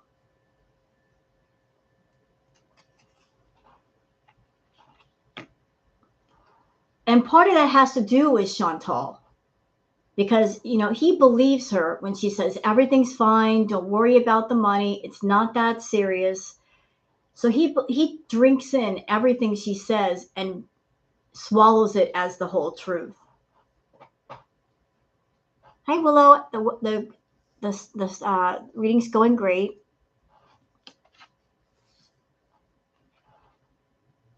And here's where it gets interesting. This freaking card again. How many times have I pulled this card? Why does this keep coming up? Yeah, even Sparky's got something to say. That's right. You tell him. So this card was actually crossed.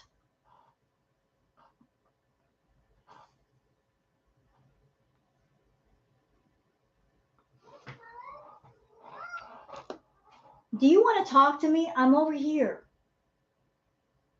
Sparky. Come here, Bobby. So he's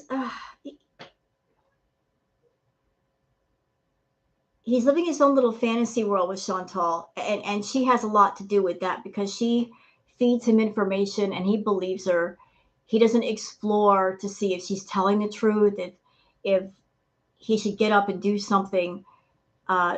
He's just like, whatever you want, Chantal, whatever you say, Chantal, I'll just go along with it.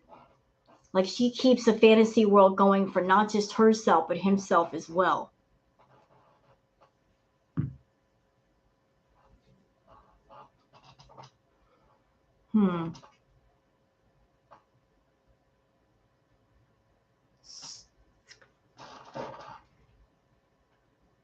So there's Chantal doing her part to keep the fantasy world going.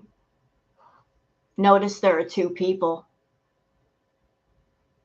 You got two people in this. Pete's Natter. She's supporting both.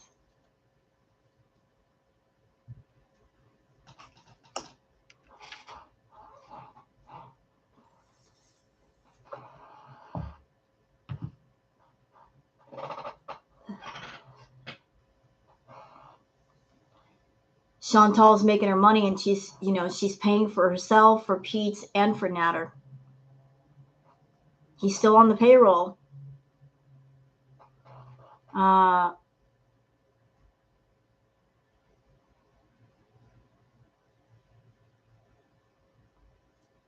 There's Natter again.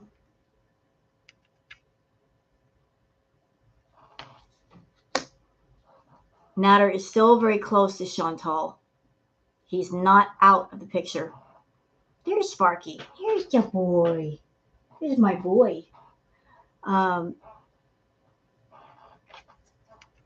know. I'm there. He's watching me. I see him. He's keeping an eye on me.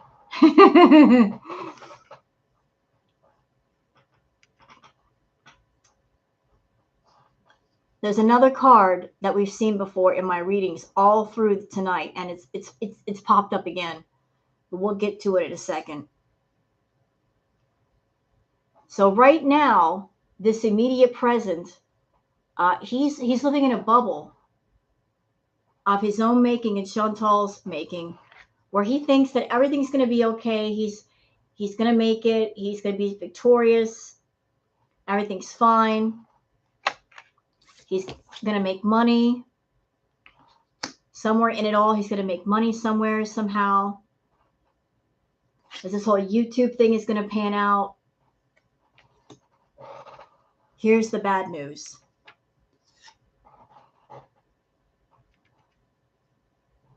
There's going to be a lot of things coming at Pete's.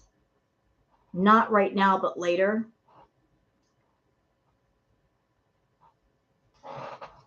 Like problems, issues, arguments, something.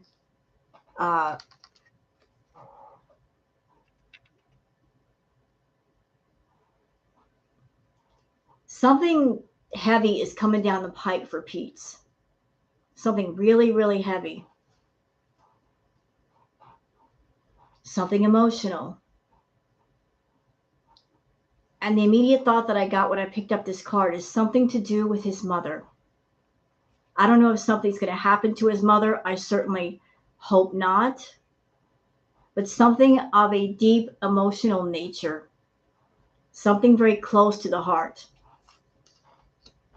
And it's going to cause him a lot of strife. A lot of strife. It could be multiple things all at the same time. Maybe something to do with mom or Chantal or something else, but something of a deep emotional nature. And he's going to go through a very, very dark time.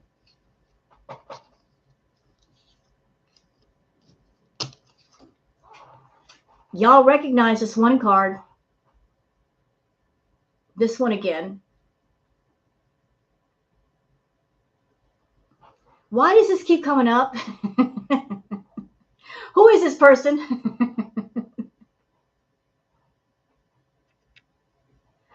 Who is that? He's all over the place in my readings. Who is that?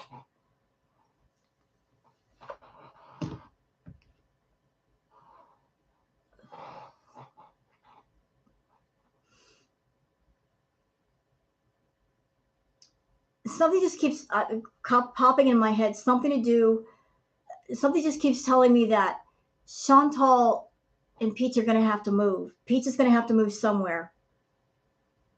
And maybe Chantal's family is going to help him. There's going to be people like this, because this is another reading that I had before. I saw it, that he was going to have to separate himself away from Chantal. It wasn't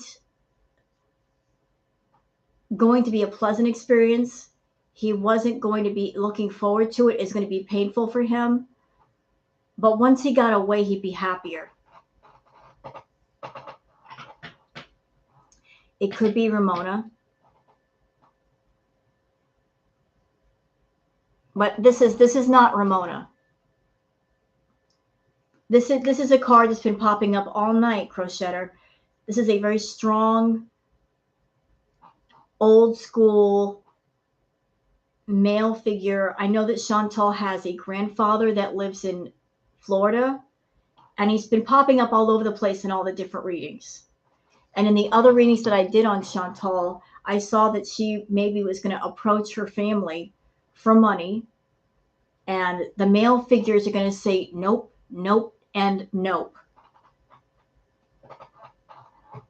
All night, that Emperor. Ask anybody in here that's been in here for the last 3 hours. Y'all, has that Emperor been all over the place in the readings or what? And I shuffled the cards. I shuffled them. You saw, like I over shuffled.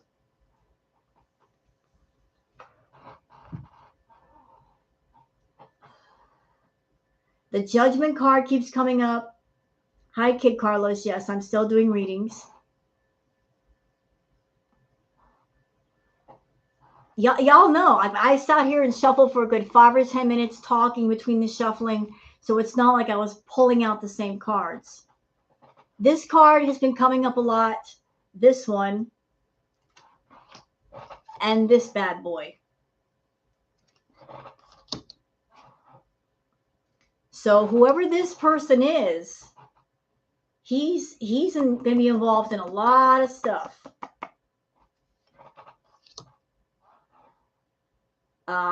I know that Pete and Chantal, they've known each other for years. This person might be paramount in her just not bleeding her family dry for money and going there and constantly asking for loans. But this could also be a person that if Chantal and Pete had to separate and go their separate ways, this person might step forward and might offer some advice or help for Pete's. Pete might be able to go to that person and say, I've lived with her for years and I don't know what to do and I don't have a job. And her family might step in and help Pete, knowing how she is.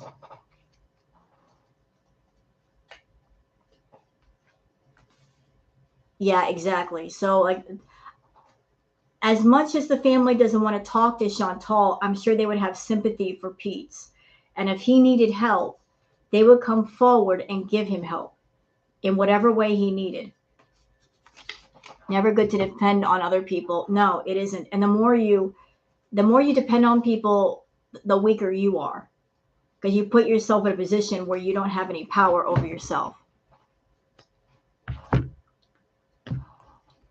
So, yeah, they would feel responsible for her. Perhaps. He's going to lose his mom. There's going to be something heavy happening September. And again, it's not because I'm wishing anything on Pete. I don't wish anything bad upon him, especially to the degree of losing a family member or something happening to them. That's horrible. Pete is a jerk, but I would never wish anything of that nature upon him or anybody. I hope I really do hope that that is not the case. But the cards don't lie. Something heavy is coming down the pike for Pete's. Something very, very heavy.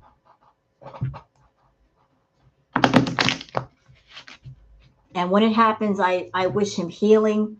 I wish him light. And he does what he needs to do for himself. Like a stuffed animal pit.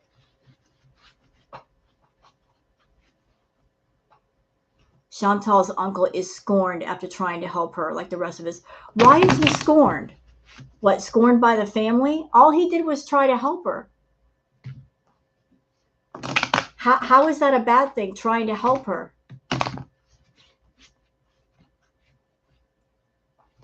Why would the family scorn him for trying to straighten her out? I think her family know about his special situation mentally and development. I think so too. I mean, they've been around each other since high school. They know him.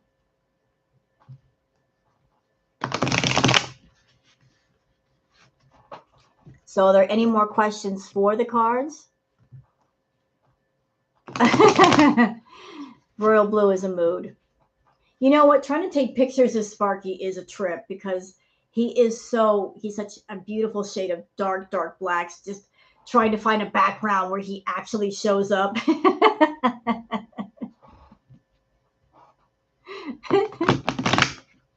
Like right now it would be easy because he's right up against that blue, but a dark background, he won't show up. So are there any more questions for the cards tonight? I'm here and I'm at your disposal. It might be a while before I do any more tarot card readings because like I said, I got to work really, really hard and long hours from now on. So we did Natter, we did Chantal, we did Pete's. Ask about their friendship. Well, you don't really need the cards for that because I know the history of those two. They met in high school. She had a crush on him or something, but she didn't admit it to her friends, and then they just stayed friends. They became roommates, and then they got into a 5-year relationship, and then while they were engaged, she cheated on Pete with BB. And then while she was with BB, she was still getting money from Pete's. And then her and BB broke up. And then she hopped back over to Pete's because she went through a bankruptcy and she needed his name on the lease. Did I do a trip to Cuba? Well, there is no trip to Cuba. That's been canceled. She canceled that tonight. She said so in her live. Karsten, she's not going to Cuba. She did a live tonight and she said she couldn't go because she couldn't get 2 seats. So we knew that was going to happen. We knew that trip was a farce. We knew last minute it would fall apart. We knew. That she's on brand with herself. We knew. Yeah, she said, I can't, she was complaining. Oh, the airlines, they should cater to bigger people. And why should I have to pay for more than 1 seat and so forth and so on?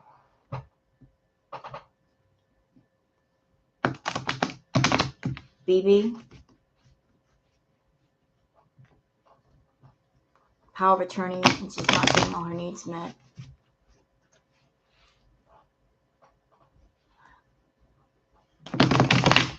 Oh my. Who gave her power of attorney? Who gave that person power of attorney? See, that's a really bad thing. Giving somebody power of attorney, that means they got all the power. I'm not familiar with the legal system, but I do know power of attorney is pretty severe. And I don't know if there's a way to challenge that.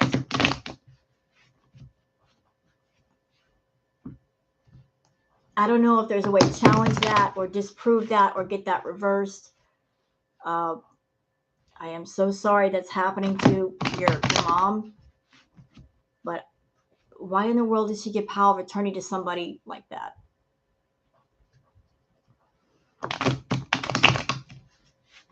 Time for a kiddie pool in front of the green screen. Let's see her get in and out of that sucker.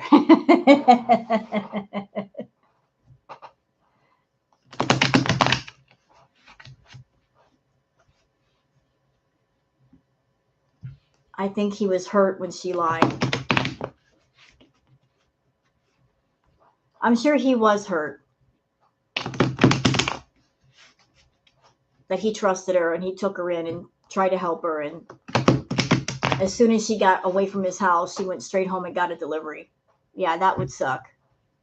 But even still, he tried to help her, so it wasn't like he was trying to hurt her. He was trying to straighten her out. So I don't know why anybody would have a problem with him.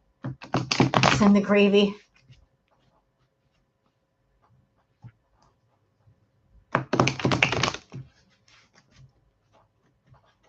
Okay, so Super Chat Cat, Jana is saying there's a way to report the person. Yes, since her needs aren't being met. Document everything. Yes, I agree with that, Jana. Document everything. Take pictures, take notes, keep a detailed record of everything you see.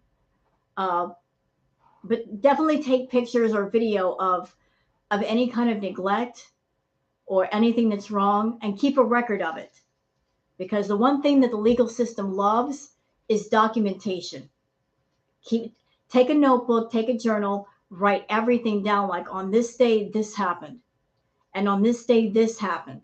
And if you can take pictures to back that up, or video to back that up, that's even better. They want to see a timeline. They want to see proof of what you're saying.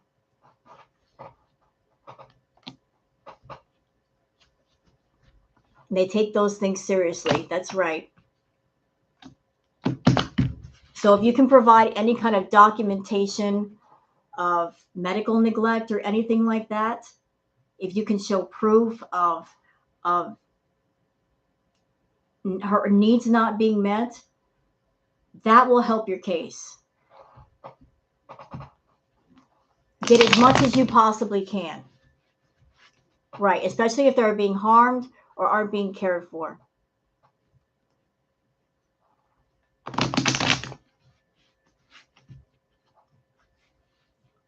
Thank you, Pumpkin. So I don't know exactly what, like, you're not giving detail, and you know what? It's your business. You don't have to go into detail here. That's very personal.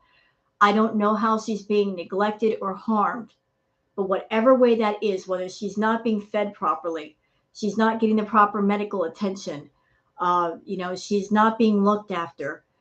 If you can document it in some way, improve it, and then gather it all together and then go to a lawyer or something, the more you have, the stronger of a case you have.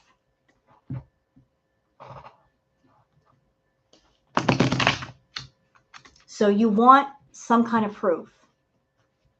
Just coming with a bunch of hearsay is not going to cut it. It's not going to cut it.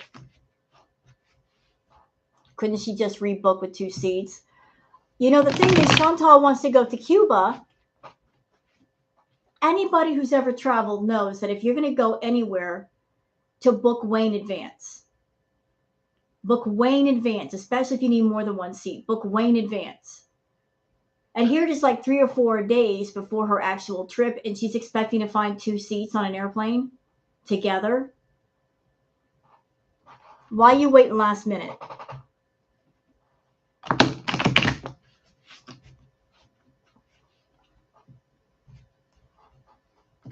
That's just silly.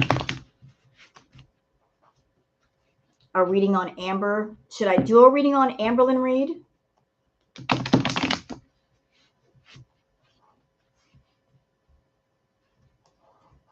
You're documenting. Very good. Again, if there's any kind of video you can get, even just off your phone, and pictures, and say the date in the video, or show a newspaper or a magazine or something showing the date, because again, that backs up what you're saying, and nobody can say, oh, that was from like a year ago, that was like 6 months ago.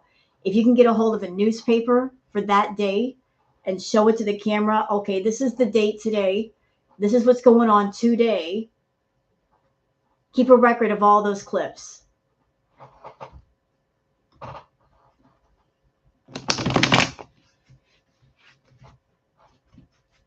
I wouldn't what, Nikki?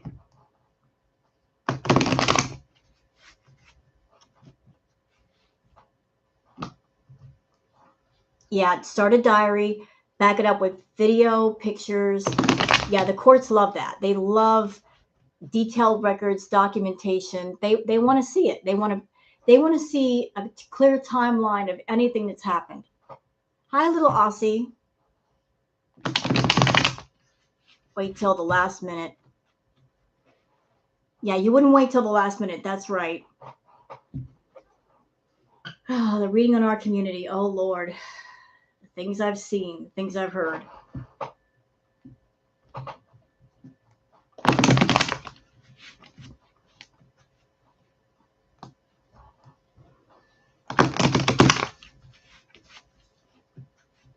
Adult services, that's right.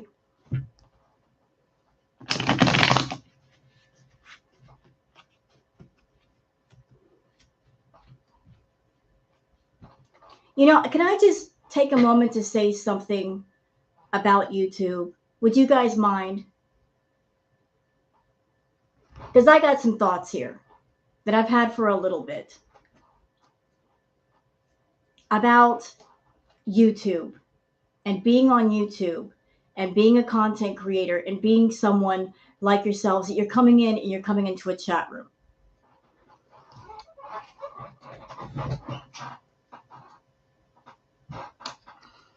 So this is how I feel about it. I feel that YouTube is a place that part of what makes YouTube great is people can come on YouTube and they can go where they want. They can watch what they want. They can subscribe to whatever channels they want. You have freedom here to explore not just video content, but different points of view. That's what makes YouTube such a great place, is getting those different points of view and opinions and feelings. And by doing that, it promotes a sense of better understanding and perspective and learning.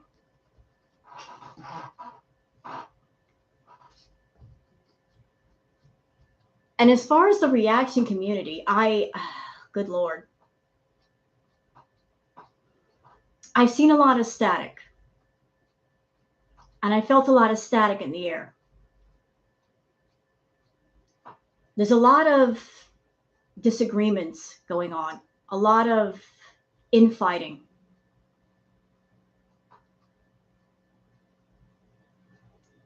And it makes me really sad because the people that ultimately lose when all that's going on are the people who go to the channels and they are the ones who watch the content and they take part in the chats.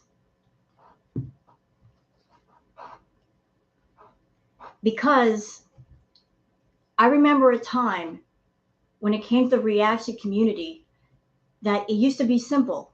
Like if you wanted to watch a reaction video about anything, you could go into whatever channel you wanted and there was no fighting and there was no animosity, nothing. You could just go in and enjoy yourself. I really wish we could get that back. I really, really do. It makes me sad that we lost that somewhere. I don't know where we lost it. I don't know exactly when it happened, but we did. And because of the animosity, a lot of people are, and I've seen it on Twitter as well, a lot of people are saying, well, the reaction community isn't as much fun as it used to be. It's turning people away from the reaction community.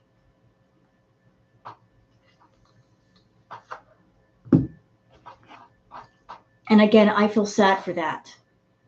That people just can't go into whatever chat room they want and just take part of the chat.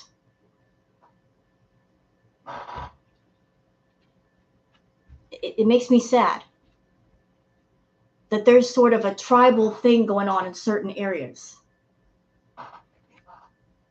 That if creator A has a problem with creator B, that if you're in Creator A's chat room, if you go to Creator B's chat room, and then you come back to Creator A, then people over there are going to say, you're a traitor. What were you doing over there at Creator B's chat room?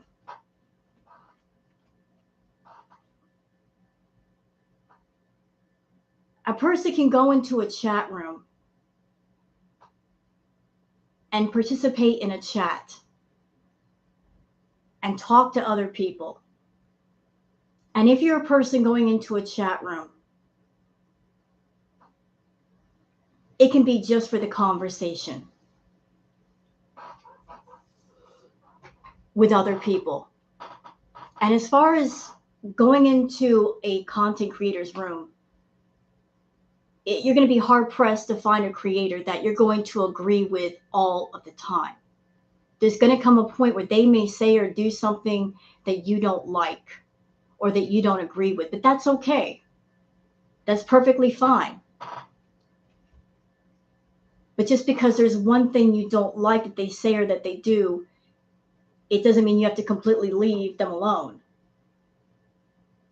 You can choose to stay and be part of the conversation.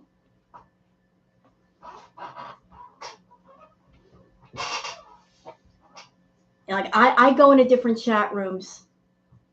I don't go into chat rooms to bash other creators.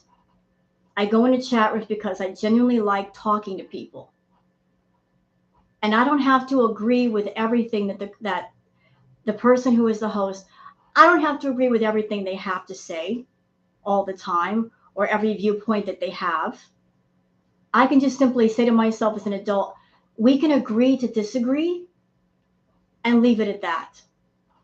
And I can just be here to enjoy the chat for what it is. You know, you can go into a room and be part of the conversation. You can go into different rooms, even with people that may not like each other, and be part of both chats. And it's not about betraying one person in favor of another person.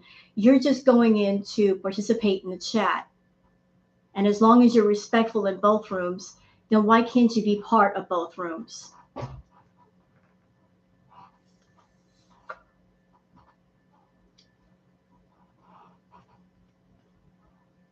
You know, just the whole tribal thing bothers me.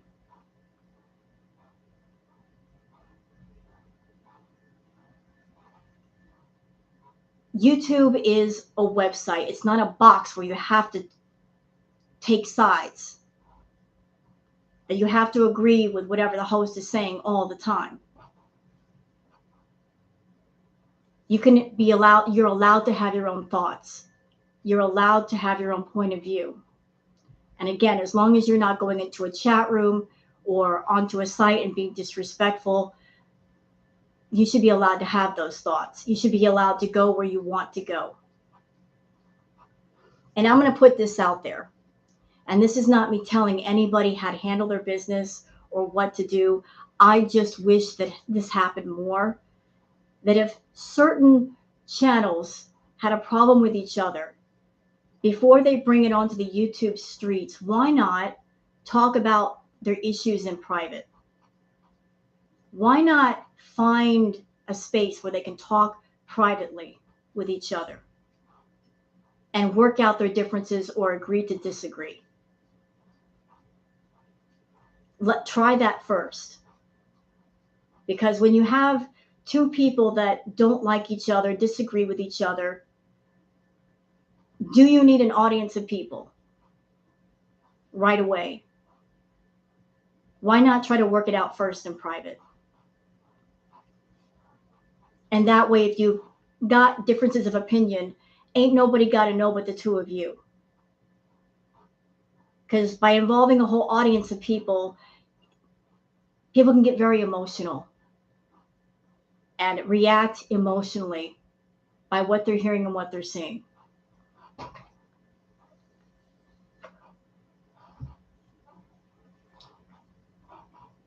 Does that make sense? I'm seeing the different things going on with different people, and I'm over here. I've seen it, I've heard it, and I just wish things could go back to the way it was, where those of you that are going into the reaction channels, there's more of a sense of being relaxed about things.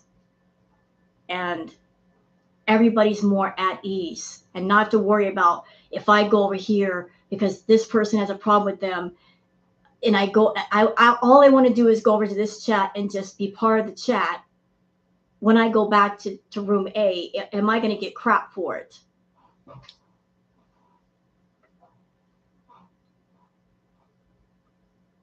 Just because I want to go over to a different room because maybe they might be talking about something that I'm interested in that day.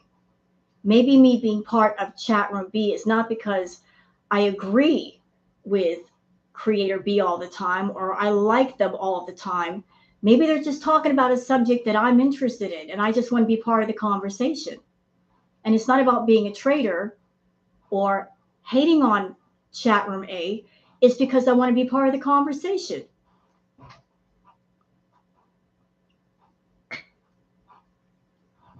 I don't like that feeling of, oh, because this person doesn't like this person, that means I got to choose which room I go into. I don't like that feeling. I really don't like it. And I know you guys don't like it either.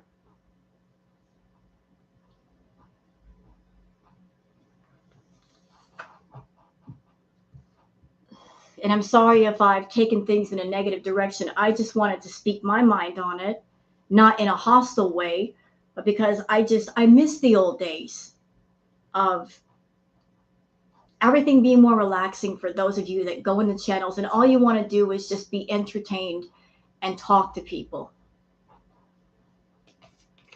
No, we're not talking about two specific people because there's been a whole bunch of stuff with a whole bunch of different people. So I'm not zeroing in and pointing fingers at one or two specific people. I've seen like a bunch of stuff go down with a bunch of different people.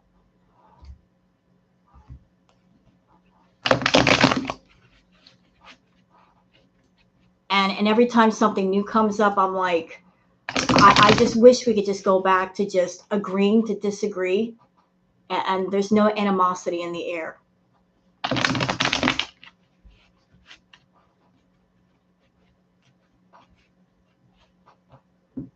And I'm sorry that you guys have, if you're feeling that animosity, if you're people that you like the reaction channels and you enjoy the commentary and the level of animosity is just very high right now and there's a lot of fighting and it's making you uncomfortable.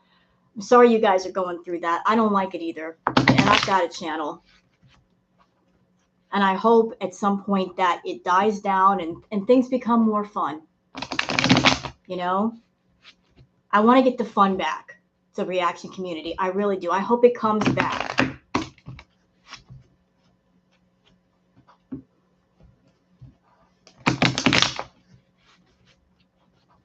You know, I don't hate anybody on YouTube except for one person. Y'all know who that is. And I could talk about him all day long. I got a right to. Anybody else, I ain't got a problem with them. I just hate seeing people fight, you know? I hate seeing the bad energy.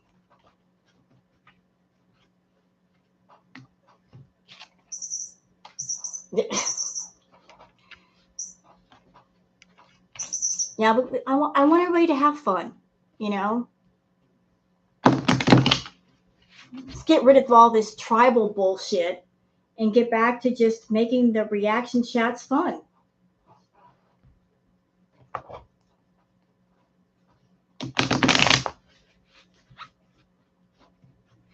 Twitter has ruined YouTube.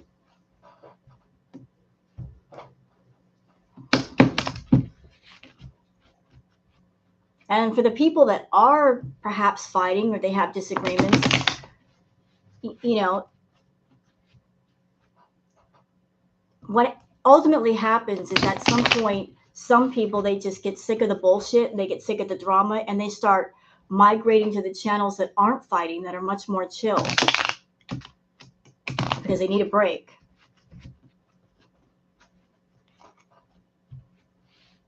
So this is not me calling any one person out or hating on anybody. I don't hate anybody.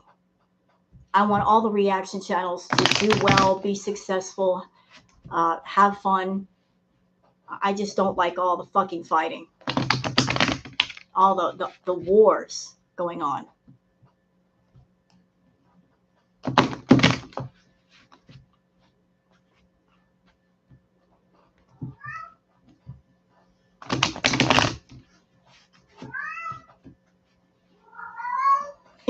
Yeah, even Sparky don't like the fighting, huh, Bubba? You tell him. Say, stop fighting. Stop all that.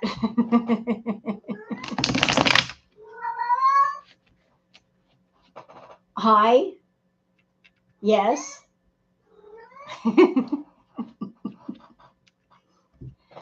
And as far as y'all being here, it's like, y'all, whatever channel you want to go into, whatever you want to do, that's up to y'all. It's not for me to control you, where you go, who you talk to, and that's not for me to decide. That's for no one to decide, but those of you that go into chat rooms. Exercise your freedom. Go where you want to go. Do what you want to do. Don't let nobody tell you where you can go and who the fuck you can talk to and what conversation you can be a part of. Understand? Don't be part of that tribal bullshit.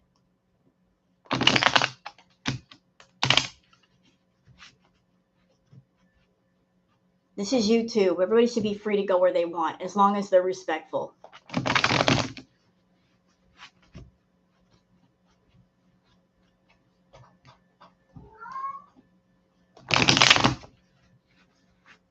Even my cat's got something to say. So don't nobody run back to certain channels and say, oh, she was talking about you. Nah, I'm not talking about one or two people. I'm just saying in general. You know what I'm saying? I don't use my channel to go after creators. I don't do that. That's not what my focus is. I'm not about that life.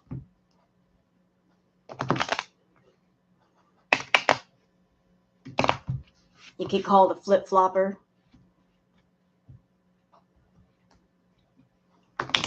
You get accused of betrayal if you go into one person's chat and another person doesn't like them. Suddenly you're a flip-flopper, you're a betrayer, you're what do you call it? How about not flip-flopping? How about people just going into different rooms and participating in a chat?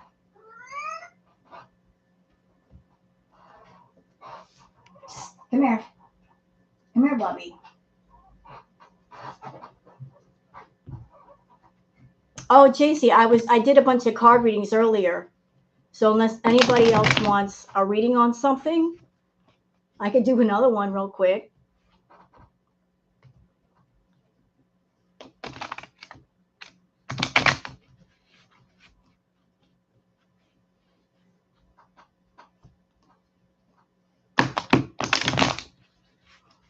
Good morning, Cytheria. Yes, Sparky's my boy.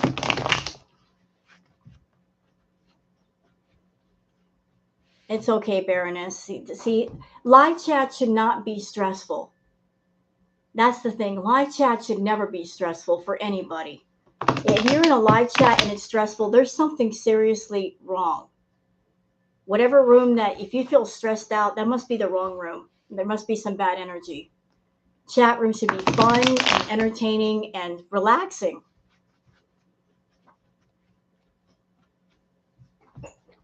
You know what I mean? If you go into a chat room, it shouldn't be about stress and feeling stressed out and bad energy. It should be about having a good time and just talking to other people. That's the way it should be. Exactly. There's so many pawns.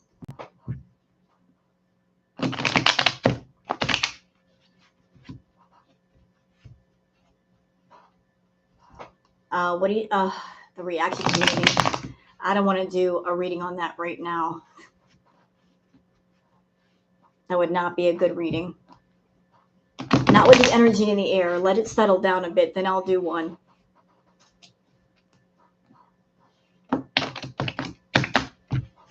There's just a lot of animosity for different reasons.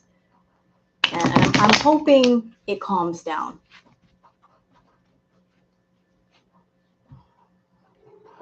If y'all want to know where I hang out besides my own channel, there's a couple of rooms that I do hang out. Yes, Bobby. I hang out in Kaya Simon's room. I love going to her chat. She's always a good time. She's very, very chill. And hello, hi. Where you going? Where you headed? Come here.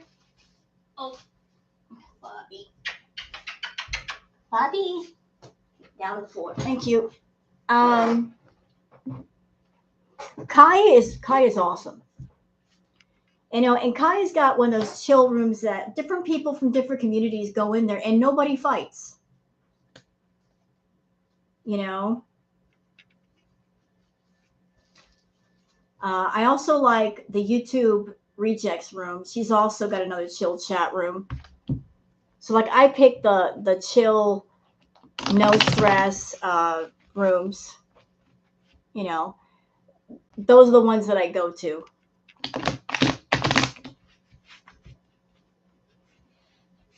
And I'll go into Charlie Gold's room too. You know, it's always entertaining over there. Like the last chat that Charlie did. it was quite funny. But I like the rooms that are chill. That's the ones I prefer to go to. Pulpy. I keep hearing so much about Pulpy. Everybody likes Pulpy. And a lot of people talk about Monty as well. So everybody's got a different jam. So I say, you know, go where you want to go, do what you want to do, talk to whoever you want to talk to. Don't let nobody try to persuade you where to go and what to say, and you better stay over here or you're going to get punished. And if you go to certain somebody's room, you're a betrayer and you're betraying me. F that. This is YouTube. Exercise your freedom.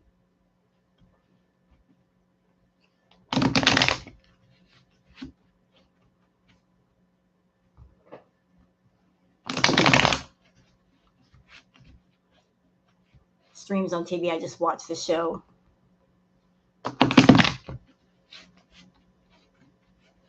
Getting there. What's that? Try to start a strike. Huh?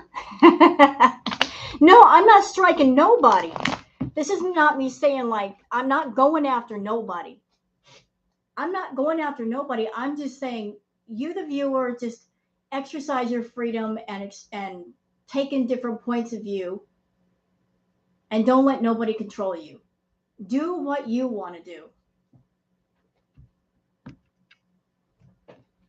That's what YouTube should be. Go where you want to go. Do what you want to do. Watch what you want to watch. What? Oh.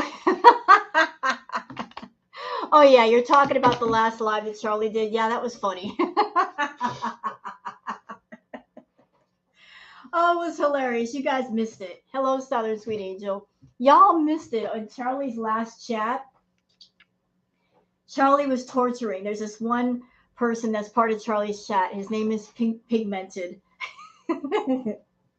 And whenever Charlie takes her break, she plays clips of Chantal, and Pigmented just makes all kinds of comments. And she did that several times in a row.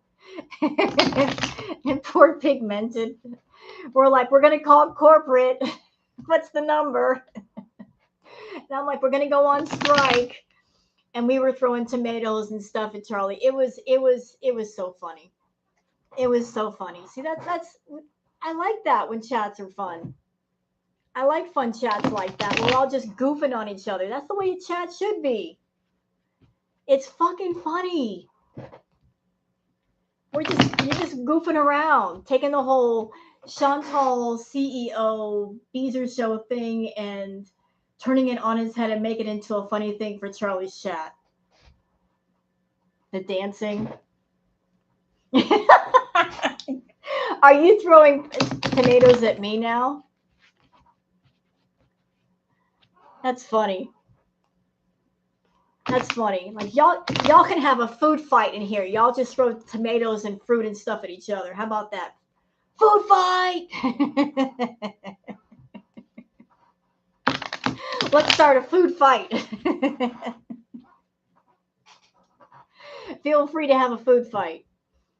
Pigmenta hates all the dancing. Pigmenta's like, what about the children?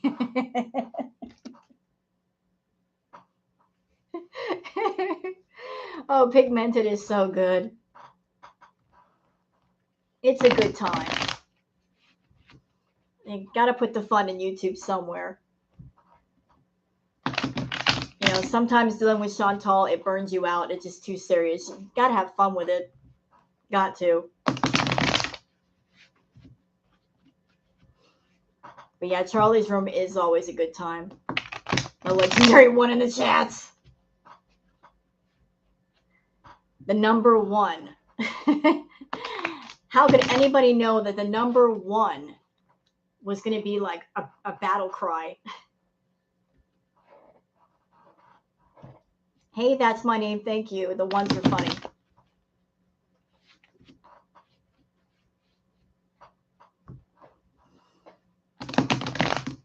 Milk tea. Oh, I love milk tea. She's so calm and she's so nice. I love milk tea. She's such a sweetheart. And I will say, as someone that I do kind of some of the calmer reacts to Chantal, I gotta tell y'all, sometimes it's just not easy being calm with Chantal. I try to be calm.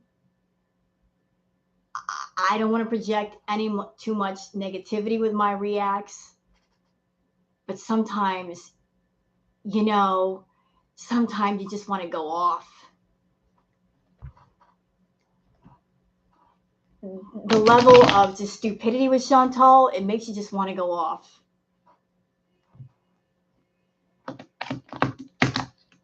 So are we doing any more readings tonight? Am I putting my cards away? Are we done for the readings, or y'all want one more of something?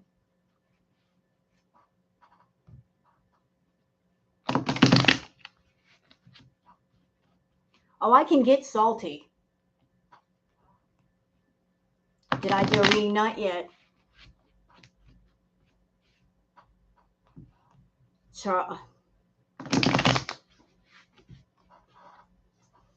Her name is Charlie Gold, not Charlie Cole.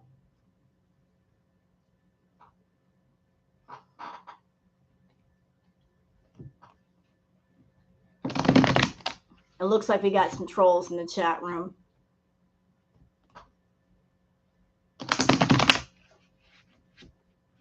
You can throw whatever roses you want.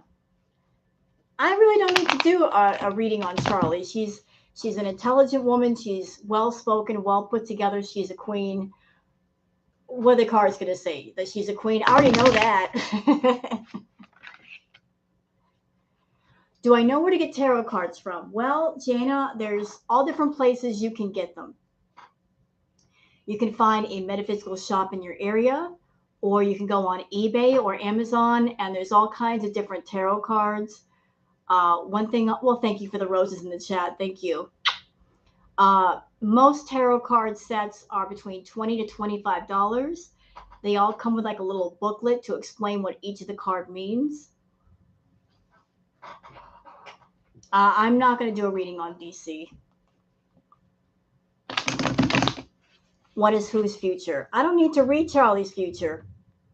She's a great reactor and she's gotten them all. So what could the cards say?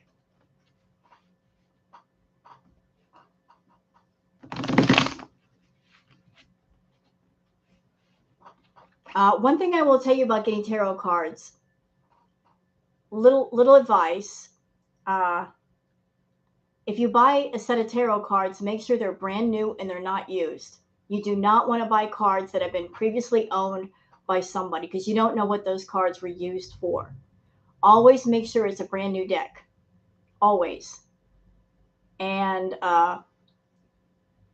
if you do a tarot card reading, make sure you're in a calm state of mind. You don't want to do a reading when you're upset or angry, because the cards will reflect that. And never ever lend out your cards to somebody or let them touch the cards.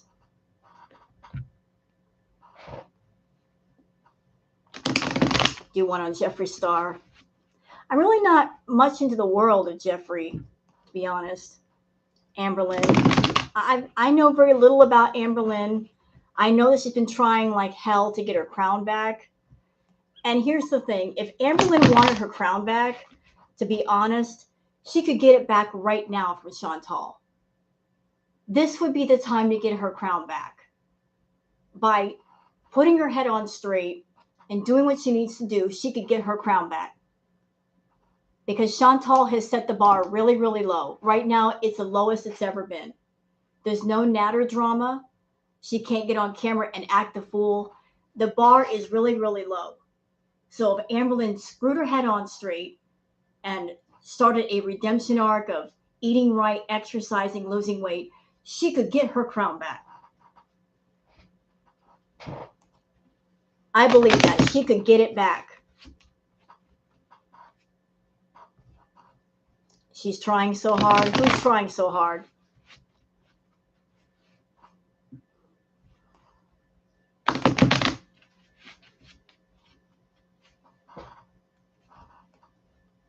Oh yeah, I've seen tarot cards that are works of art. There's all different kinds of cards, all different kinds of designs, so you just got to pick the one that connects with you the most. I would like to respectfully disagree with you. She's not trying hard. She's not trying hard because she's not trying hard in the sense of she's thinking of the long term and thinking of doing something that involves actual work and effort and the payoff for the long, hard work and the effort. She's like Chantal. She's trying to find a way to get the attention and still make the money and take the lazy way out. Because she's doing the mukbangs again. How much work goes into a mukbang? Nothing. But to do an actual redemption arc where she's got to exercise and walk and all that, that's work, that's effort.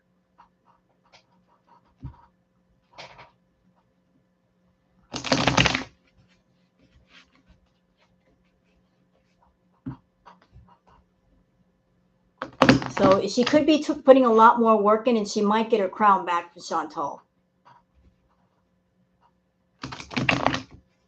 She doesn't want to put forth the effort.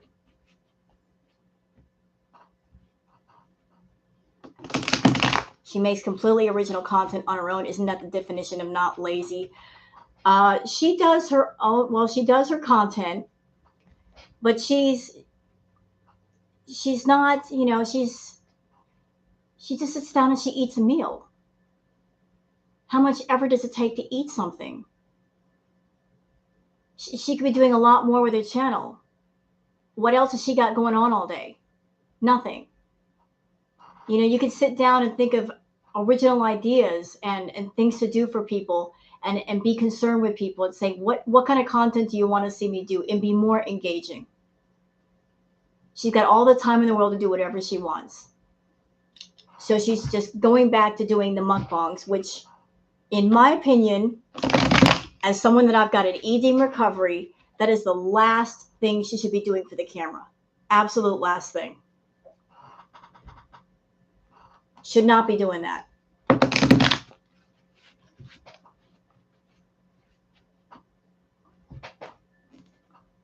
It takes more effort to plan, order, exceed.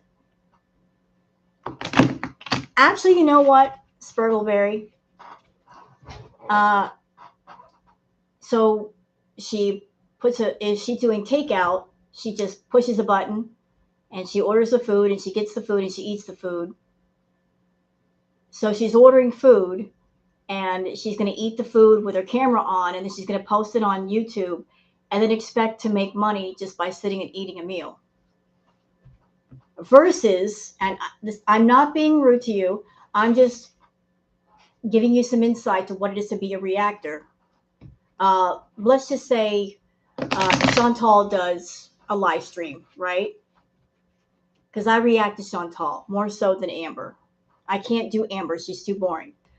But okay, let's just say Chantal does a live stream that's like 2 to 3 hours. Okay, so she does her live stream like 2 or 3 hours. So then I have to look at that live stream. I got to scan through it and see, is there any kind of talking points here? Is there anything interesting going on? I got to take note of what those points are and how to talk about them. I got to see where the dead parts are and take note of those. And then I got to react to that video and maybe add stuff to it. And then I got to upload it. So there's quite a bit more work involved with being a reactor than, say, doing what Amber does or what Chantal does. Because I got to take 2 or 3 hours worth of foodie content and try to condense it down to like an hour. And if Chantal's doing, say, 2, 3, 4, 5 live streams a day, then I got to do the same process for each one. Because I never do live streams where I just play the video and react to it.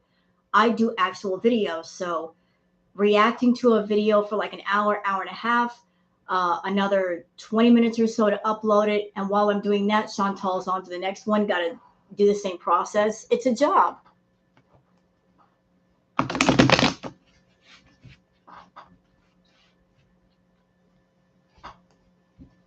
You find it completely distasteful. You don't have to do anything. You're right. I don't have to do everything. You know what, Spurgleberry? I can answer that for you, sir.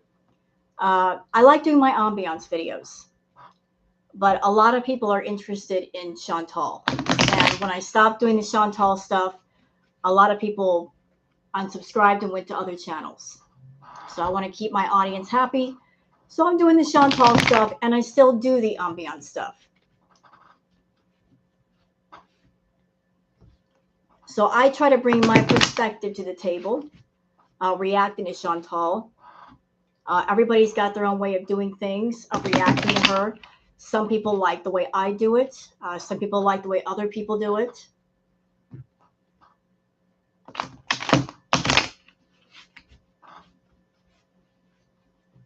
So, I mean, everybody, like I said, everybody's got, they can go where they want. They can watch what they want.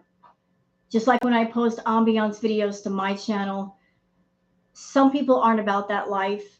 They don't like the ambiance. That's fine. I don't take offense. People can watch what they want to watch. They can watch an ambiance video or not. They can watch a Chantal thing or not. I'm just doing the content that I want to do.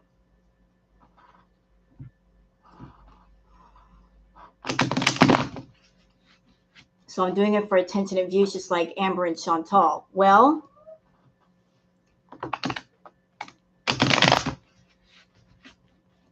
hold on, let me answer that. I feel that honesty is important. So I'm going to give some honesty right now to everybody. I'm a monetized channel.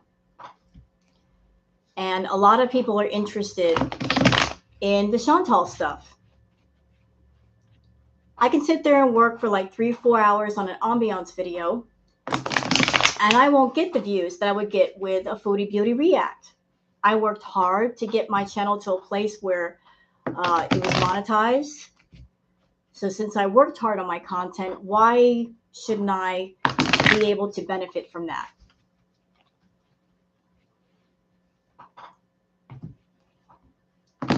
What's the point of having a monetized channel if you can't benefit from the monetization? But that's true of a lot of channels. I mean, why are there a lot of reaction channels? Why do we put so much work into the reactions? Why? Because people are interested in your story. And a lot of people watch.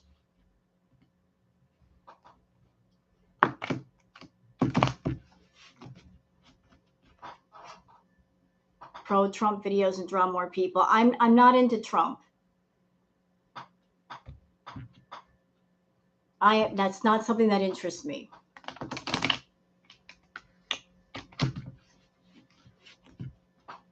That's not something that interests me.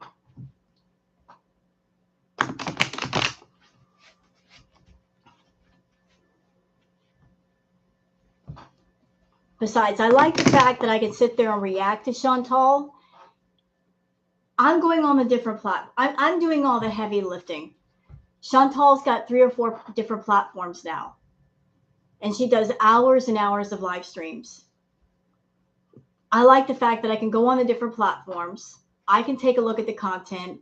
I can look through it, see if there's anything of note that people might be interested in, and then react to what's worthy and put it on my channel so that those that come to my channel, they're not having to run around and subscribe to all these different platforms and go through all the garbage. I sift through the garbage and bring what's worthy here. And that way, anybody who's interested in Chantal can keep up with her through me.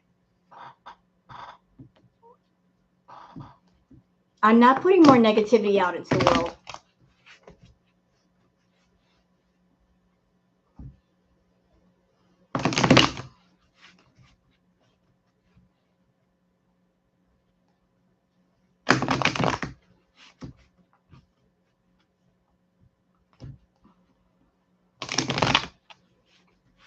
I'm not putting negativity out into the world. When I do reacts to Chantal, I'm not raging. I'm not using a lot of foul language. I'm just approaching everything from a calm point of view. And anybody that doesn't want to watch the stuff from Chantal doesn't have to. Again, that's your choice. I'm just doing them for the people that do want to see them.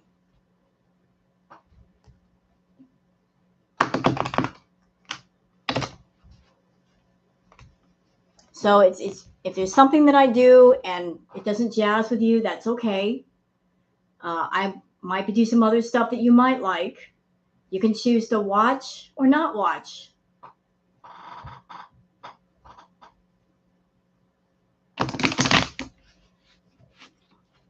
Oh, you know what? You know what? Incense sounds good right about now. Where in the heck is my incense? Incense. We got some incense. Where is my lighter? Uh-oh. Man, I hate these people that come in with their spam. Get out of here. Shoot. Hold on a minute. There.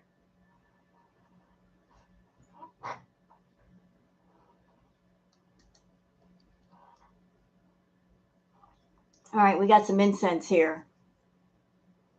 Don't worry, I took care of the spam.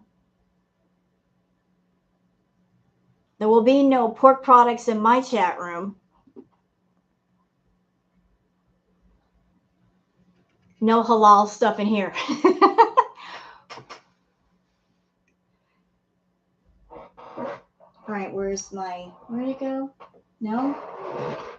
Where is it? Looking for the incense holder. Where'd it go?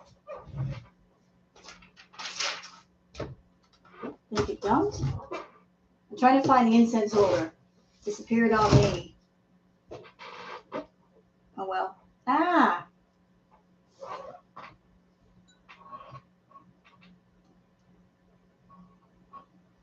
Yeah, that'll work.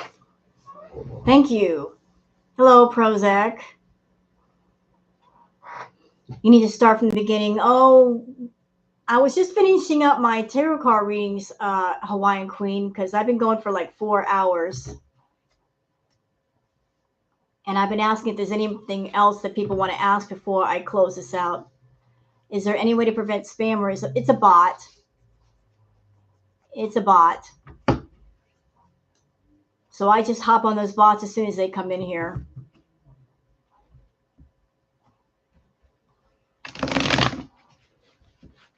So one last time, is there anything else that we want to know about before we close out all the readings for the night?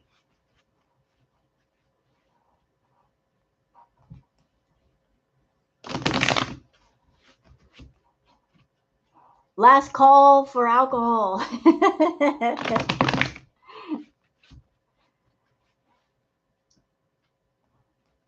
Dee Dee. Oh, you want a reading on Dee Dee?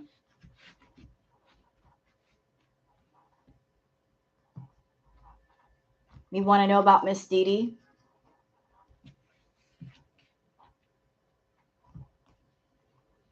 You just have a monster. All right, we'll do one on Miss Dee. Although an earlier tarot reading showed that, as far as like her, Natter, and Chantal, they're all in cahoots with each other. They are. They're in deep with each other. Dealing with Natter. Hi, Stormy Jade.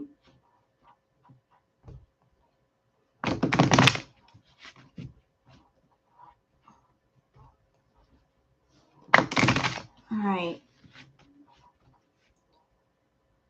Is Foodie going to go? She's already said she's not going. She said she couldn't find seats on the plane. There were no seats. She said that in a live earlier, and for some reason it got cut off or something on her channel.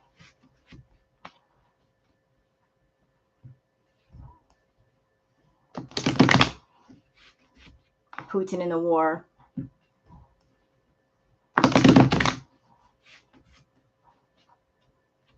I don't know if my cards could show me that.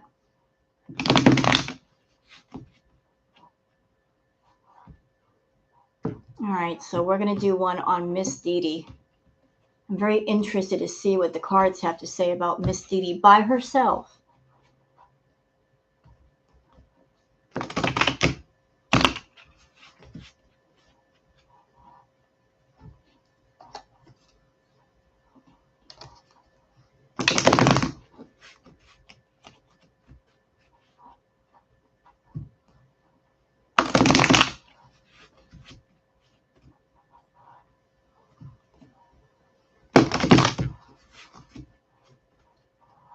All right, so we're almost there. I'm just thinking about Dee, and I want to know about her. What's her involvement with all this and where she's going?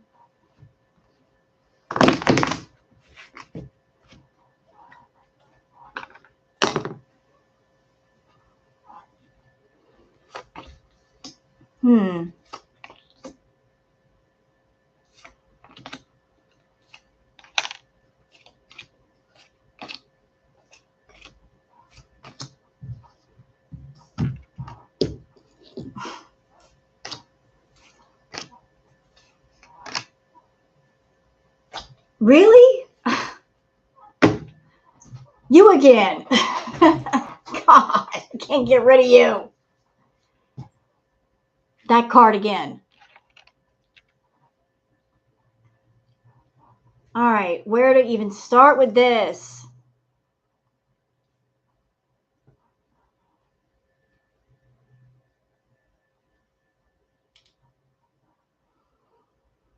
Dang. All right. First two cards. Okay, this was the first card I put down. Queen of Swords.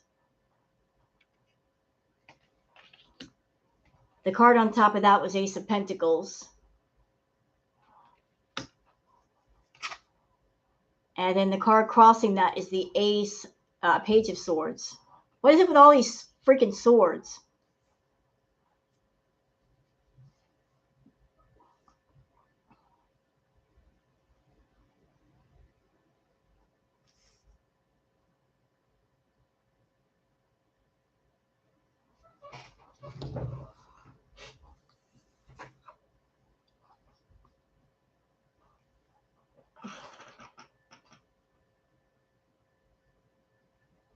I'll tell you one thing.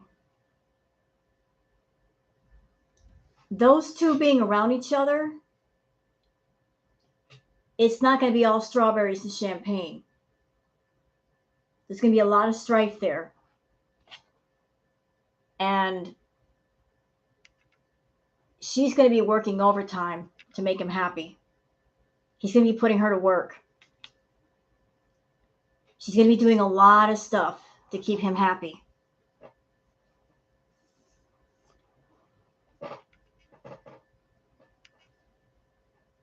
A lot of stuff. Mr. Natter, y'all remember this card? Y'all remember this? It's back. So there's Natter. You know, he's going to be, you know, as far as money and stuff, he's going to be, he's not hurting for money. He's got multiple sources of it here to the point where he's refusing this right here. But she's going to be working. It's going to be put a lot of responsibility on her. Like this is going to be a situation where she's going to be doing all the work and making all the money, and he's going to be living off of her. Yeah, exactly. That card again. Oh, wait, it gets better. It gets better. This again. This is the last card.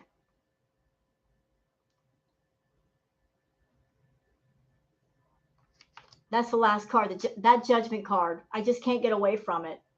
It's everywhere.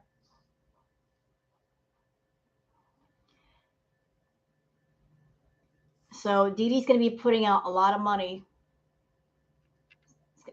Damn that card. Are we sick of seeing it or what?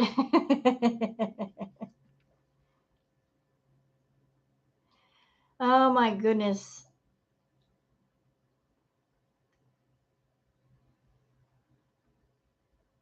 There's just money all over. This is Natter thinking he's won because he's surrounded by money. Oh, here we go.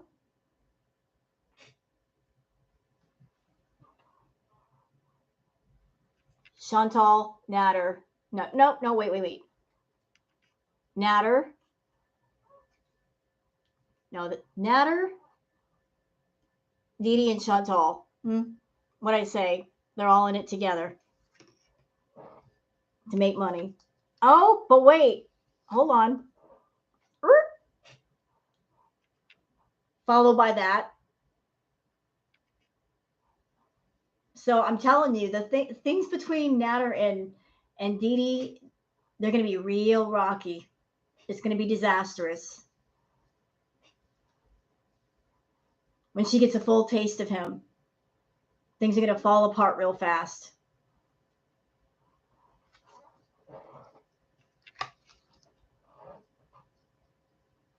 No, that's not good. That's not good at all. And here's Natter trying to juggle different money sources. And then judgment after that. The judgment card after that card. Ooh. I don't think she realizes how bad he is. She'll find out. She'll find out. You don't really know someone until you live with them. Then once you start living with them, then you really start to find stuff out. I know. That's that judgment card.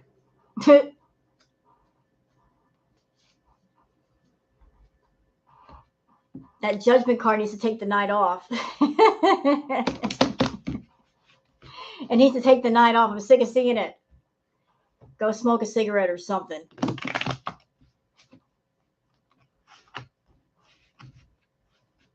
It just from all the readings that I've done tonight, they're just from what I picked up, there seems to be just this vibe from all of them that all parties involved. If you think about all the readings I've done tonight, for those that are still here, there seems to be this vibe of a lot of life lessons are going to get learned the hard way, no matter who it is. A lot of things are coming down the pike for everyone involved in this story. Like something's going to be happening with Pete. Something's going to happen with Chantal. Something happening with Natter and Dee Dee. Like everybody's going to be learning different life lessons for different reasons. And those lessons are going to be wrapped in sandpaper, and they're not going to be very pleasant. There's going to be coming, there's going to be a lot of wake-up calls coming. A lot of wake-up calls. The fairy tale is over, and reality is knocking, and it will not be denied. Oh, no, no. I'm not saying anything fatal, Jana. I'm not saying that. Not at all. Okay, TRC, you take care of yourself. It's always lovely to have you here, darling. Okay, hold on a second.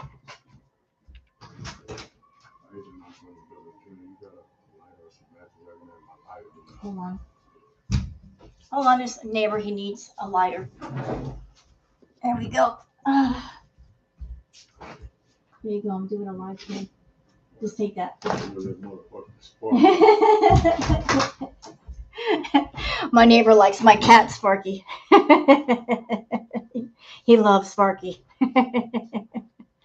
But a lot of life lessons are going to be learned by each one of them. The fairy tale is over. I know, Baroness. She thought that she was exempt. Well, toxic people are toxic people no matter who they're with. Sometimes it's a situation where even if somebody tells you, you won't believe it until you go through it yourself. And then you know what's up. Even if somebody warns you about something, sometimes you don't pay attention until you experience it on your own.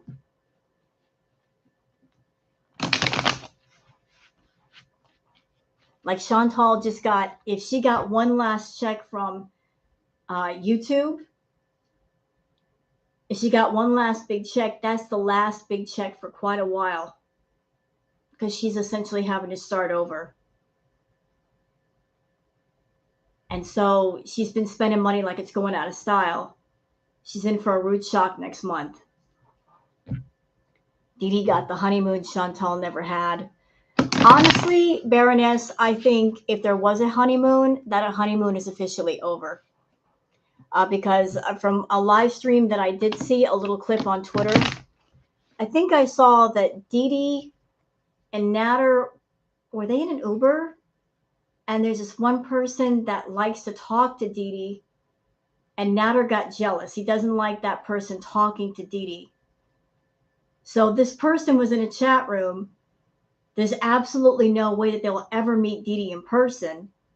Those two are never going to meet in person. And yet here's Natter getting jealous over just somebody in a chat room talking her up.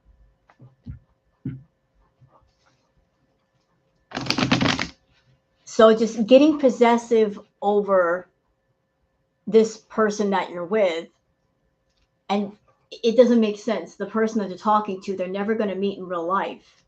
They're no threat to your whatever relationship.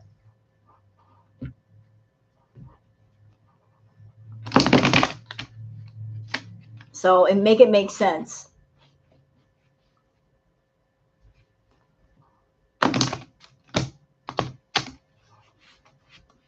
Under one, and I think that's a lot of people say, why do people still watch Chantal? Why do people still watch Chantal? Like I said, it's like a long movie. Now you sit there and you'll watch 2 or 3 hours of the movie, and then you just get into a mindset of, well, I've been sitting here this long. I want to see the end of the movie. I want to see how this ends. I've already invested this much time in the movie. It would not make sense to not see the end of it. You want to see how the story ends, if it ends and when it ends and what the ending is. You already invested yourself into the storyline. You want to see what comes next. Exactly. I know you're right. She's boring. I agree. No argument there. I am not arguing Evelyn, and with her content these days, even as a reactor, it's hard to make her interesting. She's not helping out. She's not doing anything interesting. Why do you think the reactors, why do you think we look for those rage streams? Why do you think we look for those?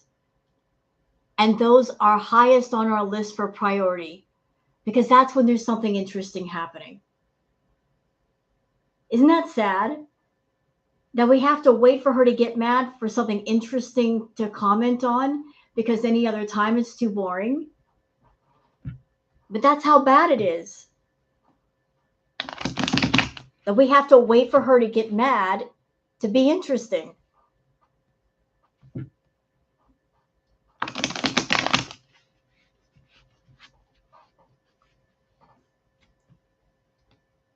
That's when you make popcorn.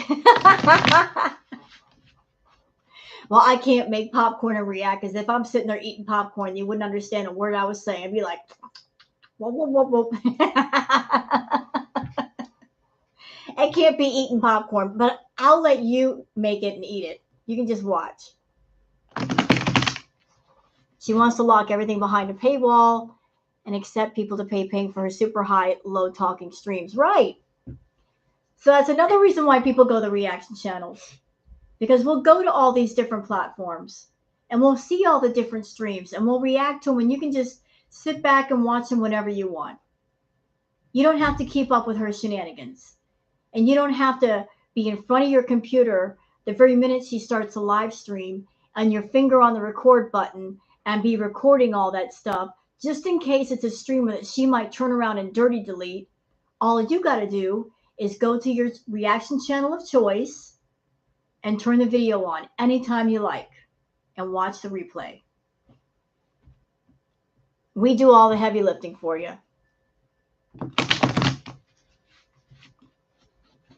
Let us do all the running around and looking for stuff and recording stuff and reacting to stuff. We do all that work. She will lose a lot of paying members on OnlyFans and Patreon. Well, I know everybody on OnlyFans isn't happy because she hasn't done content in weeks. I'm of the opinion that she abandoned OnlyFans. She's focusing on Twitch, Patreon, and YouTube. Her plate's full. Anybody paying for OnlyFans, well, you're not going to get very much. She's been promising stuff on OnlyFans forever. It ain't going to happen because she can't get a live stream over there and get a lot of people watching her and tipping her. Hence why she sticks to Twitch and Patreon and YouTube. She wants that audience. She wants that attention. She wants that extra money-making capability. She can't do that on OnlyFans. She keeps saying, oh, I'm keeping my platforms. You want the real truthful translation to her saying that, Pumpkin? What she really means? I'm keeping my platforms. I'm not going to take down those platforms because they still have the ability to make me money. I'm keeping them up because as long as they're up, I'm able to make money off of them. And I'm hoping that people will join up there and I can get whatever subscription money I can out of them. That's why I'm not going to take them down. I'm not going to cut off a money source for me. I'm going to keep it up, and people are going to be subscribed for whatever amount of time, and whatever amount of money I can get out of them, I'm going to get it. Even if I'm not making content, I'm going to leave them up because there might be some money in it somewhere for me. I'm just going to wear people down and make excuses and make empty promises and keep them on the hook as long as I can and make whatever money I can off of it. That's the real translation of her saying that I'm keeping the platforms up. Well, because by doing that, she keeps the money going with each one of them. You're right. The content's the same everywhere. She should have saved the characters for OnlyFans. You're right. Her Patreon has 40 hours live streaming for like $300, so she sails through that. Now she's back on YouTube, so Patreon is a no-go. Yep, because when she was on Patreon, she was using Crowdcast, and you got to pay to use Crowdcast. And the amount you pay on Crowdcast is determined by two things: how often you broadcast, the amount of time you're on, and the number of people in the chat room. And the more people you have in the room, the more money you pay. So looking at it from Foodie's point of view, if you had a choice between streaming on a platform where you literally have to pay to use it and a platform where it's completely free, which one you going to pick? Which one you going to pick? You're going to pick the free ones. You're going to pick Twitch and YouTube because that's free. You don't have to pay for that. Patreon, you have to. Minx Pondu. So she's not about that life of paying unless she has to pay. If she can use free platforms with a big audience, she can get super chats or tips. She's about that life. How did she get away with being in YouTube? She found some sort of loophole. We don't know how she did it. We're not happy about it, but there's nothing we can do. The creators, we don't own YouTube. We're nothing to do with the company. YouTube makes the rules and we follow them. That's all we do. Why they let her back on, I don't know. How, I don't know. But they did. Nothing we can do. Nothing we can do over here.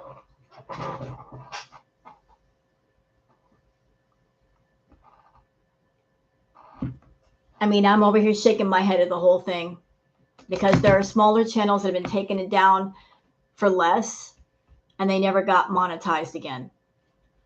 But I guess for Chantal, she found some way to be back on and got monetized. She will flash on Twitch. Yeah, let her try that on Twitch. I know they don't play over there. Twitch does not play with the rules. They don't play at all.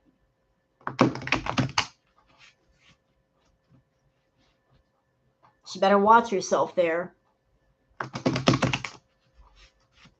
Twitch is so strict that on Twitch, you can't play copyrighted music or shows. You can't even sing the lyrics of a song. That's how strict they are. No singing. Not allowed. That violates copyright. That's how strict they are. That's how strict Twitch is. The moment she starts singing a song, get in trouble. Hi, Mary. She's claiming it under a business, and I can't wait for her business tax to roll in after owing years of back taxes. I know, like, hey, she put her foot in it. She wanted to make her own business. There are taxes that go with that, and she already owes a lot. Yeah, that's another thing. Her driving on Twitch is not allowed either. Speaking of Patreon, a lot of people on Patreon are upset with Chantal because she does lives on there and then she deletes a lot of the lives. And a lot of people who pay for the Patreon are not happy with that because they're like, I'm paying my subscription and I can't watch the replay. Why? She's deleted at least 3 lives off of Patreon so far. So that little nasty habit of her dirty deleting stuff on YouTube, she carried that over to Patreon and Twitch too. She should stop driving on Twitch. I'm low ranked, but I've seen people banned midstream. So Pumpkin. Hi, Beaker. Question, Pumpkin. Since I know that you're low ranked, what are the do you know what the requirements are for being a Twitch partner? I'm looking for information. I'm curious. What does it take to be a Twitch partner? I know there's Twitch affiliate and Twitch partner. Do you know the requirements for that? I know there's different achievements that you have to do.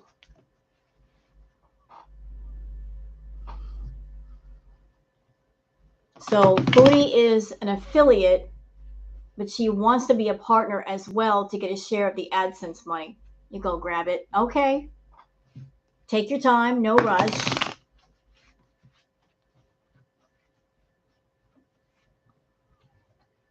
As soon as you get members only on YouTube, she will ignore all the platforms. Minx Pondu, love your name, by the way. You're right. Because I've known for a while, and from the very beginning, Chantal's goal was to get back on YouTube. The only reason why she made those other platforms was as a failsafe in case she could not get back on YouTube. She even said on Twitch, I don't want to be here. She said that to everybody. I don't want to be here. But while she was waiting for the YouTube thing to kick back in, she made these different platforms. She had people subscribe to them. And now that she's back on YouTube, you can be certain that all the other platforms are going to be ignored. Maybe she might still be on Twitch, but YouTube is where she feels the most comfortable.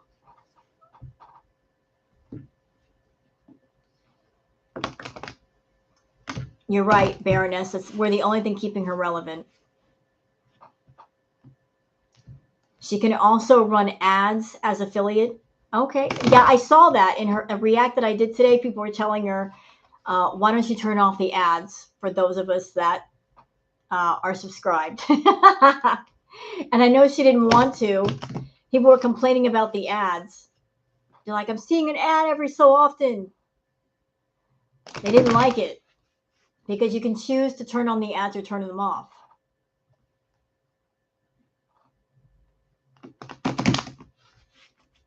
So that might be something else that might draw people away, all the ads.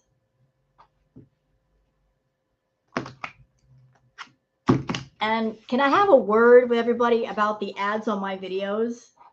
Just some information, because information is always good to have. So when I post a React video, for those who do not know, every time I post a React, I go into YouTube Studio and I manage the mid-rolls. And I purposely put ads every so often. But I make sure that YouTube, they don't put as many ads as they want to, because that's entirely too much. So on average, with one of my reacts, you might see just five ads. That's it. Just 5. 6 if the video goes longer than an hour. But I try to space it out to where the ads are not annoying. I do understand the ads can be annoying. But I try to make it to where it's not as bad. I don't just let YouTube put ads every which way. You know,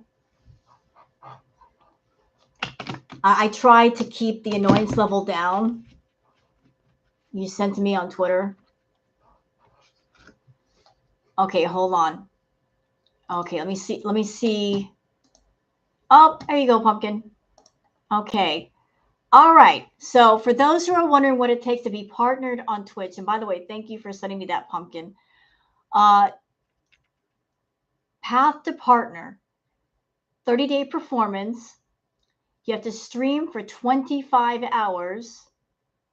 You have to stream on 12 different days, and the average of 75 viewers. I guess you got to keep that average. To be eligible to apply to the partner program, you must meet all the 3 requirements within the same 30-day period. All calculations exclude premiums. Okay, part of that got cut off. So thank you for that, Pumpkin. So she has to stream at least 25 hours on 12 different days. She has to have at least 75 people in the room. So she's got to keep up going on Twitch. She can't just like meet a certain criteria and they're like, ta-da, you're a partner.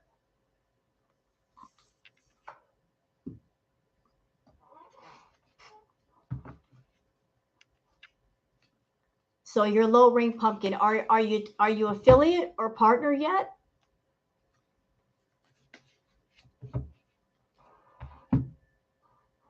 Because I got a Twitch channel. I set it up, but there's no content on there yet. But I would like to get into Twitch more. Get into the gaming stuff.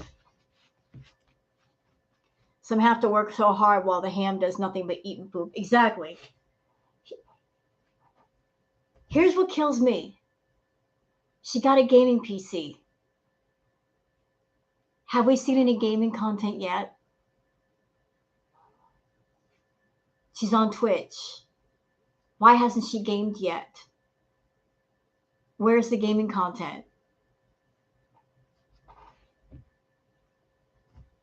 She made a big deal about getting a gaming PC, then she gets it, and then she's not using it. Well, what's the point in that?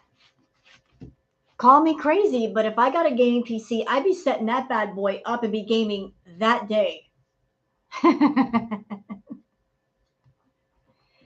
I'd be like, hey, let's get started with this. Let's have fun. You start Mario 8 Racing, I'm going to win. I don't play Mario Kart. Everybody plays Mario Kart. What's that? What is the big deal about Mario Kart?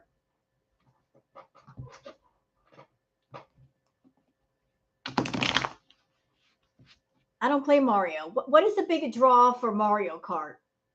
It must be fun. It must be a lot of fun. That's okay. You can be over there and you can win on your Mario. I'll be in World of Warcraft killing stuff. Okay.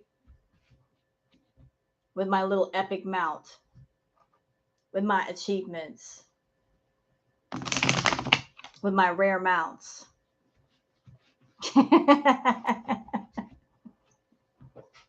Yes, I will.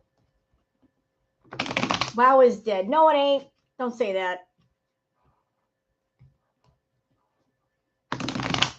You know what? It may be dead, but I still enjoy the game. I like playing World of Warcraft. But for those people that are not into WoW, I'm gonna play other games too. There's a lot of stuff on Steam. I like playing Steam games. Mario Kart. It must be a lot of fun. Everybody plays that game. I gotta see what the big noise is about. Final Fantasy. No, I haven't. I've heard a lot about it. It ain't dead. If possible, play it. Well, it can't be dead. I mean, because you got to understand, Blizzard Entertainment is a big company and they got servers all over the place. So there must be enough people playing it to where it's not dead, because if it were dead, it wouldn't be profitable for them to keep the game up, right?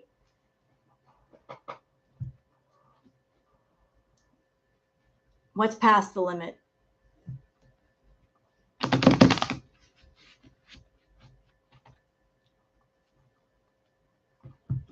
I'll tell you guys something funny. A while back,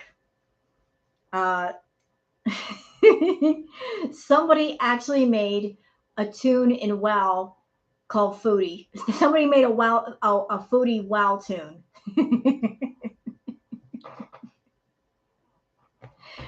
And I made videos with this Foodie WoW tune showing all kinds of different things. It was so funny. Okay, let's see. Path to partner. Okay. Oh, okay. So you got the path to affiliate completed. Good for you. Build a community completed. It begins completed. There you go. Let's see. You're working your way there. You're getting it. You have a horror game for me? Which one? Pumpkin getting those achievements out of the way for Twitch. You go, Pumpkin. Grind it out.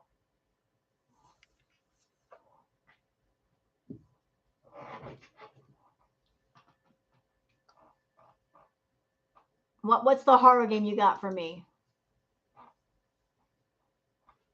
Dead by Daylight. Is that like a zombie game? What is that? I've heard about it. I've heard about it. I wasn't a subscriber. However, I'm going to unsubscribe because I don't believe in psychics and tarot cards. Okay, I'm confused. You weren't a subscriber, but if you're not a subscriber, but then you're going to unsubscribe even though you weren't subscribed in the first place? I'm confused. You weren't subscribed. So how can you unsubscribe if you weren't subscribed to begin with? I'm trying to see the logic in that.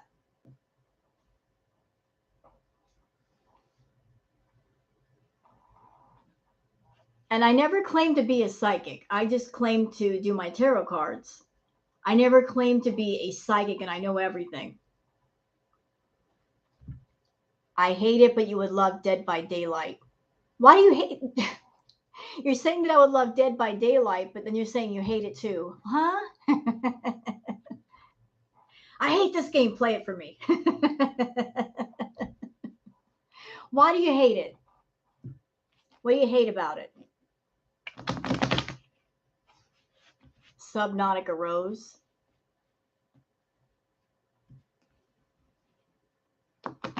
Michael or Freddy, and then there's Survivors, Perks for Horror. It's a horror game.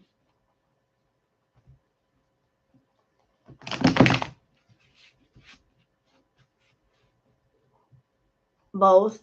I'll have to look into it. You know, I'm going to be honest with you. There's two kinds of horror games that I don't like.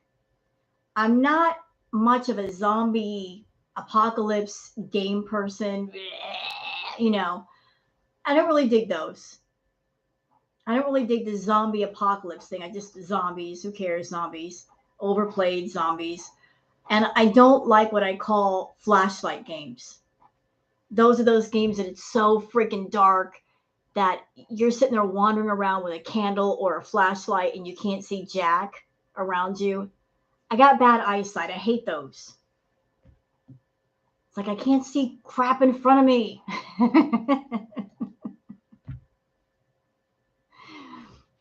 So not really much of a zombie game person. And I don't like the flashlight games where everything is dark around you and you need a freaking flashlight to see everything. And your flashlight might run out of batteries. Hello, Gypsy Jezebel.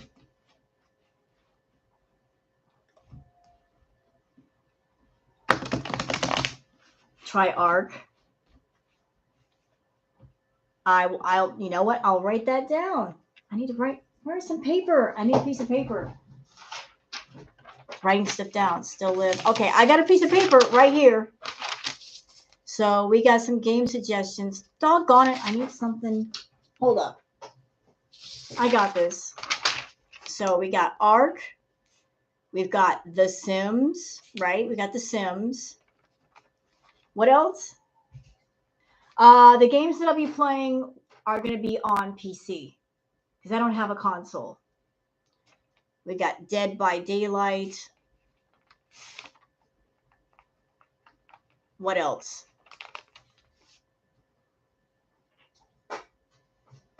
And of course, we're going to play World of Warcraft. So we get the Ark, The Sims, Dead by Daylight. Any other suggestions? Rose, I think the accuracy of your tarot reading would increase if you hadn't ditched the wig. I don't see how the wig would make it more accurate, but okay. That's a point of view. Let's see. Hi, Jen. Among Us. I know that game. I've seen playthroughs of that on YouTube.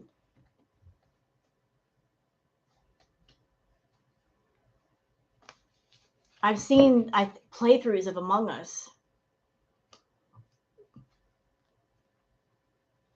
Hello, Jen. So if you guys suggest games to me, nothing for console. It has to be PC only. Limbo. I'll tell you one game that I'm looking forward to playing, and it's on Steam. Because I played part of the franchise already. There's this game series called Fatal Frame. I played like 3 or 4 of the series. I haven't played the last 2. What do marbles you can play with your chat? What? Huh? Marbles? I'm confused. What marbles?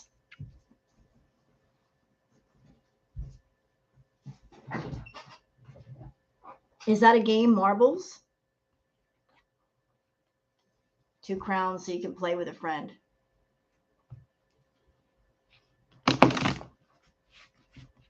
So if those of you that have consoles like PS3 or 4, you guys want a great series to get into, Fatal Frame is a really good one. It's got a great storyline. It's scary.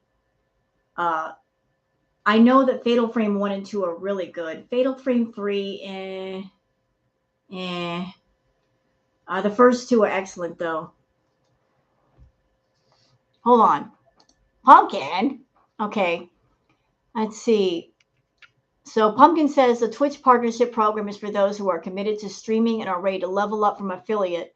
Twitch partners are creators who stream a variety of content from games, music, talk shows, art, just about anything you can imagine. If you love sharing what you do with a live community and have built up a sizable audience on Twitch or other services, we want to hear from you. If you don't want to learn about how you can grow your channel on Twitch, visit Twitch Creator Camp. Okay, what's this up?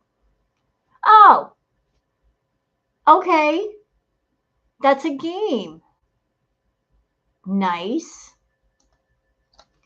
I'll write that down. I was like, marbles? What the heck are marbles? That's a game I used to play as a kid.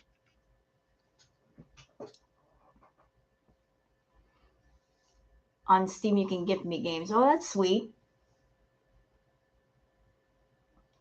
Oranges. You found out you're unsubbed. It's okay, Oranges.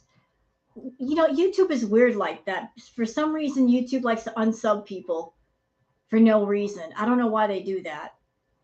YouTube is very strange. They have the whole membership thing set up, and then for some reason, if you're someone and you want to do a membership, and if you're on an iPhone, you won't see the sub button. Make it make sense. So YouTube, they want people to sign up for memberships to these monetized channels, but yet if you're on an iPhone, it's a problem. Huh?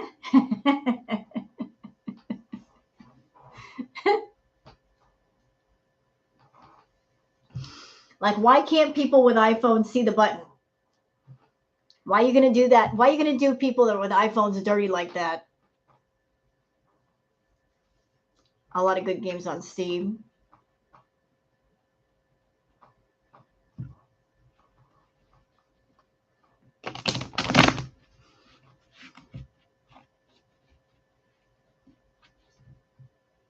Would y'all get mad at me if I played Fortnite? I keep hearing about Fortnite. What's the deal with Fortnite? Everybody was playing Fortnite. Fortnite and Rust.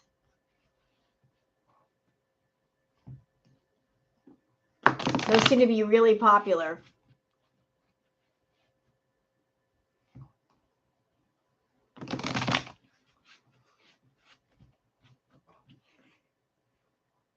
Although if I had to pick between the two, I would want to play Rust more than Fortnite. Rosethorn Gaming and Audience. Hey, there you go.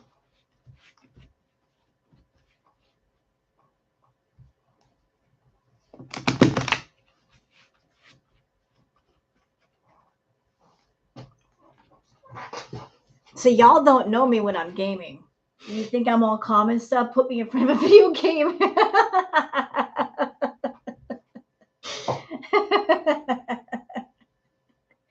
You don't know me when I'm gaming. Oh my God. You're like, boy, she changed. Outlast is scary good.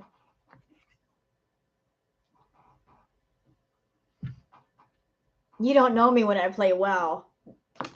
I do not put up with foolishness in World of Warcraft. Go into a dungeon.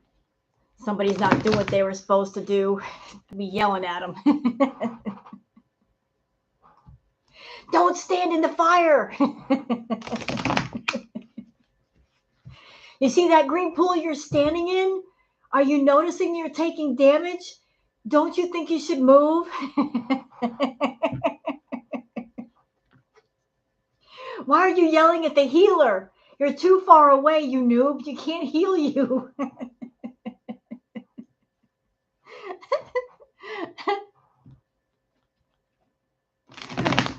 What are you yelling at me for? I'm doing damage.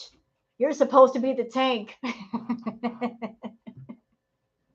That's not my job to take the damage. It's the tank's job.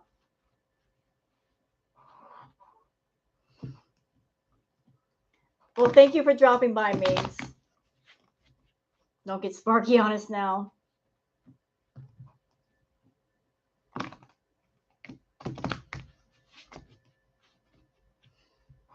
Yeah, I can just see me gaming and then Sparky's going off in the background.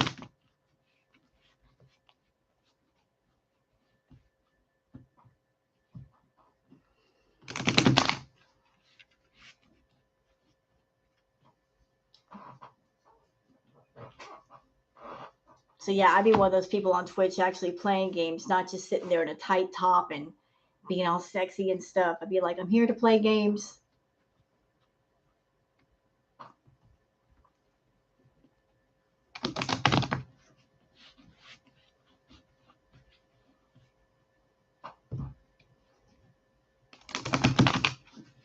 Good night, Migs.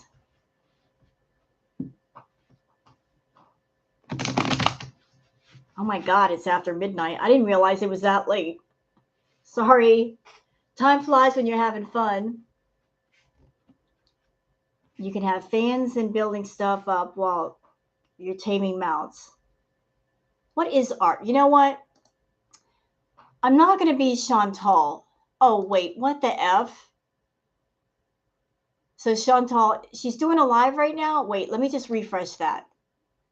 That can't be right. Oh, she's gone. So she had a live. Okay, got it. Because the game is, you said it's Ark? Is it one of those pay-to-play games? I hate those. Ooh, it looks cool. Oh, yeah, it is. Ark is a free-to-play game. I hate those stupid things.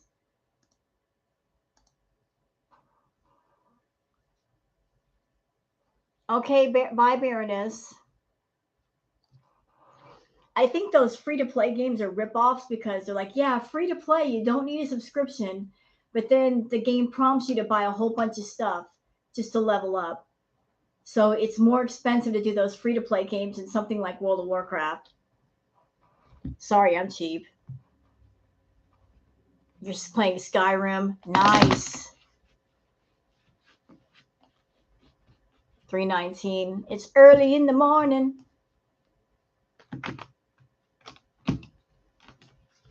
Yeah, I tried those free-to-play games, and every single one of them, you could play to a certain point, and then they start prompting you to buy stuff or buy power or something, and I'm like, screw all this. I play World of Warcraft. You know, you pay your monthly subscription and you buy the expansion, and that's it. It doesn't cut you off with your gaming. Yeah, it is a scam. It is. Like if you want to get better equipment or you run out of power, you need a boost. And screw that. No. I'm spoiled.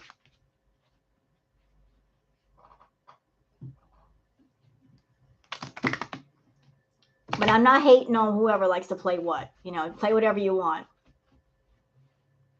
I'm just a spoiled gamer. I believe in paying once and that's it.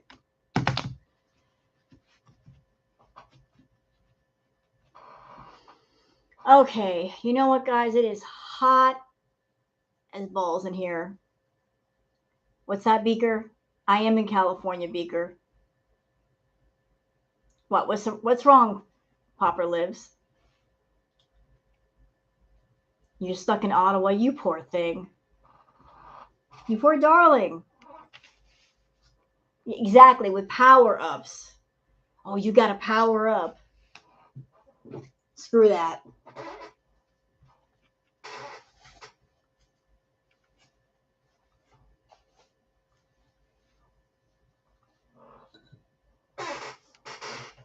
All right, it's really late over here, and I know it's really late over there. You guys have been fantastic.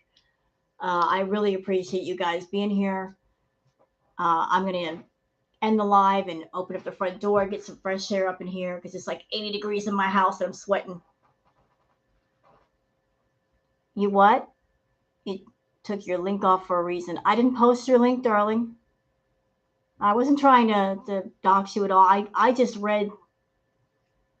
Huh?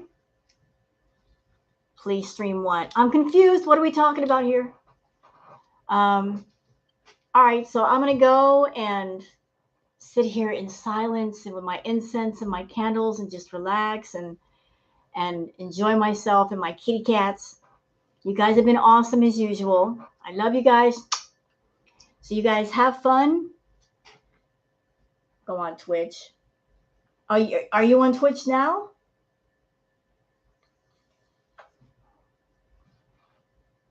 Are you on Twitch? I have a channel on there. There's no content. I'm not streaming on Twitch right now. I don't have my gaming computer set up.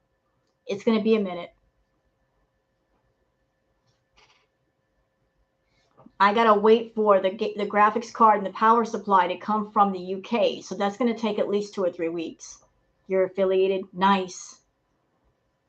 Oh, Ark Survival. Oh, okay. All right, I'm out, y'all. You guys have a good one. Y'all take care and have a wonderful weekend. Bye now.